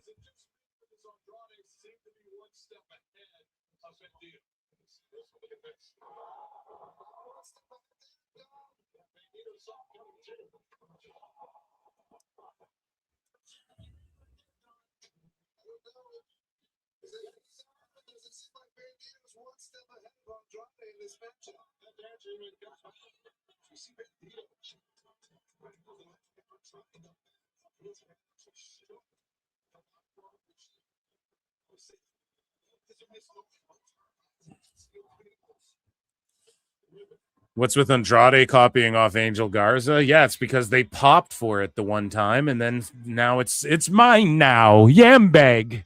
It's mine now. Go.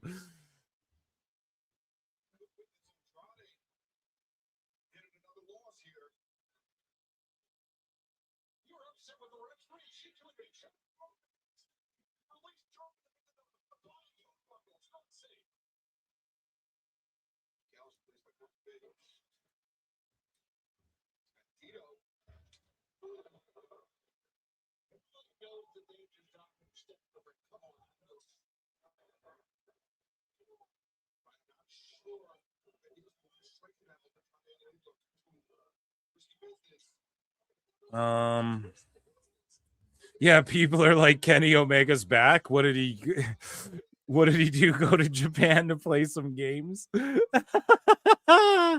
yeah, AJ Styles, all the sickos thought Styles was going to show up. Why the fuck would he do that? God damn it. And then Britt Baker getting in on the mix here. We've had returns debut after 4 matches, but when there's a return staring us in the face, we don't get it. Britt Baker, come home. And then Britt Baker goes, not up to me.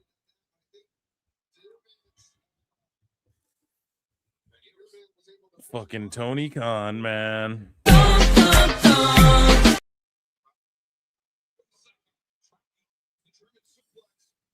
Yeah, it's too much, man. The crowd should be more hype. Everyone's just burnt out. I'm burnt out personally. I'm like, what the fuck, dude?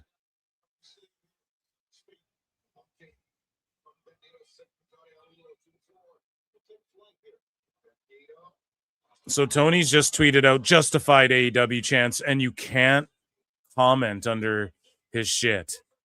Oh my God, what a motherfucker. Guys. Oh, there's a story here. There's a narrative. So while there were blackouts,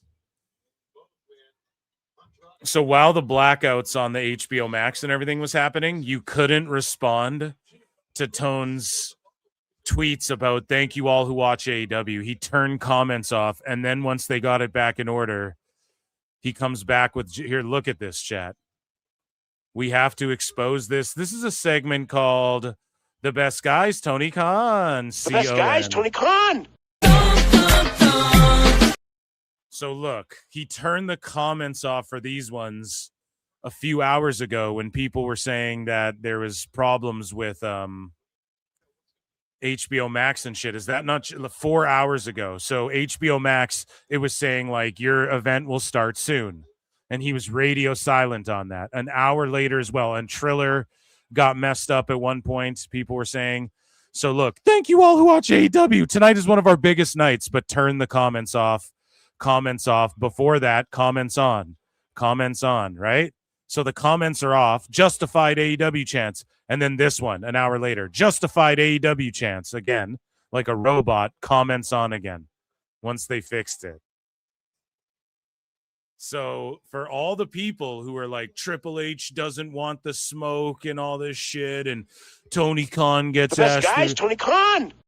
right there, fucking pwned you, man. He turned the comments off so people couldn't be like, HBO's not working, bud. That's fucked.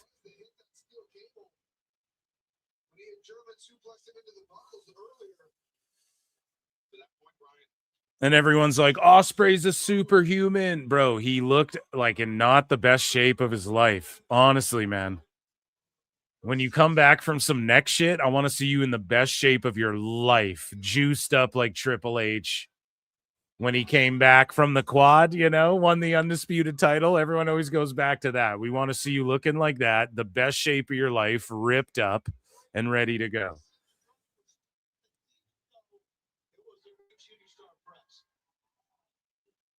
And it's crazy. They're on the West Coast, like the East Coast guys. It's going to be late as fuck by the time this thing's done.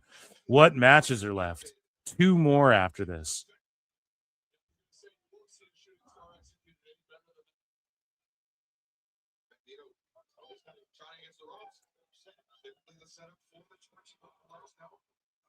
Like Osprey got rushed back, man. The crowd's dead. The crowd's dead now. The crowd's dead as fuck. Deader than a deadite.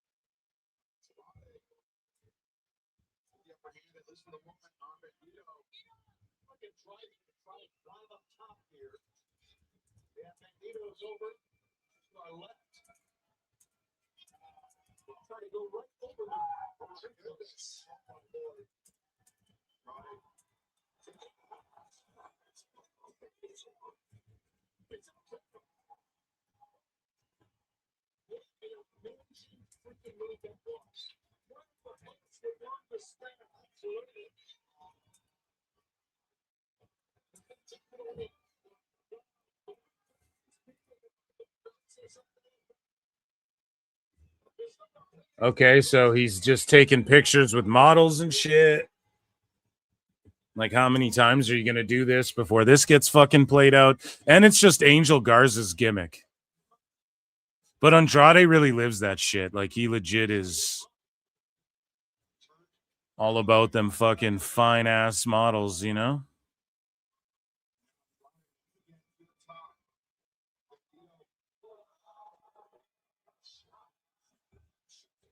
And, like, did you have to have Willow...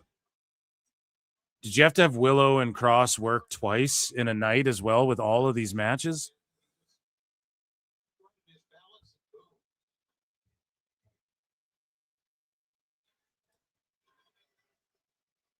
Yeah, so Emiratis, all flights to and from Dubai have been temporarily suspended. I mean, I don't know. They might have to move events from Saudi, and I'm all for that. I don't give a fuck if they have to move them. Like, obviously, I care about war and shit. Like, I wish that shit didn't happen.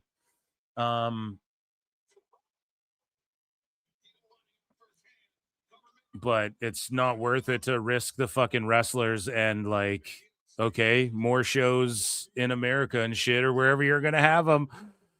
Swoop in and go to London with Mania. Something like that. It could be cool. There's places that need Manias, like Toronto needs another one before fucking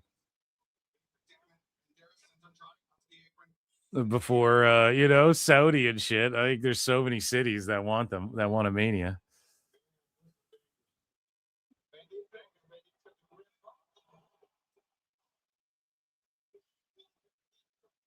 Yeah, Andrade loves to party and bullshit and party and bullshit and party and bullshit.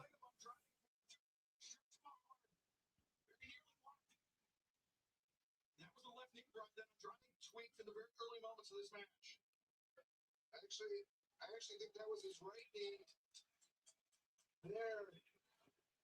If he could have done the left knee that Andrade had tweaked earlier, I mean, I don't think Andrade would have been able to get through the ropes as quick. Maybe he should have dragged him to the center of the ring. Benito, front wrench, brings Andrade up. Look for the next knee. Pre-show and Oscars started same time. Oscars are over and this show is half done. Yeah, it just shows you how fucking pretentious Tony Khan is.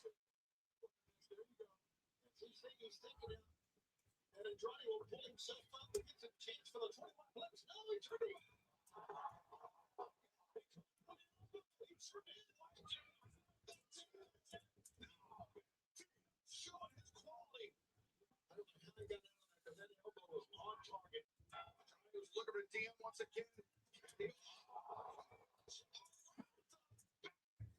How is that even possible? Brian, I don't even know how you would defend that. A rolling heel kick to a falling opponent, Brian. I've literally never seen anything like that before. And to the back of the head. Yeah, I thought Hollywood was pretentious. I thought they were up their own asses. Jesus Christ. What the fuck is this? What do you call Tony Khan here?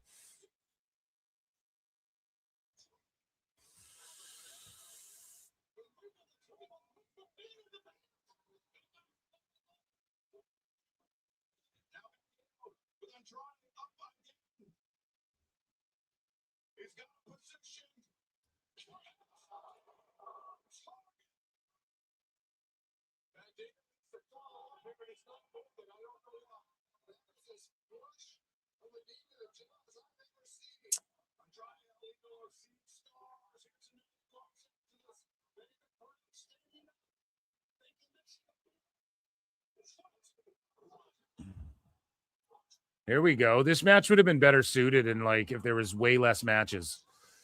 For fuck's sakes. It's just so much.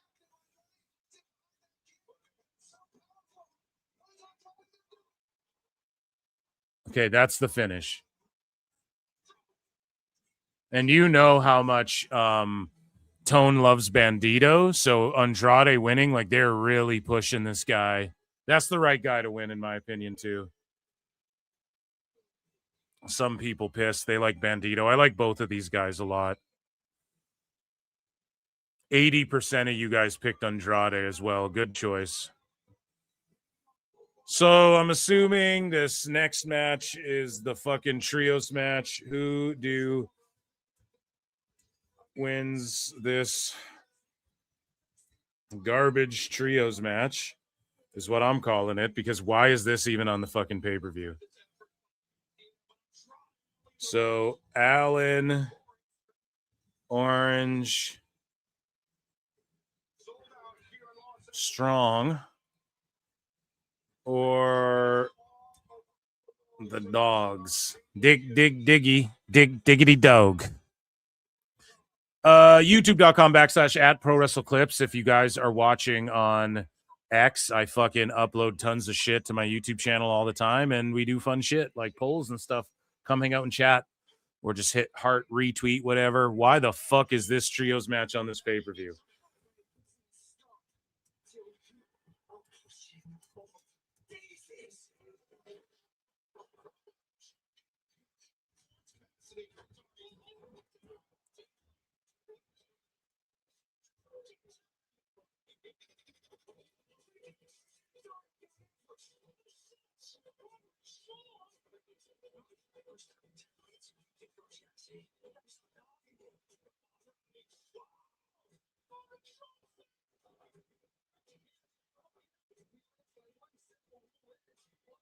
Okay, so the dogs and they're doing their thing.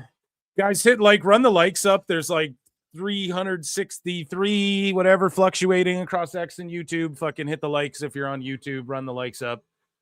Jericho already popped in, so if you're showing up looking for Jericho, you just got to hit likes for your boy Phil.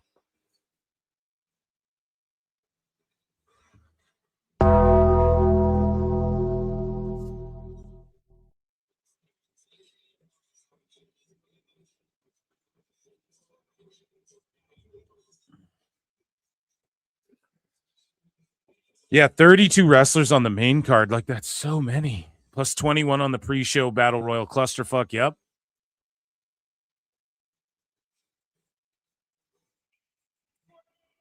Eight to 9 matches paced over 3 hours. I think 9 is like too much as well. Like if you have like a 4-hour both nights of Mania and then both nights of Mania, you have like 7 to 9, like you can pull it off, but that's a lot, man. And Dave Meltzer and them will be like, oh, well, UFC has 12 fights and shit. Yeah, but they're really fighting. And here's the thing. People do not show up till the pay-per-view and the main card all the time. The prelims and the early prelims, they're fighting in front of nobody. And those fights are on because you have to move people along in your league. Like, people have to have wins and losses, or else it can't just be like, here's 5 fights, then here's 5 fights. It was like that back in the fucking day because the roster wasn't as bloated as it was. So you have a bloated roster here, but it's pro wrestling. It's not just fucking, it's not the same thing, you know?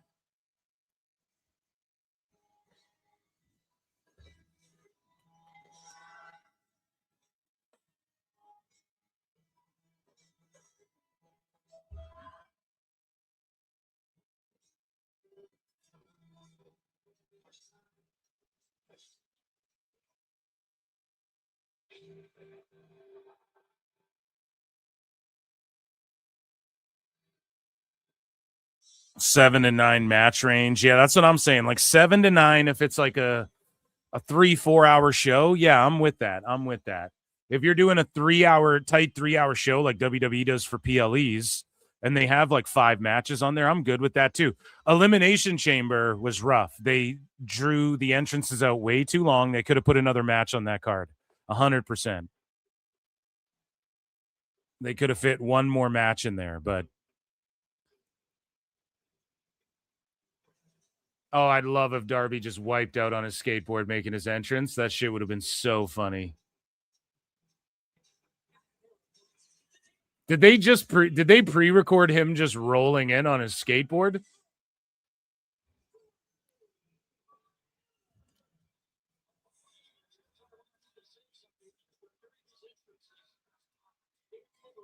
Zero reaction for Darby.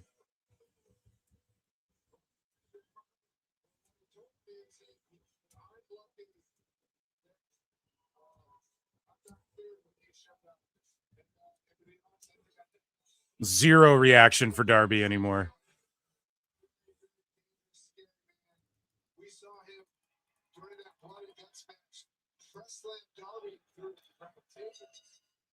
They'll do anything right, but still, don't forget who you are. Forgot. Except for the top, it's a Black Horse Cassidy.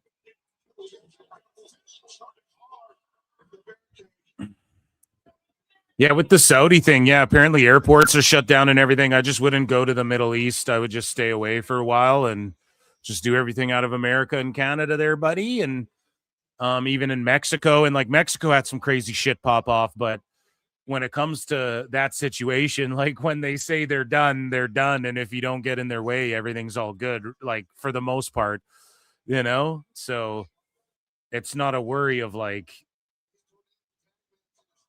you know, I wouldn't risk any of the wrestlers. I just wouldn't fucking risk it, you know?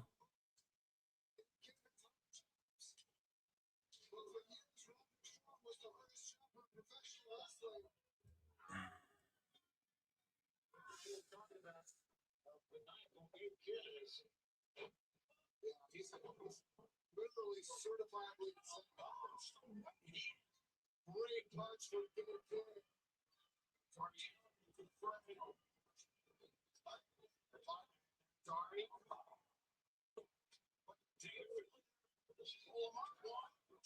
Over leverage.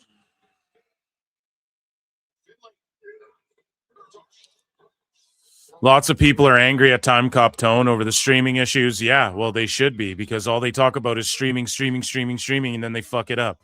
Now, is it on the streamers? Is it like Tone's to blame because like their signals fucking suck or whatever? I don't know. Like, absolutely not. But at the same time, it's like, how many mistakes? They had to refund a whole pay-per-view for everyone on Amazon before. Taco Bell commercials during the whatever the fuck. The lights go out in the middle of the whatever the fuck. The fucking feed goes out during Dynamites all the time. Fucking the whole streaming situation, rolling out my AEW, and then it's just international. But then DAZN picks up the pay-per-view rights, and then the pay-per-views are on there 90 days later. It's just goofy.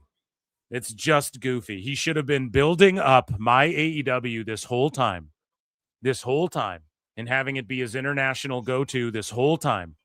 And then in America, Honor Club and shit is on there, but otherwise, like, it's not fully rolled out. And then, oh my God, Clark Connors.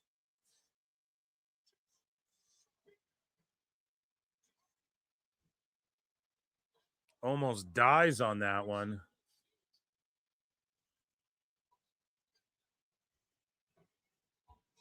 With a spear through the ropes.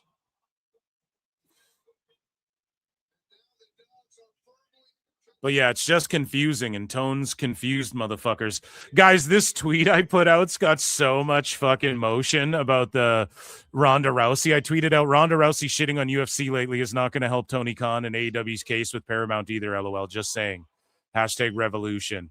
And every second I look, it gets another like.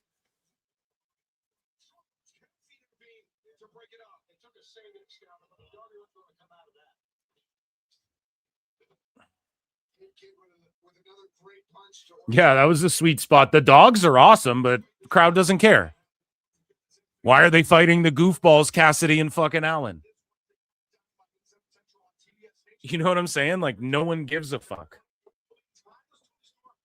You know what the dogs should have did? They should have came in. They should have did the whole we're bang bang gang. We're like the Bullet Club Gold. They should have kept that whole thing going with Juice and the Guns, and you have Aries in there. And then when Jay White comes back, hopefully he comes back sometime soon. But eventually you have like them all split off and fight each other and fucking, you know, and hopefully the dogs get a trios titles match soon, and maybe they build up to something with Mystico and Jet Speed and all that. But Tony doesn't know what he's doing. Like, he just linked up Jet Speed with Hangman, and then and they dropped the titles just to win them back with Mystico, when realistically the Jet Speed should just be in the fucking tag title division still. It's fucking so stupid and ass backwards. The actual trios don't get pushed in the trios division, and then the fucking random teams that get thrown together. Like, the conglomeration's a 17-guy operation. We're supposed to believe in AEW, but they never team with. It's always two guys from the conglomeration and this other guy who's not in their faction. It's just fucking dumb. It's just a middle schooler booking all of his favorite wrestlers and realizing he doesn't have the fucking space or the capacity to fit them all in a fucking show. And so you get a fucking 19-match show like this.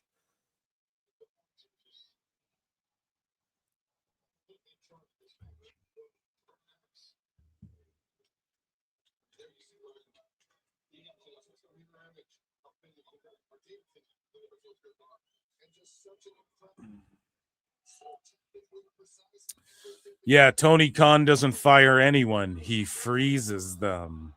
Oh, go!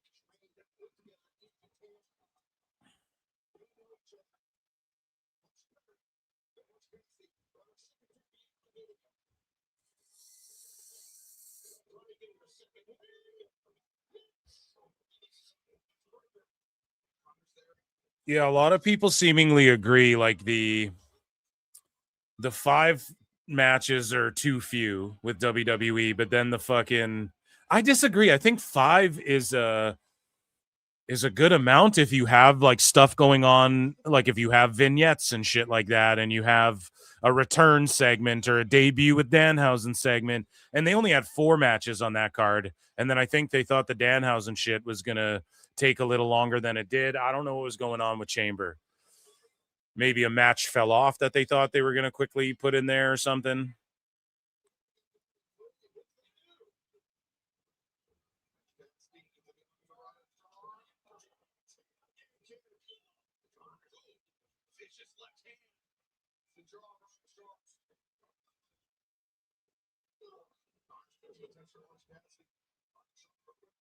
Yeah, lots of people are just hating on Ronda. Boo Ronda.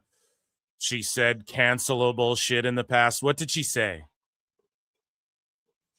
I'm so curious what she even said.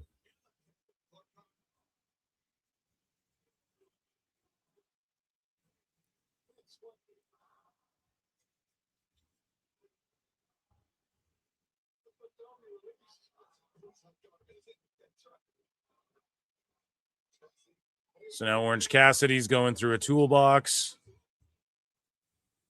because people who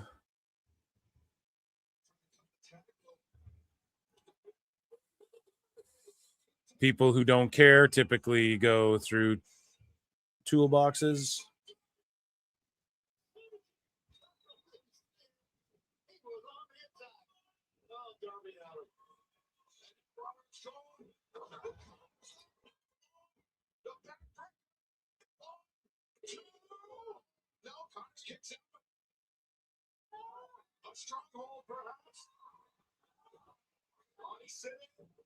I don't think anyone cares about this fucking match.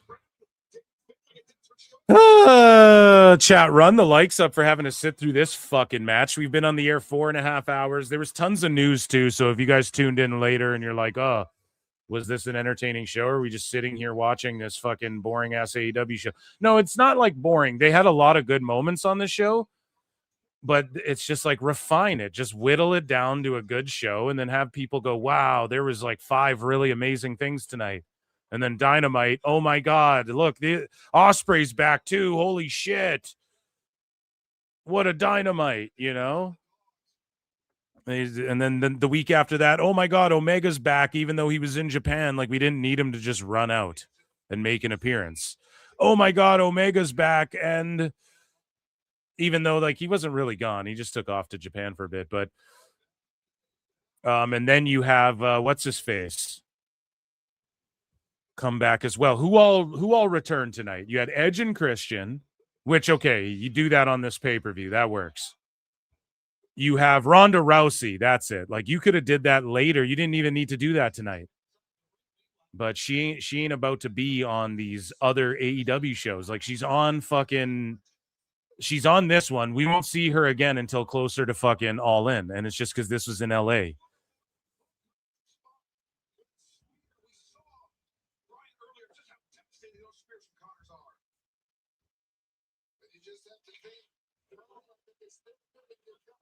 Yeah, we've been on the air for 4 hours and 33 minutes, chat. So let's do this goddamn thing. There was a bunch of news earlier, too. So make sure you guys rewind, check that out. The replay will be up. I'll timestamp it all for you motherfuckers later.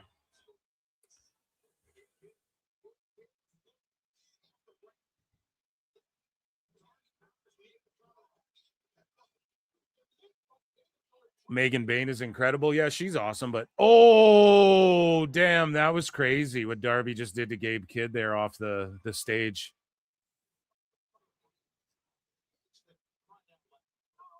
That's called like a truck stomp or something. I don't remember. Skateboarding stopped being cool in like 2008 or whatever. When did the last Tony Hawk Underground come out? Tony Hawk Underground 2. I'm just joking. Skateboarding's still cool as fuck. I love the X Games and shit.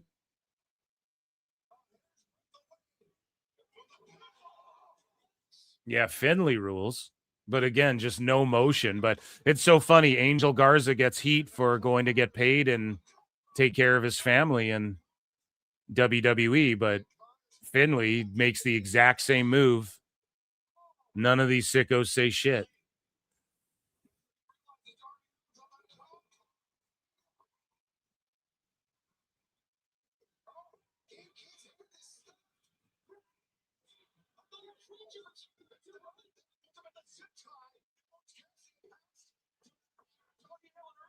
Duck under, duck under. Oh. Fucking Orange Cassidy. What are we doing? God damn it. I can't with this shit. I can't with this shit.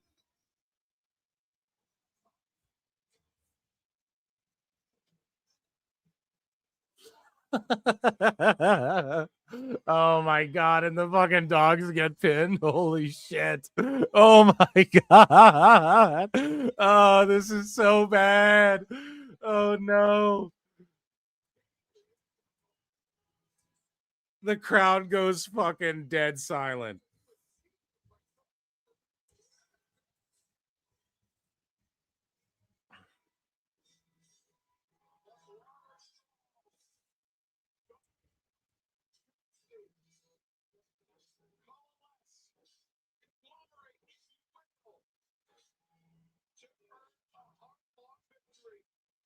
It's so funny because really think about this, and I need to break this down on the next show. I'm gonna do like I'll create a thread about it or something, but it's like really think about it. Sammy Guevara, Jack Perry, Orange Cassidy, Darby Allin, Wheeler Yuta, Daniel Garcia. They're all these guys that Tony Khan was so insistent on pushing and shoving down everyone's The best throat. guys, Tony Khan. Oh, they're our top guys, and we don't like cruiserweight divisions, even though all of those guys would make a solid cruiserweight division. Right? A mid-lower division for cruiserweight guys. Oh, yeah, look, they're great. They're the future Stone Cold and The Rock and shit, right? All of those guys, no one gives a fuck about any of them. No one cares. It's 7 years deep, 6, 7 years deep, and no one gives a fuck about Yuta, Garcia, Guevara, fucking Orange Cassidy, Darby Allin. No one cares, okay? No one's ever going to really care. They had it with Darby. They fucked it up with the Sting thing. He should have beat Sting. He should have turned heel on Sting and retired his ass. That's what Sting's retirement should have been. Okay? And then if you want to do what's best for business, okay, and not what's best for Tony's fantasy fucking booking. And then with Orange Cassidy, they should have played it like a Danhausen. They should have played it like an R-Truth. They should have played it like a not serious guy. He can get wins in the cruiserweight division. He can get wins when he teams up with people. He can whip out a random Canadian destroyer out of nowhere, whatever. But when him and Jericho, like they're having like mimosa matches and shit, and they're seriously trying to push this guy. And then he has that long ass title reign with the All Atlantic title or whatever the fuck. And he's like battling and beating all these real fucking guys. It was goofy. He should have been like their mascot, the company fucking mascot, and it would have worked. And instead, they sold a lot of t-shirts up front. Why? Because they didn't botch it yet. And then it just completely fell off and no one gives a shit.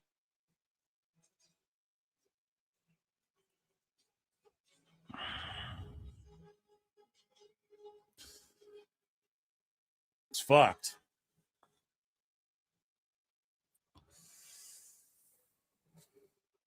Pockets was never going to lose, and Finley's cooked for the next 3 years jobbing to Darby and shit. I know. Like, what the fuck? The show's been good, but I'm so confused as to some of the winners. Yeah, the show's just slowly going downhill now. So because of fatigue and whatnot. It's not the worst show they've done. A lot of schmozzes and a lot of people returning. I don't know if like I'm excited for the returns, but does that make the show better? I don't know. I think I'm at like C+ right now for me. You could have chopped a lot of this shit out. 11 years in New Japan proves he isn't ready. Phil, but then Sting couldn't come to Darby's rescue in DC AEW 2. Spoilers! Hey, no spoilers. I got to read those. I'm going to read those on the page. No, so Buddy that I'm getting to come on, who works in comics, is an independent, successfully done independent campaigns and whatnot. I'm going to get him to come on. I keep fucking around too and like dip, dive, ducking, and dodging and not hitting them back up. But I've just been doing my thing lately. Okay, guys? But I'm going to get him on. Okay? And he's a massive PWT fan. And he is like, no, we can do it on the live. Because I was worried. I was like, I don't want to read the comic like on Patreon. Or I mean, pardon me, on YouTube and then get like flagged for some shit. For like, I don't know how that works with reading books. Like I know people do digital comic book reviews and whatnot, but I think I have to skip some of the pages and leave out some of the amazing Aaron Sparrow. Yes, I know. And he's going to come do it.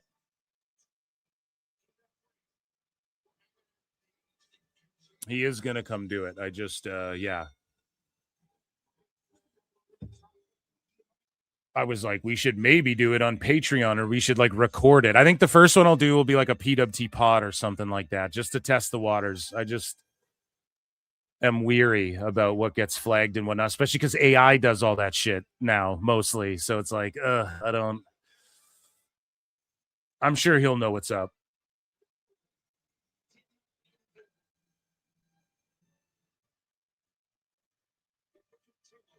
You're cooked unless you can add to it. CH3. Well, no, I know what transformative is, motherfuckers. This show's been running for how long? The Observer may or may not have falsely stricken my shit and my strike is gone on the channel. Allegedly. But, and now it doesn't exist on my channel. Maybe, maybe not. But that may have happened. So I know what I'm doing, but it's just like, that's why I'm cautious about this one, because there's a lot of spurgs in the indie comic space and whatnot. I just, maybe because it's DC, it's not as big of a fucking worry, but I'm just, yeah.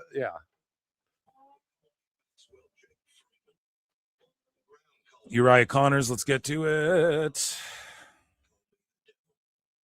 Oh, yeah, a poll. Let me get on, let me get on the poll here. Pause. Let me get on top of that poll, chat. No Diddy party. Guys, we're like 24 likes away on YouTube from hitting 100. Why don't we just get it to 100? I'll end this poll. 60% of y'all thought that the Dogs were going to win, but that didn't happen.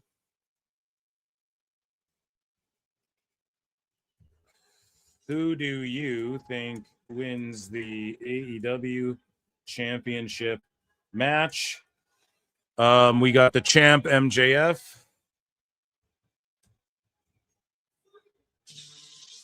versus Hangman Page, the challenger. Chat, you guys vote on this poll. We're doing a vote on a poll match. Yeah, MJF coming out like a cowboy, just doing like the Bandito thing, kind of. But then where it's like a parody of like it's like a silly cowboy thing, but then he pisses on a grave. He comes out wearing these Terry Funk tights because it's a Texas death. Again, cosplay wrestling. No, I bet this match will be okay. We'll see what happens here. Round of applause for the PWT universe. Almost 400 people all night hanging out. Let's go.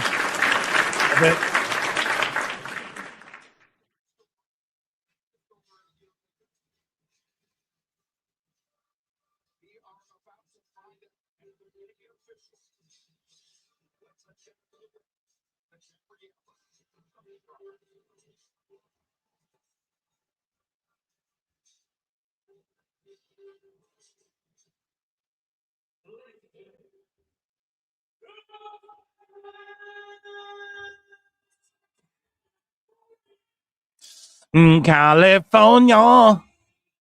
Super cool to the homeless. California. Yeah. Super cool to the homeless.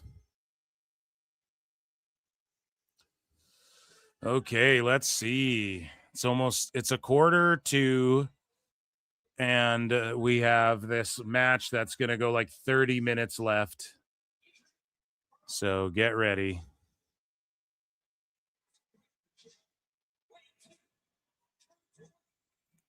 And yeah, I don't know if MJF has another movie coming up. If he does, then he ain't winning this shit.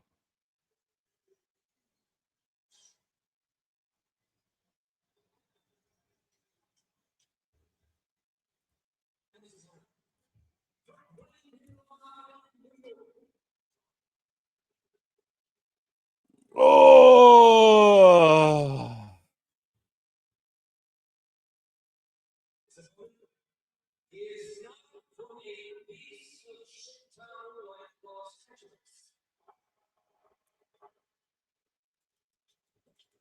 And then Justin Roberts goes, not this shit town, Los Angeles or whatever.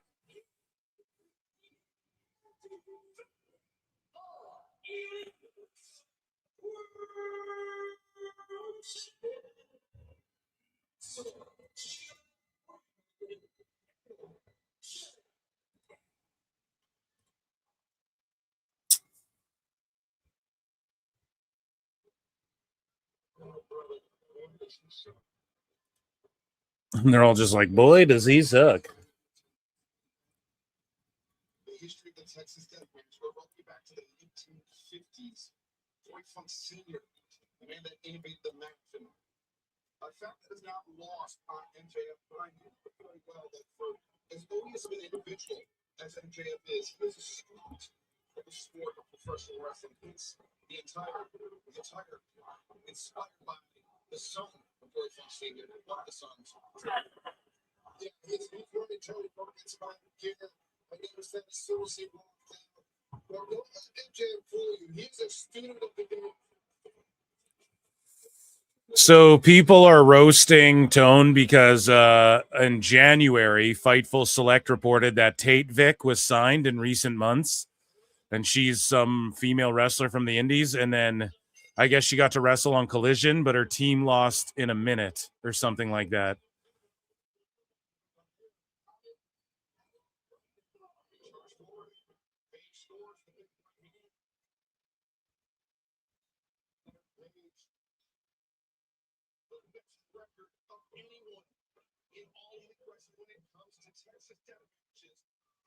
Is his specialty. This is the last thing that MJF wanted.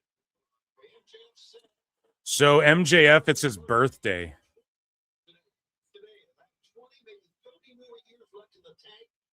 So happy birthday to MJF. But the crowd's just so dead compared to earlier in the night. Like even just when the guys are walking around doing shit.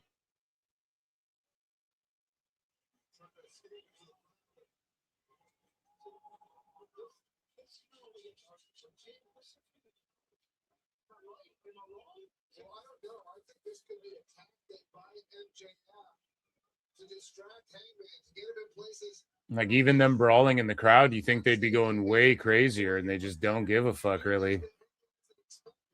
Hopefully they can win him over.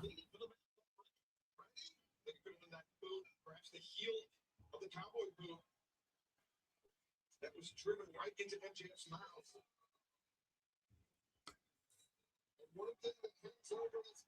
The crowd is standing so they won't fall asleep. Oh no. Oh, that's brutal roast. So MJF's got color here, bleeding out the mouth a little bit.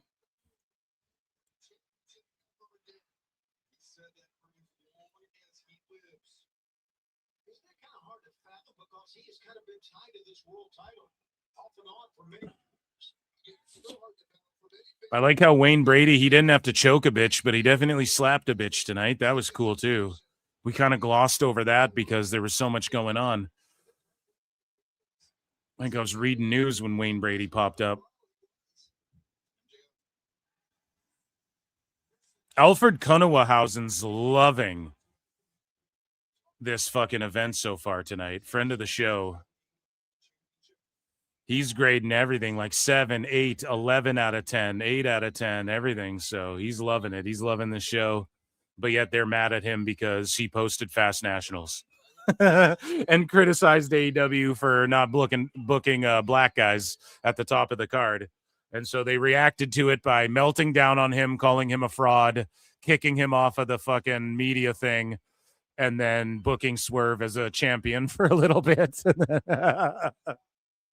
And meanwhile, he still just puts over their shows and shit.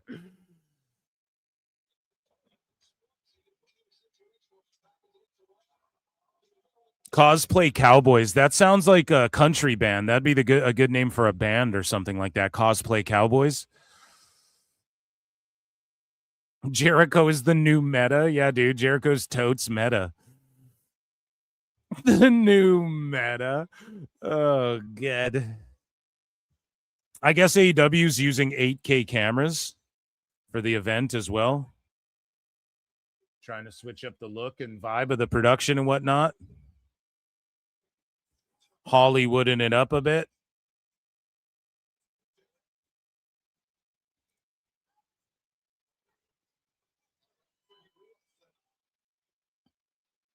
Production is way more on point.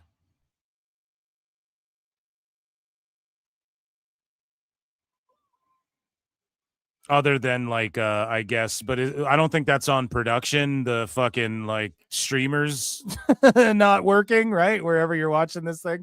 I think Amazon Prime's the only one that didn't have blackouts, so it was funny, yeah, when Rizzler rizzed up that girl, whoever's in that group on the outside of the ring. That was cool. There's been some good stuff. The returns were cool. They didn't need to do the Kenny Omega one. That was just fucking stupid.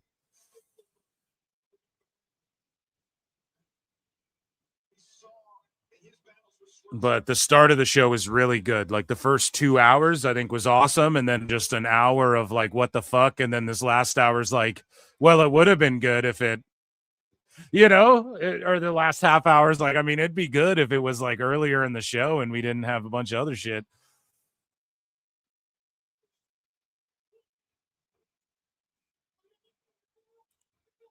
But you guys know what they say. Sometimes in life, you got to be a hoe. And we're almost 5 hours deep into this live stream here. And they're chanting, "You sick fuck."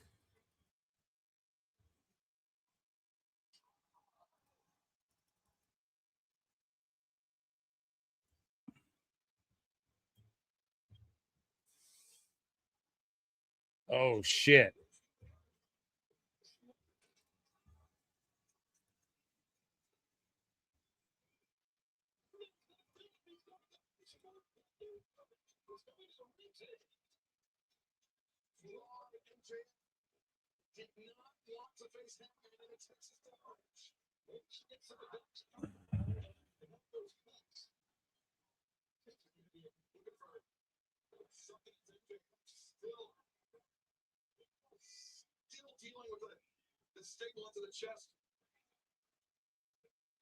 He has a staple in the fucking chest.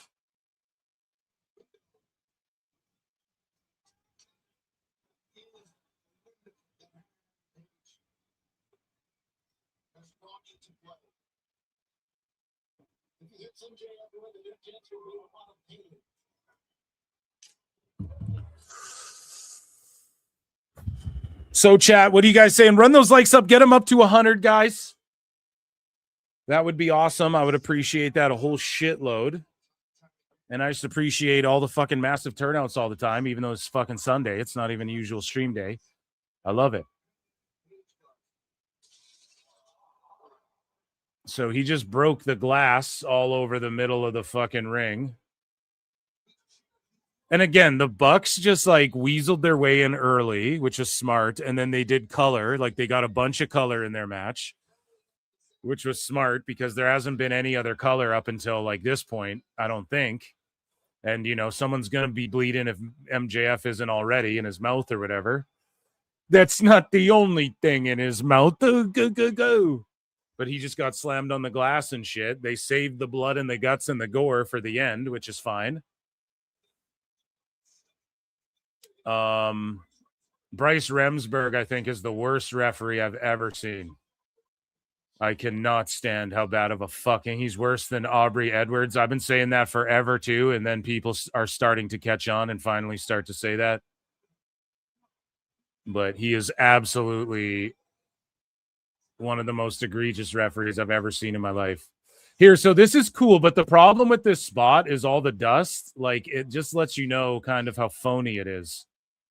You can't be dragged through glass like that without there being like blood everywhere. And I'm not saying I want to see blood fucking everywhere, but when you see all that dust, you're like, oh, it's just sugar glass or whatever.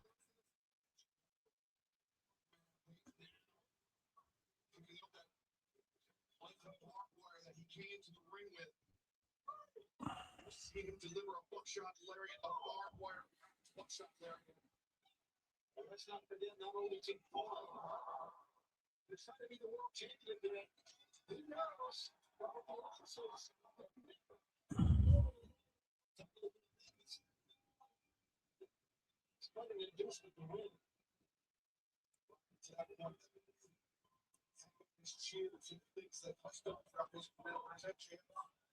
It's hated for it.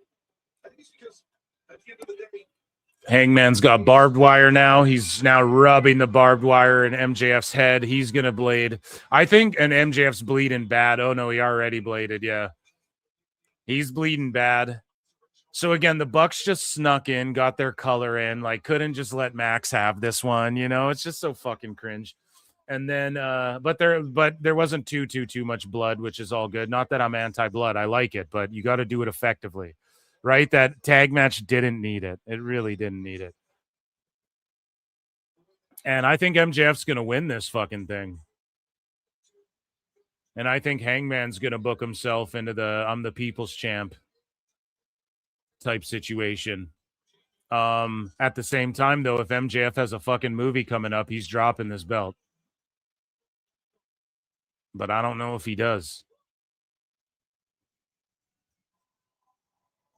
And then Hangman can never challenge for it. I could just totally see Tone going back to that thing that Rhodes did back in the day. And everyone's like, it was a mistake. I don't really think it was. Because all Rhodes did was get the TNT title more over and shit.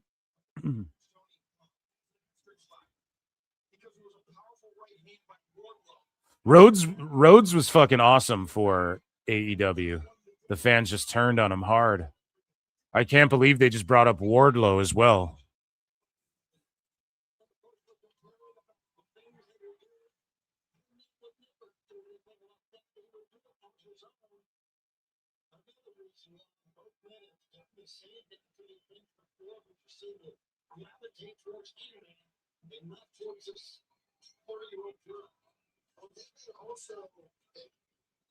Setting up a table on the outside here is Hangman with his little frillies on his jeans. Very cowboyish of him. Oh, and there's Jeff Dye right in the front row. And he was thanking Tony Khan on Twitter. I'm sure his podcast is very... Wrestling with Freddie is sure a very evenly keeled podcast, I'm sure. No, they are, dude. They mark out. I like to listen to it because it's surface level, but you also know who they're boys with. And I mean, Jeff Dye's, I mean, he's friends with people in WWE. He was at the WrestleMania roast that didn't air. But I like that. I like to hear people who aren't just like being fucking outraged. It kind of balances shit out for me. I've been listening to, I don't listen to a lot of wrestling pods lately. I've been listening to fucking Wrestling with Freddie. And then I've been listening to whenever Billy Butty drops like a free whatever the fuck, you know, he does like a free show every now and then. And I'll listen to that. And I forget what it is, the Dirty Sheets or whatever. And then I've been listening to more Jim Cornette, but I went back and I listened to like his old Lucha Underground rants and Kenny King burying him. You know, those are like once every couple years, you got to go back and listen to like Jim Cornette's videos where he tells all the Santino Marella stories and shit, you know? So I've been more into that, listening to like his old TNA fucking review or like emails from Russo and shit. Oh, body slam. And then 83 weeks, of course, but I never get through an episode anymore. Like I throw it on, I start doing shit, and then I just like switch over to other shit. Like, you know, I'm like, oh, I'm gonna watch a movie or something now, or I'm gonna fucking, I got work to do, and then I just turn it off. So I couldn't tell you the last time I finished in 83 weeks, but I will throw it on, listen to like the first hour. And that's pretty much my wrestling podcast consumption as of late. And then like I listened to Cornette's recent clip on the OVW thing, but I haven't listened to a recent Cornette anything in like a while, other than like the topical stuff, you know, because it's trending. It's in the news. So Hangman's got color now. He got sliced with the glass. He rolled around in the glass. And now MJF is stealing Kenny Omega's gimmick. And he's now the cleaner. And he's sweeping the glass out of the ring. And the crowd is booing it. And if he works hard enough, he'll get promoted to janitor. Sweeping the ring, I thought that was fucking... I thought that was Wheeler Yuta's job at the end of the day.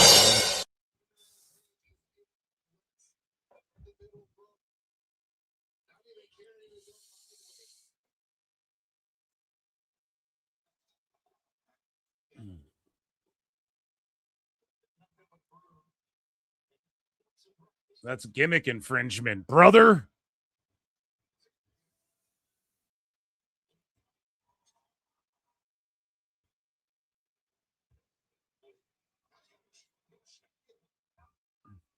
Now he's biting him. Oh, and he just, Hangman gets glommed with the broken broom handle.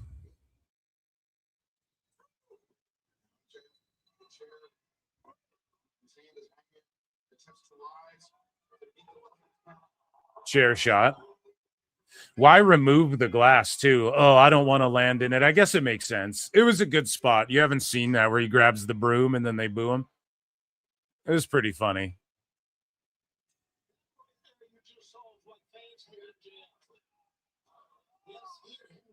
So did MJF just try and do a nod to Randy Orton there? With that, maybe not. He didn't sit there with the belt in his lap, but he did just sit there.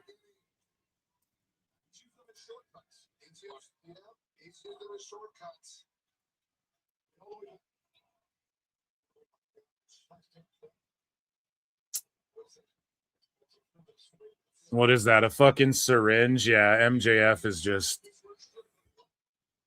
trolling PWT now. What a garbage ass failure of a fucking this is just, yeah. He's gonna shove it up his dick hole or what? It's great.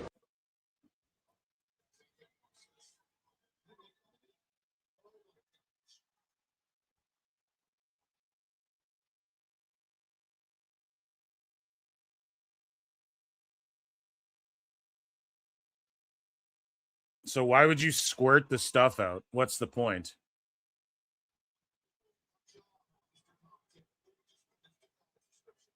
What's the point of squirting the stuff out after?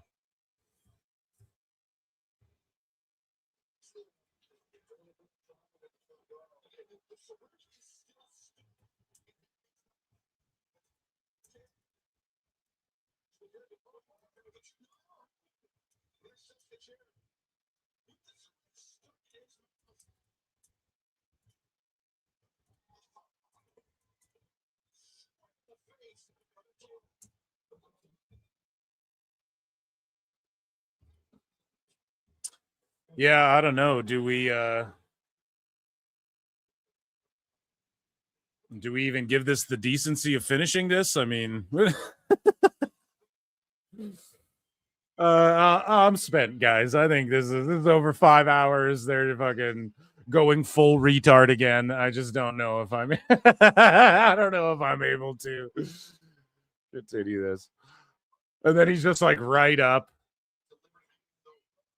Like, obviously, the needle in the cheek isn't a knockout blow, but it's like you just got needled. The crowd's reacting. Next thing, MJF, a minute later, Like, not even 90 seconds later, he's on the ground, knocked out, and Hangman's getting another weapon. It's like, well, what's the point of the fucking needle? I've seen them do the needle in a deathmatch thing where they do the needle and then they like fake inject the guy, then his legs don't work, and then they fuck him, and then they, Buddy beats him down and shit. Okay, if you're gonna do that, but they just squirt the juice through his cheek, and then all of a sudden it's just fucking MJF's down 30 seconds later. Like, come on, man.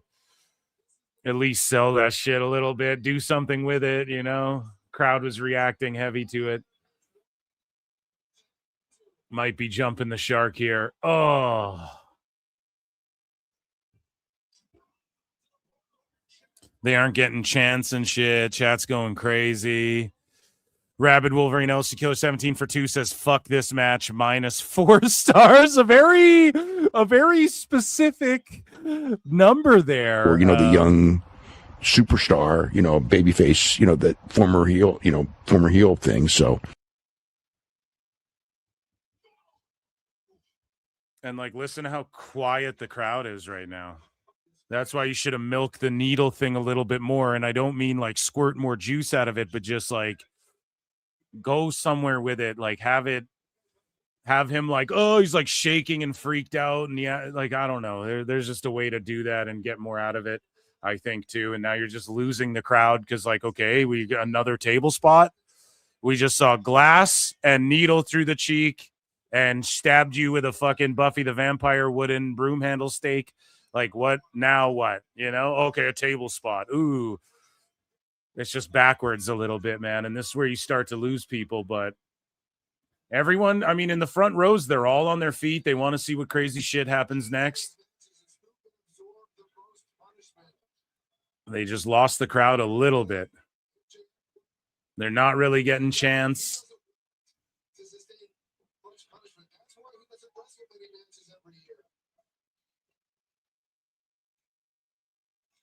And they're just taking way too long to set up this shitty fucking table spot we're about to see.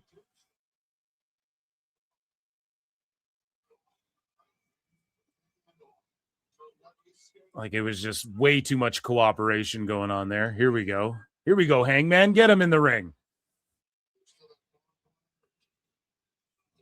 Okay. There's the knee.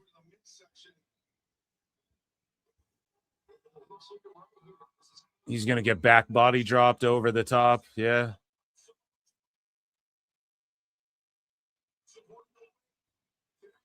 Oh, shit.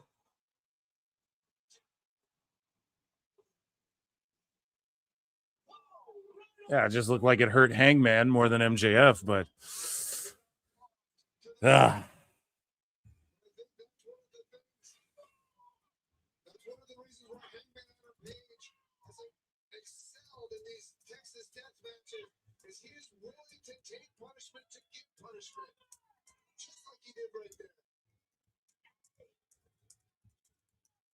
the crowd's flat dead. The crowd's dead, not even making a sound.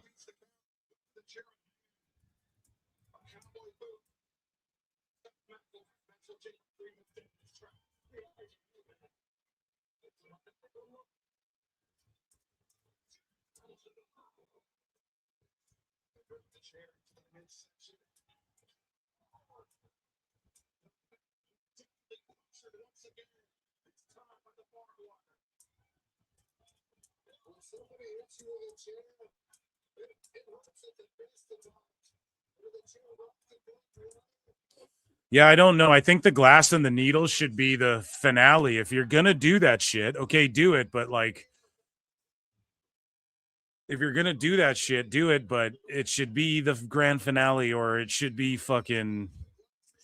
Now the crowd's just not as hot as they were at that moment. We talk about this all the time with the false finishes and shit. The Fletcher Bailey match. It was awesome. It was really good. But then you do 3 extra false finishes, and then it's not as loud and hot as when you had the crowd on the first one, and they've done that a few times tonight. And now it's okay, you're just getting thrown into fucking barbed wire chairs. We just saw a hypodermic needle and a guy get slammed on fucking glass. You almost got to build up to this shit, a little better. Hangman's bleeding. They're fucking legit landing on barbed wire and shit. It's really hardcore. And Hangman's got to look to the crowd and be like, come on, to get them going. Like, you shouldn't have to do that. Everyone should be like, holy fucking shit.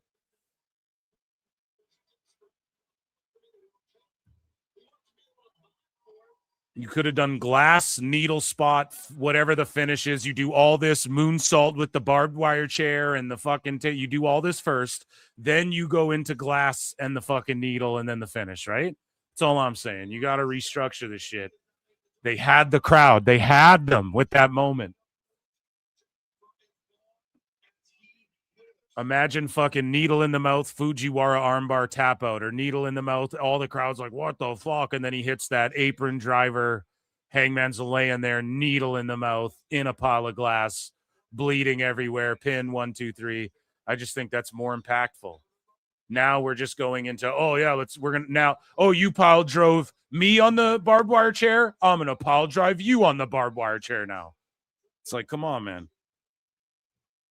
Now we're just like repeating shit, you know? Now we're just like going in circles. Like, oh, this table spot's going to be so hardcore after the dead eye, or what is it called? The dead eye in the table.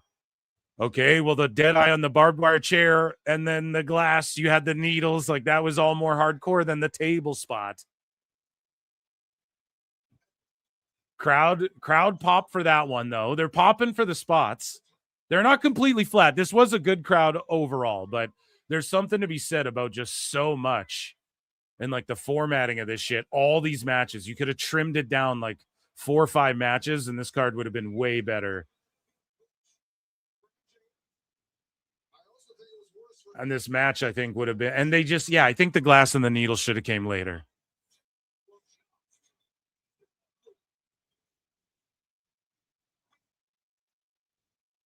Okay, see that? There's like a handful of sickos trying to get "This is awesome" chant going, and the rest of the building's not picking up on it. Why? Because it's just, they're over now. They're over. Like, I'm not going to start chanting "This is awesome" and shit. It's got to better be really awesome, because I've seen so much really awesome shit already. And now MJF's rolling over to another table, right? Wolverine DX for 2 says syringe were Cuervo's fault. Dave told me, they had he had Cuervo with him the whole time too. Ollie by golly for 10. Huge support, man. Thank you so fucking much.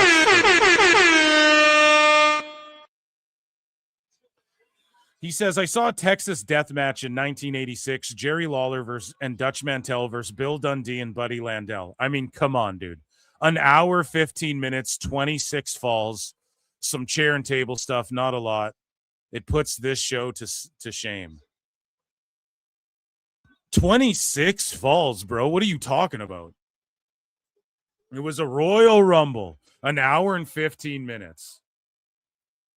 Puts this to shame. Yeah, that must have been intense. And also, like, people didn't always see shit like that back then. Here, we've seen all this shit.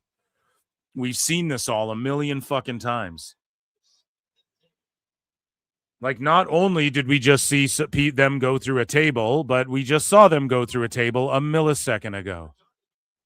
So I think there's a way to structure this shit, and especially if you're going to go long. And of course, I mean, Lawler, Mantell, Dundee, Landell, that's the fucking legends, man. They paved the way. So thank you so much. Round of applause for the huge support.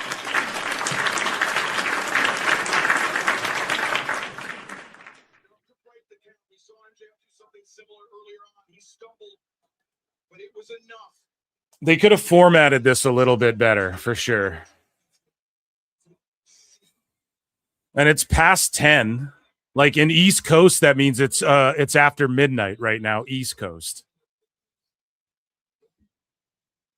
They can't even get a cowboy shit chant going. They can't even get chants going. They're burnt. The crowd is burnt. Okay, let's go Hangman MJF. They're trying to get it going, but they can't get any chants going because it's just the handful of uber sickos that are like, that aren't tired, who love this. And then the majority of the people are like, fuck, this has been a long ass show. Now everyone's on their feet. They're starting to make noise. Here we go.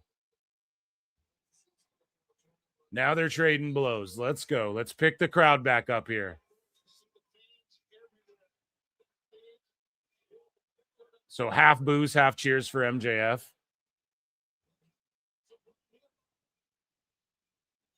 Cheers for Hangman. I don't know. A lot of the crowd's just standing, though. They're not really reacting. They're just standing there with their arms crossed and shit. Spit in the face.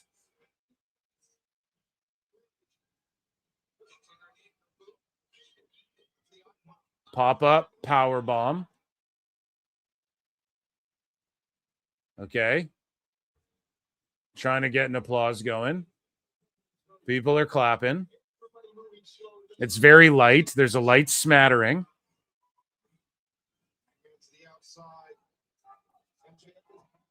A light smattering of claps.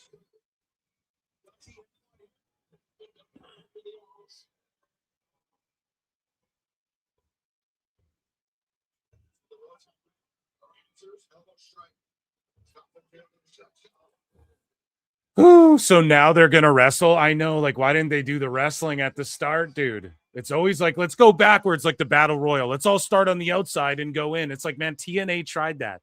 That's the bullshit. Everybody goes, lol, TNA. And then you just do it. Like, Tone does all the worst things. Eric Bischoff was ATM Eric. Tone just pays everyone to sit at home.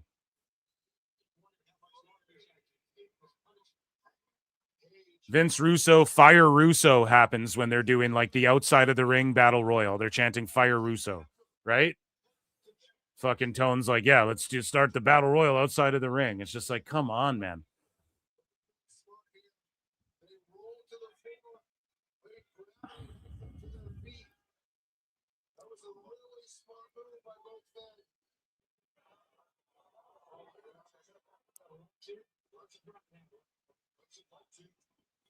$12-14 in the East. That's crazy, bro. Or 17 now, I guess I was scrolling.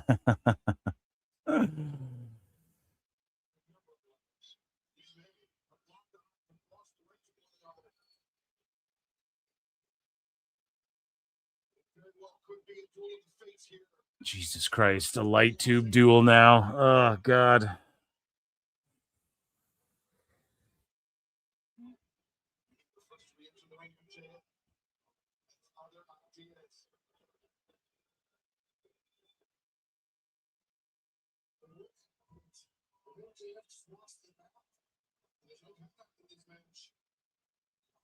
So MJF's going to run to the back, or what's going to happen? Now, chat, what do you think? Like, Wardlow comes back, shocks the world, and fucking he's back all of a sudden and helps MJF retain or some shit? Or does he just pay Stinkashay and his fucking crew to help him out again, or whatever dumb shit he was doing the other week? And like the commentary's burnt out, and they're just like, oh, Obi-Wan. Oh, it's Obi-Wan and shit. They just don't take it seriously, and they're all burnt.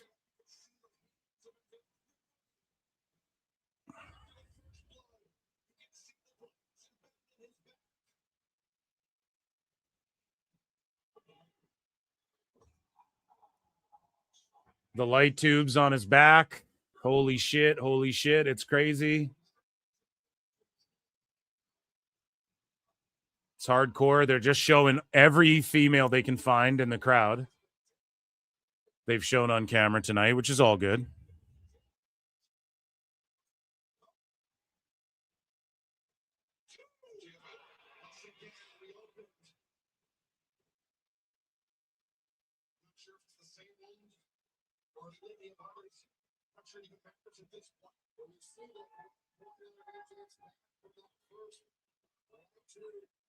Yeah, like MJF is cut up badly. Do you guys see all that blood? Like, he got his back sliced from that fucking tube, man.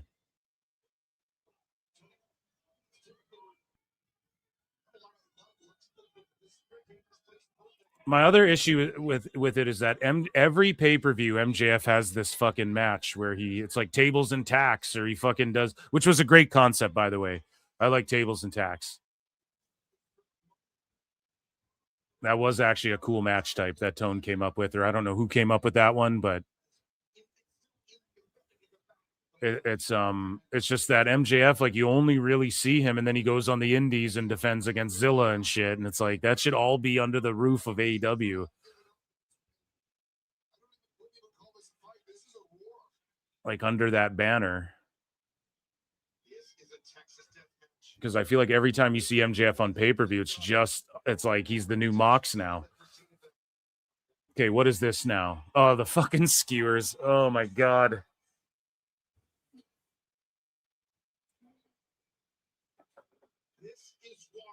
Like, the problem is that if there's been 100 million deathmatch leagues that do this deathmatch shit better than some of these guys in AEW do it. Like Adam Page isn't the best deathmatch guy out there. He's like a good athlete who fucking can wrestle, for instance. If millions of people and if the challenger brands were going to buy into this shit, they would have done it in the past. Like, before AEW was ever a thing, these deathmatch leagues would have blown up. Even MLW tamed it up a little bit. I say this all the time about Ring of Honor and that, like, New Japan in America, whoa type style. If 1 million people were going to watch Ring of Honor, they would have fucking done it already over the last how many fucking years, decades, 2 decades or whatever. Like, they would have started doing it, you know? They would have started kicking TNA's ass and shit like that.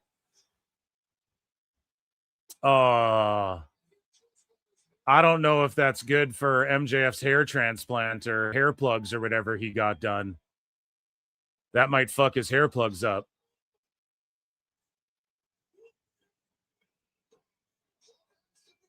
Gussets next. Yeah, what, are they going to bring out the gussets? Like, they might as well. You're going full sicko. Like, there's deathmatch wrestlers who do this shit better already. Like, what? You're not going to, millions of people aren't going to tune into this shit. I just need people to understand that.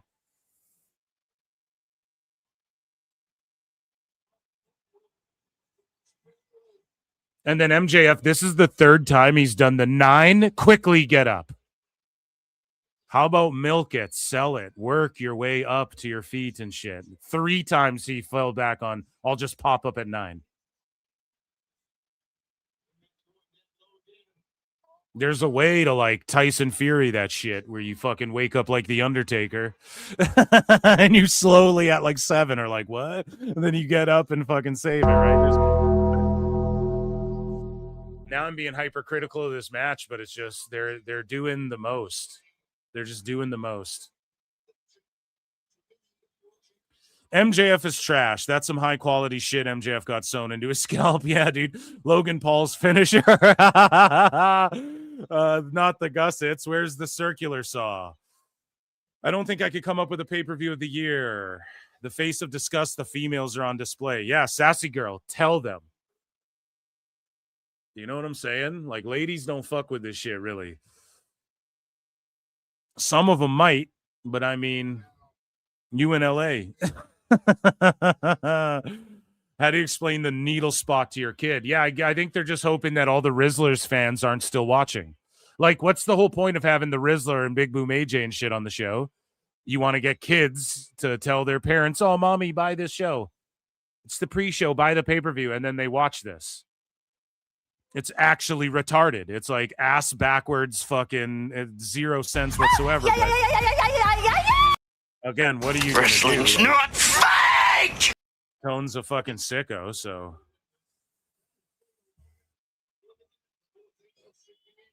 We have like 400 watching. Hit the like. I've been on the air for like 5.5 hours. We've been watching this whole thing.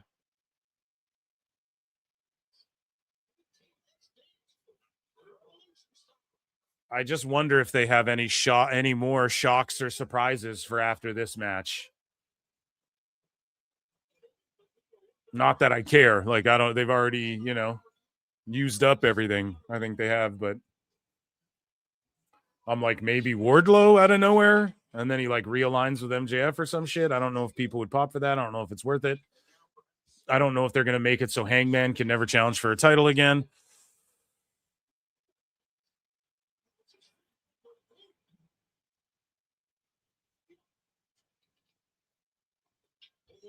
Oh, man.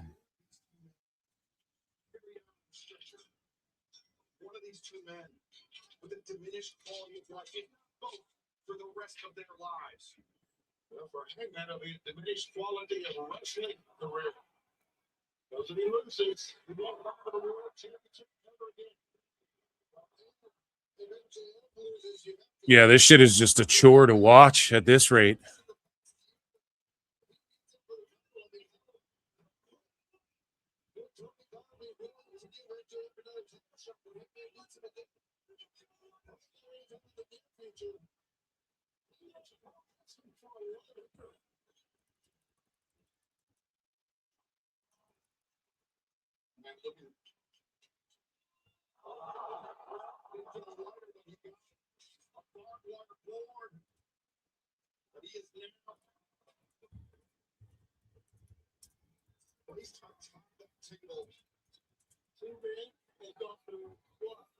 Glass tables, barbed wire, syringes, skewers. They're put together by a dog going.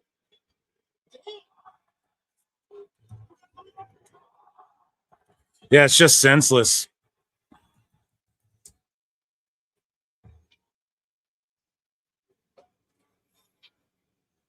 Another dead eye on the horizon for MJF, but he kicks the feet.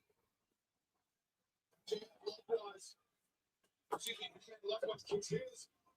There we go. They're trading blows now. They're going to fall into more barbed wire. They're chained together. So instead, they just went, oh, let's make it a dog collar match instead of just like, you know, having a longer feud and maybe working a goddamn dog collar match down the line or something. I don't know, man. They lost the plot a little bit here.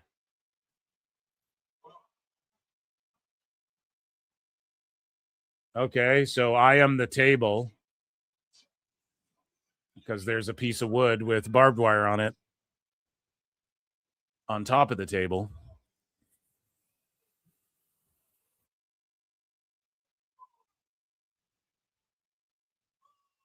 And the crowd's like really quiet, man. They just don't give a fuck right now anymore. It's too much. It's too much. It's a Sunday night too. It is the Lord's Day. It's the fucking Sabbath. And these motherfuckers, man.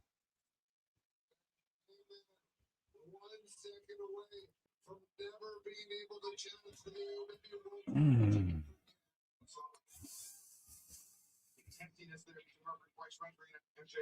And the crowd's just quiet. Like, it's just not. Really think about the start of the show, how hot the crowd was. Why do this? Like, why do this to the fans?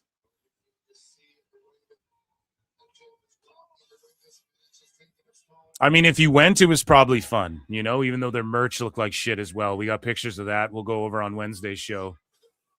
Go over all the news and the fallout from all of this shit.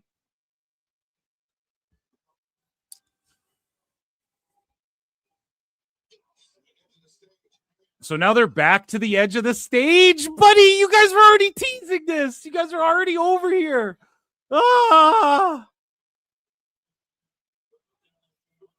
Like whoever put this match together, and I don't know if it was Hangman or MJF or both, you guys fucking suck, okay? Real talk. Like this is terrible. You fucked up. You fucked up. All backwards. It's all ass backwards. And Tony should have said no dog collar. That's another match. You're just blowing gimmicks. Speaking of blowing, they just showed the obviously rigged up table with the fake explosives on the bottom. And then other explosives are going off late, so they fucked it up.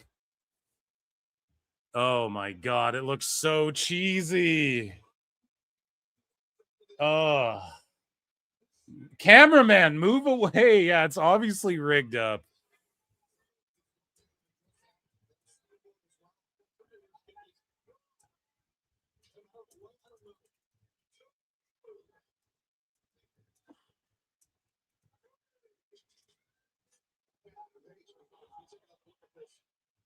It's just too much. You're doing way too much.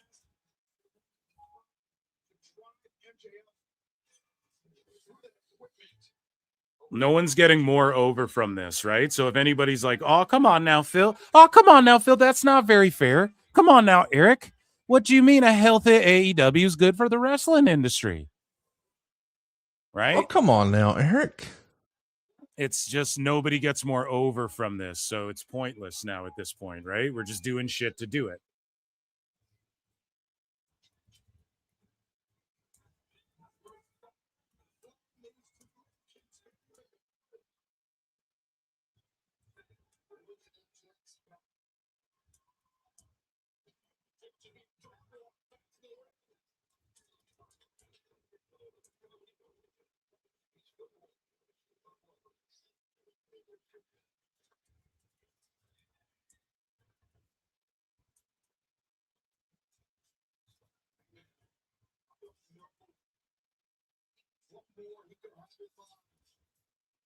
Too much of everything is not enough of something. You know what I'm saying?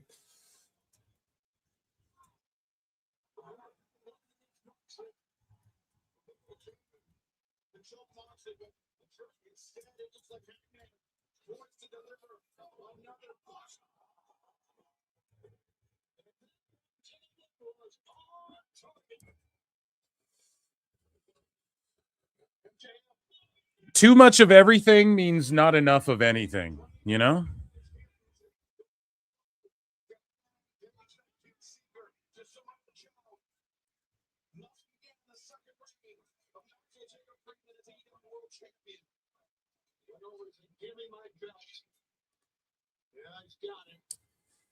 Woo, woo, woo, woo.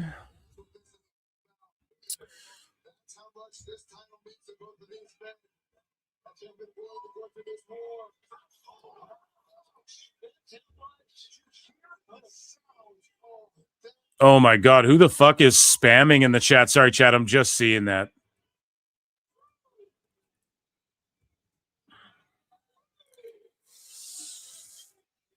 Yeah, I don't know why, if you're a sicko, you think spamming WWE is better than AEW, or maybe you're just an uber wacko. This is what I'm saying, chat, right?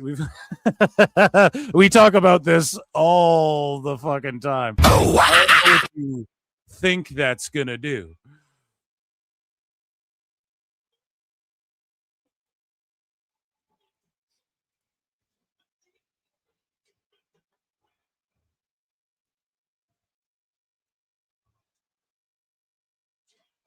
Yeah, I just timed that shit out. Shout you out there, buddy. I forget your name in the chat. It's all good if you love the Fed, but like, yeah, it's just like you don't need to spam that shit with chat. There's another guy in here just glazing AEW. That's all good. We welcome everyone here. You know what I'm saying? See, at this point in the match, you shouldn't have to hype the crowd up like Hangman is doing. You shouldn't have to do that.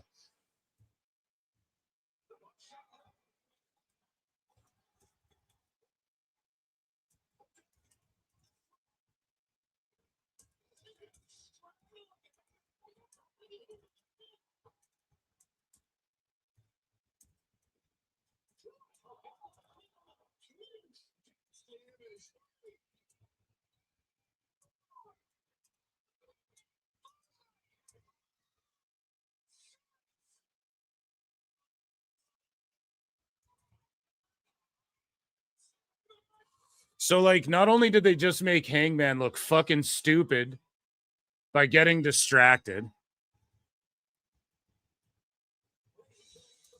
What a god-awful finish.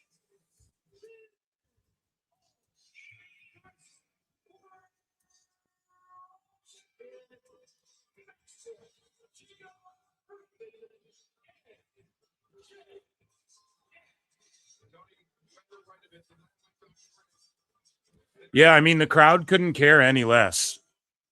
And at this point in the match, you shouldn't have to hype the crowd up. Then they bury Hangman because Hangman gets distracted hyping the crowd up. When has he ever done that? So the finish is, oh, after all this shit we did to each other, I'm going to get distracted by being a fucking idiot and hyping the crowd up because they're dead, even though we did all this shit to each other. And then you're just going to glom me and fucking that's the finish. Like, They do this every fucking time, man. Every fucking time. Every time, man.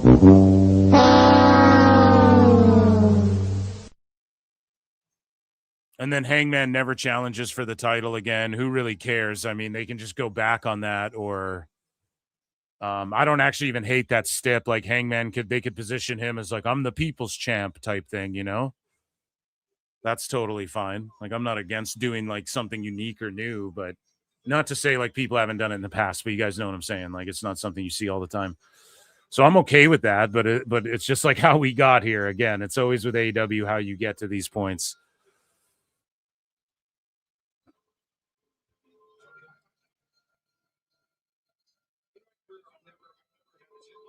So again, when Dave and Brian are always like, "Oh, stupid baby faces," they make baby faces look Or, dumb. the young superstar, baby face, that former heel thing. So, oh my God, it's the greatest thing I've ever seen.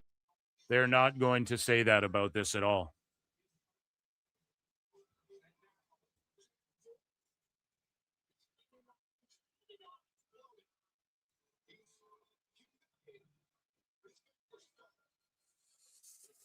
Yeah, it's just like you made Hangman look so fucking stupid with that finish. That's like legitimately one of the worst finishes ever for one of these fucking matches.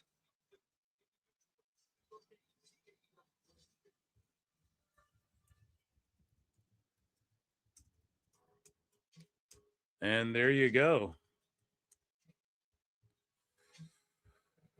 That was the pay-per-view, folks. Overall, I grade that just because, I mean, it started really strong, man. The pay-per-view started so strong, and then it just fell off a fucking cliff with force. You guys can let me know in the chat what you grade this match. Pardon me, this night. I'm going to say, like, the second half just bogged it down, and I'm going to say, like, a fucking C-. A C. I'll give it like a C. I'll be fair because I did really enjoy the first like hour and a half of the fucking pay-per-view, but it's that was cooked, man. That was pretty fucking bad. Like, let's be honest here. What do you grade AEW Revolution 2026? And then they tried to go with the swerve ending of like Hangman can never fucking challenge for the title again. Okay, that's cool, but did you have to do all that to get there and then do like half a dog collar match for half the time? And oh man, it's just too much.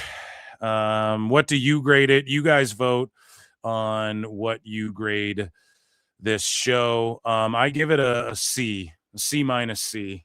Just because the last like 2 hours of that fucking show were like, what the fuck? Or 2.5. I don't even know. We've been on the air for 5 hours and 37 minutes. Okay. A Q- for Cuervo. It was so bad. It does F+, D-, F as in fuck shows 0 stars. Why the hell is Hangman versus MJF an hour? L gets graded an L. Worst pay-per-view. B-. There's some people here. Oh my God. I'm spent, guys. I'm spent. Thank you. Shout out like the 400 people who tuned in across X and YouTube. I love you guys. Guys, become a member. It's only 99 cents. Thanks for all the support and everything. I appreciate you all. I'll see you guys tomorrow for Member Monday. And Wednesday show is going to be jam-packed. Stay on the lookout for PWT Pod 103. Patreon.com/Pro Wrestle Times. It's been almost 6 fucking hours. I got to get out of here. And then they're going to have this media scrum. I'm sure we'll get tons of good cringe clips of Tony Khan from the scrum. Phil, did you see Britt Baker's post about the show? I did. 5-star pay-per-view. Go watch Disney wrestling if you can't hang with the sickos. Yeah, see how retarded these guys are? Or unless you're just joking. That's funny, but it's just like, this is what I'm talking about. Good night, everyone. -5 stars. Buy NordVPN. Yeah, do it. Doing Karen just throwing her toy around. I want to check in with chat. I want to hang out, but what more can I say? We hung out for how many hours? Until next time, I bid you all adieu. Be good to each other. thank you all for being the best fucking audience in the IWC. I appreciate you all. Yeah, I'm tired. I'm spent. I'll leave you with some Triple Cup tone. Be good to each other, okay? Be kind, drink lots of water. It's getting nice out too, so make sure you're taking care of yourself and all that good shit, and start enjoying the outdoors a little bit if it starts to warm up around you, and get outside, touch some grass, fucking sickos. I said grass, not glass, you goddamn sickos. I love you all. Peace.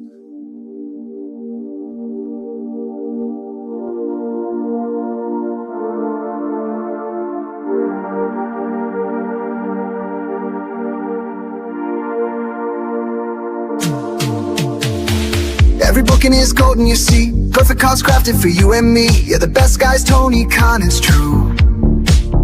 Triple cup, best damn booker in the land. 3 red cups stacked up, always in command. Triple cup, living legend of the fight. Just a call away from making it right. Never see him back hard, no way. Got the whole roster locked in for the day. A Crimson Tower, modern art. Triple cup, triple cup. Every booking is golden, you see. Perfect cards crafted for you and me. Yeah, the best guys, Tony Khan, it's true. Triple cup, best damn booker in the land. 3 red cups stacked up, always in command. Triple cup, living legend of the fight. Just a call away from making it right. Never see him back hard, no way. Got the whole roster locked in for the day. A Crimson Tower, modern art. Triple cup, triple cup.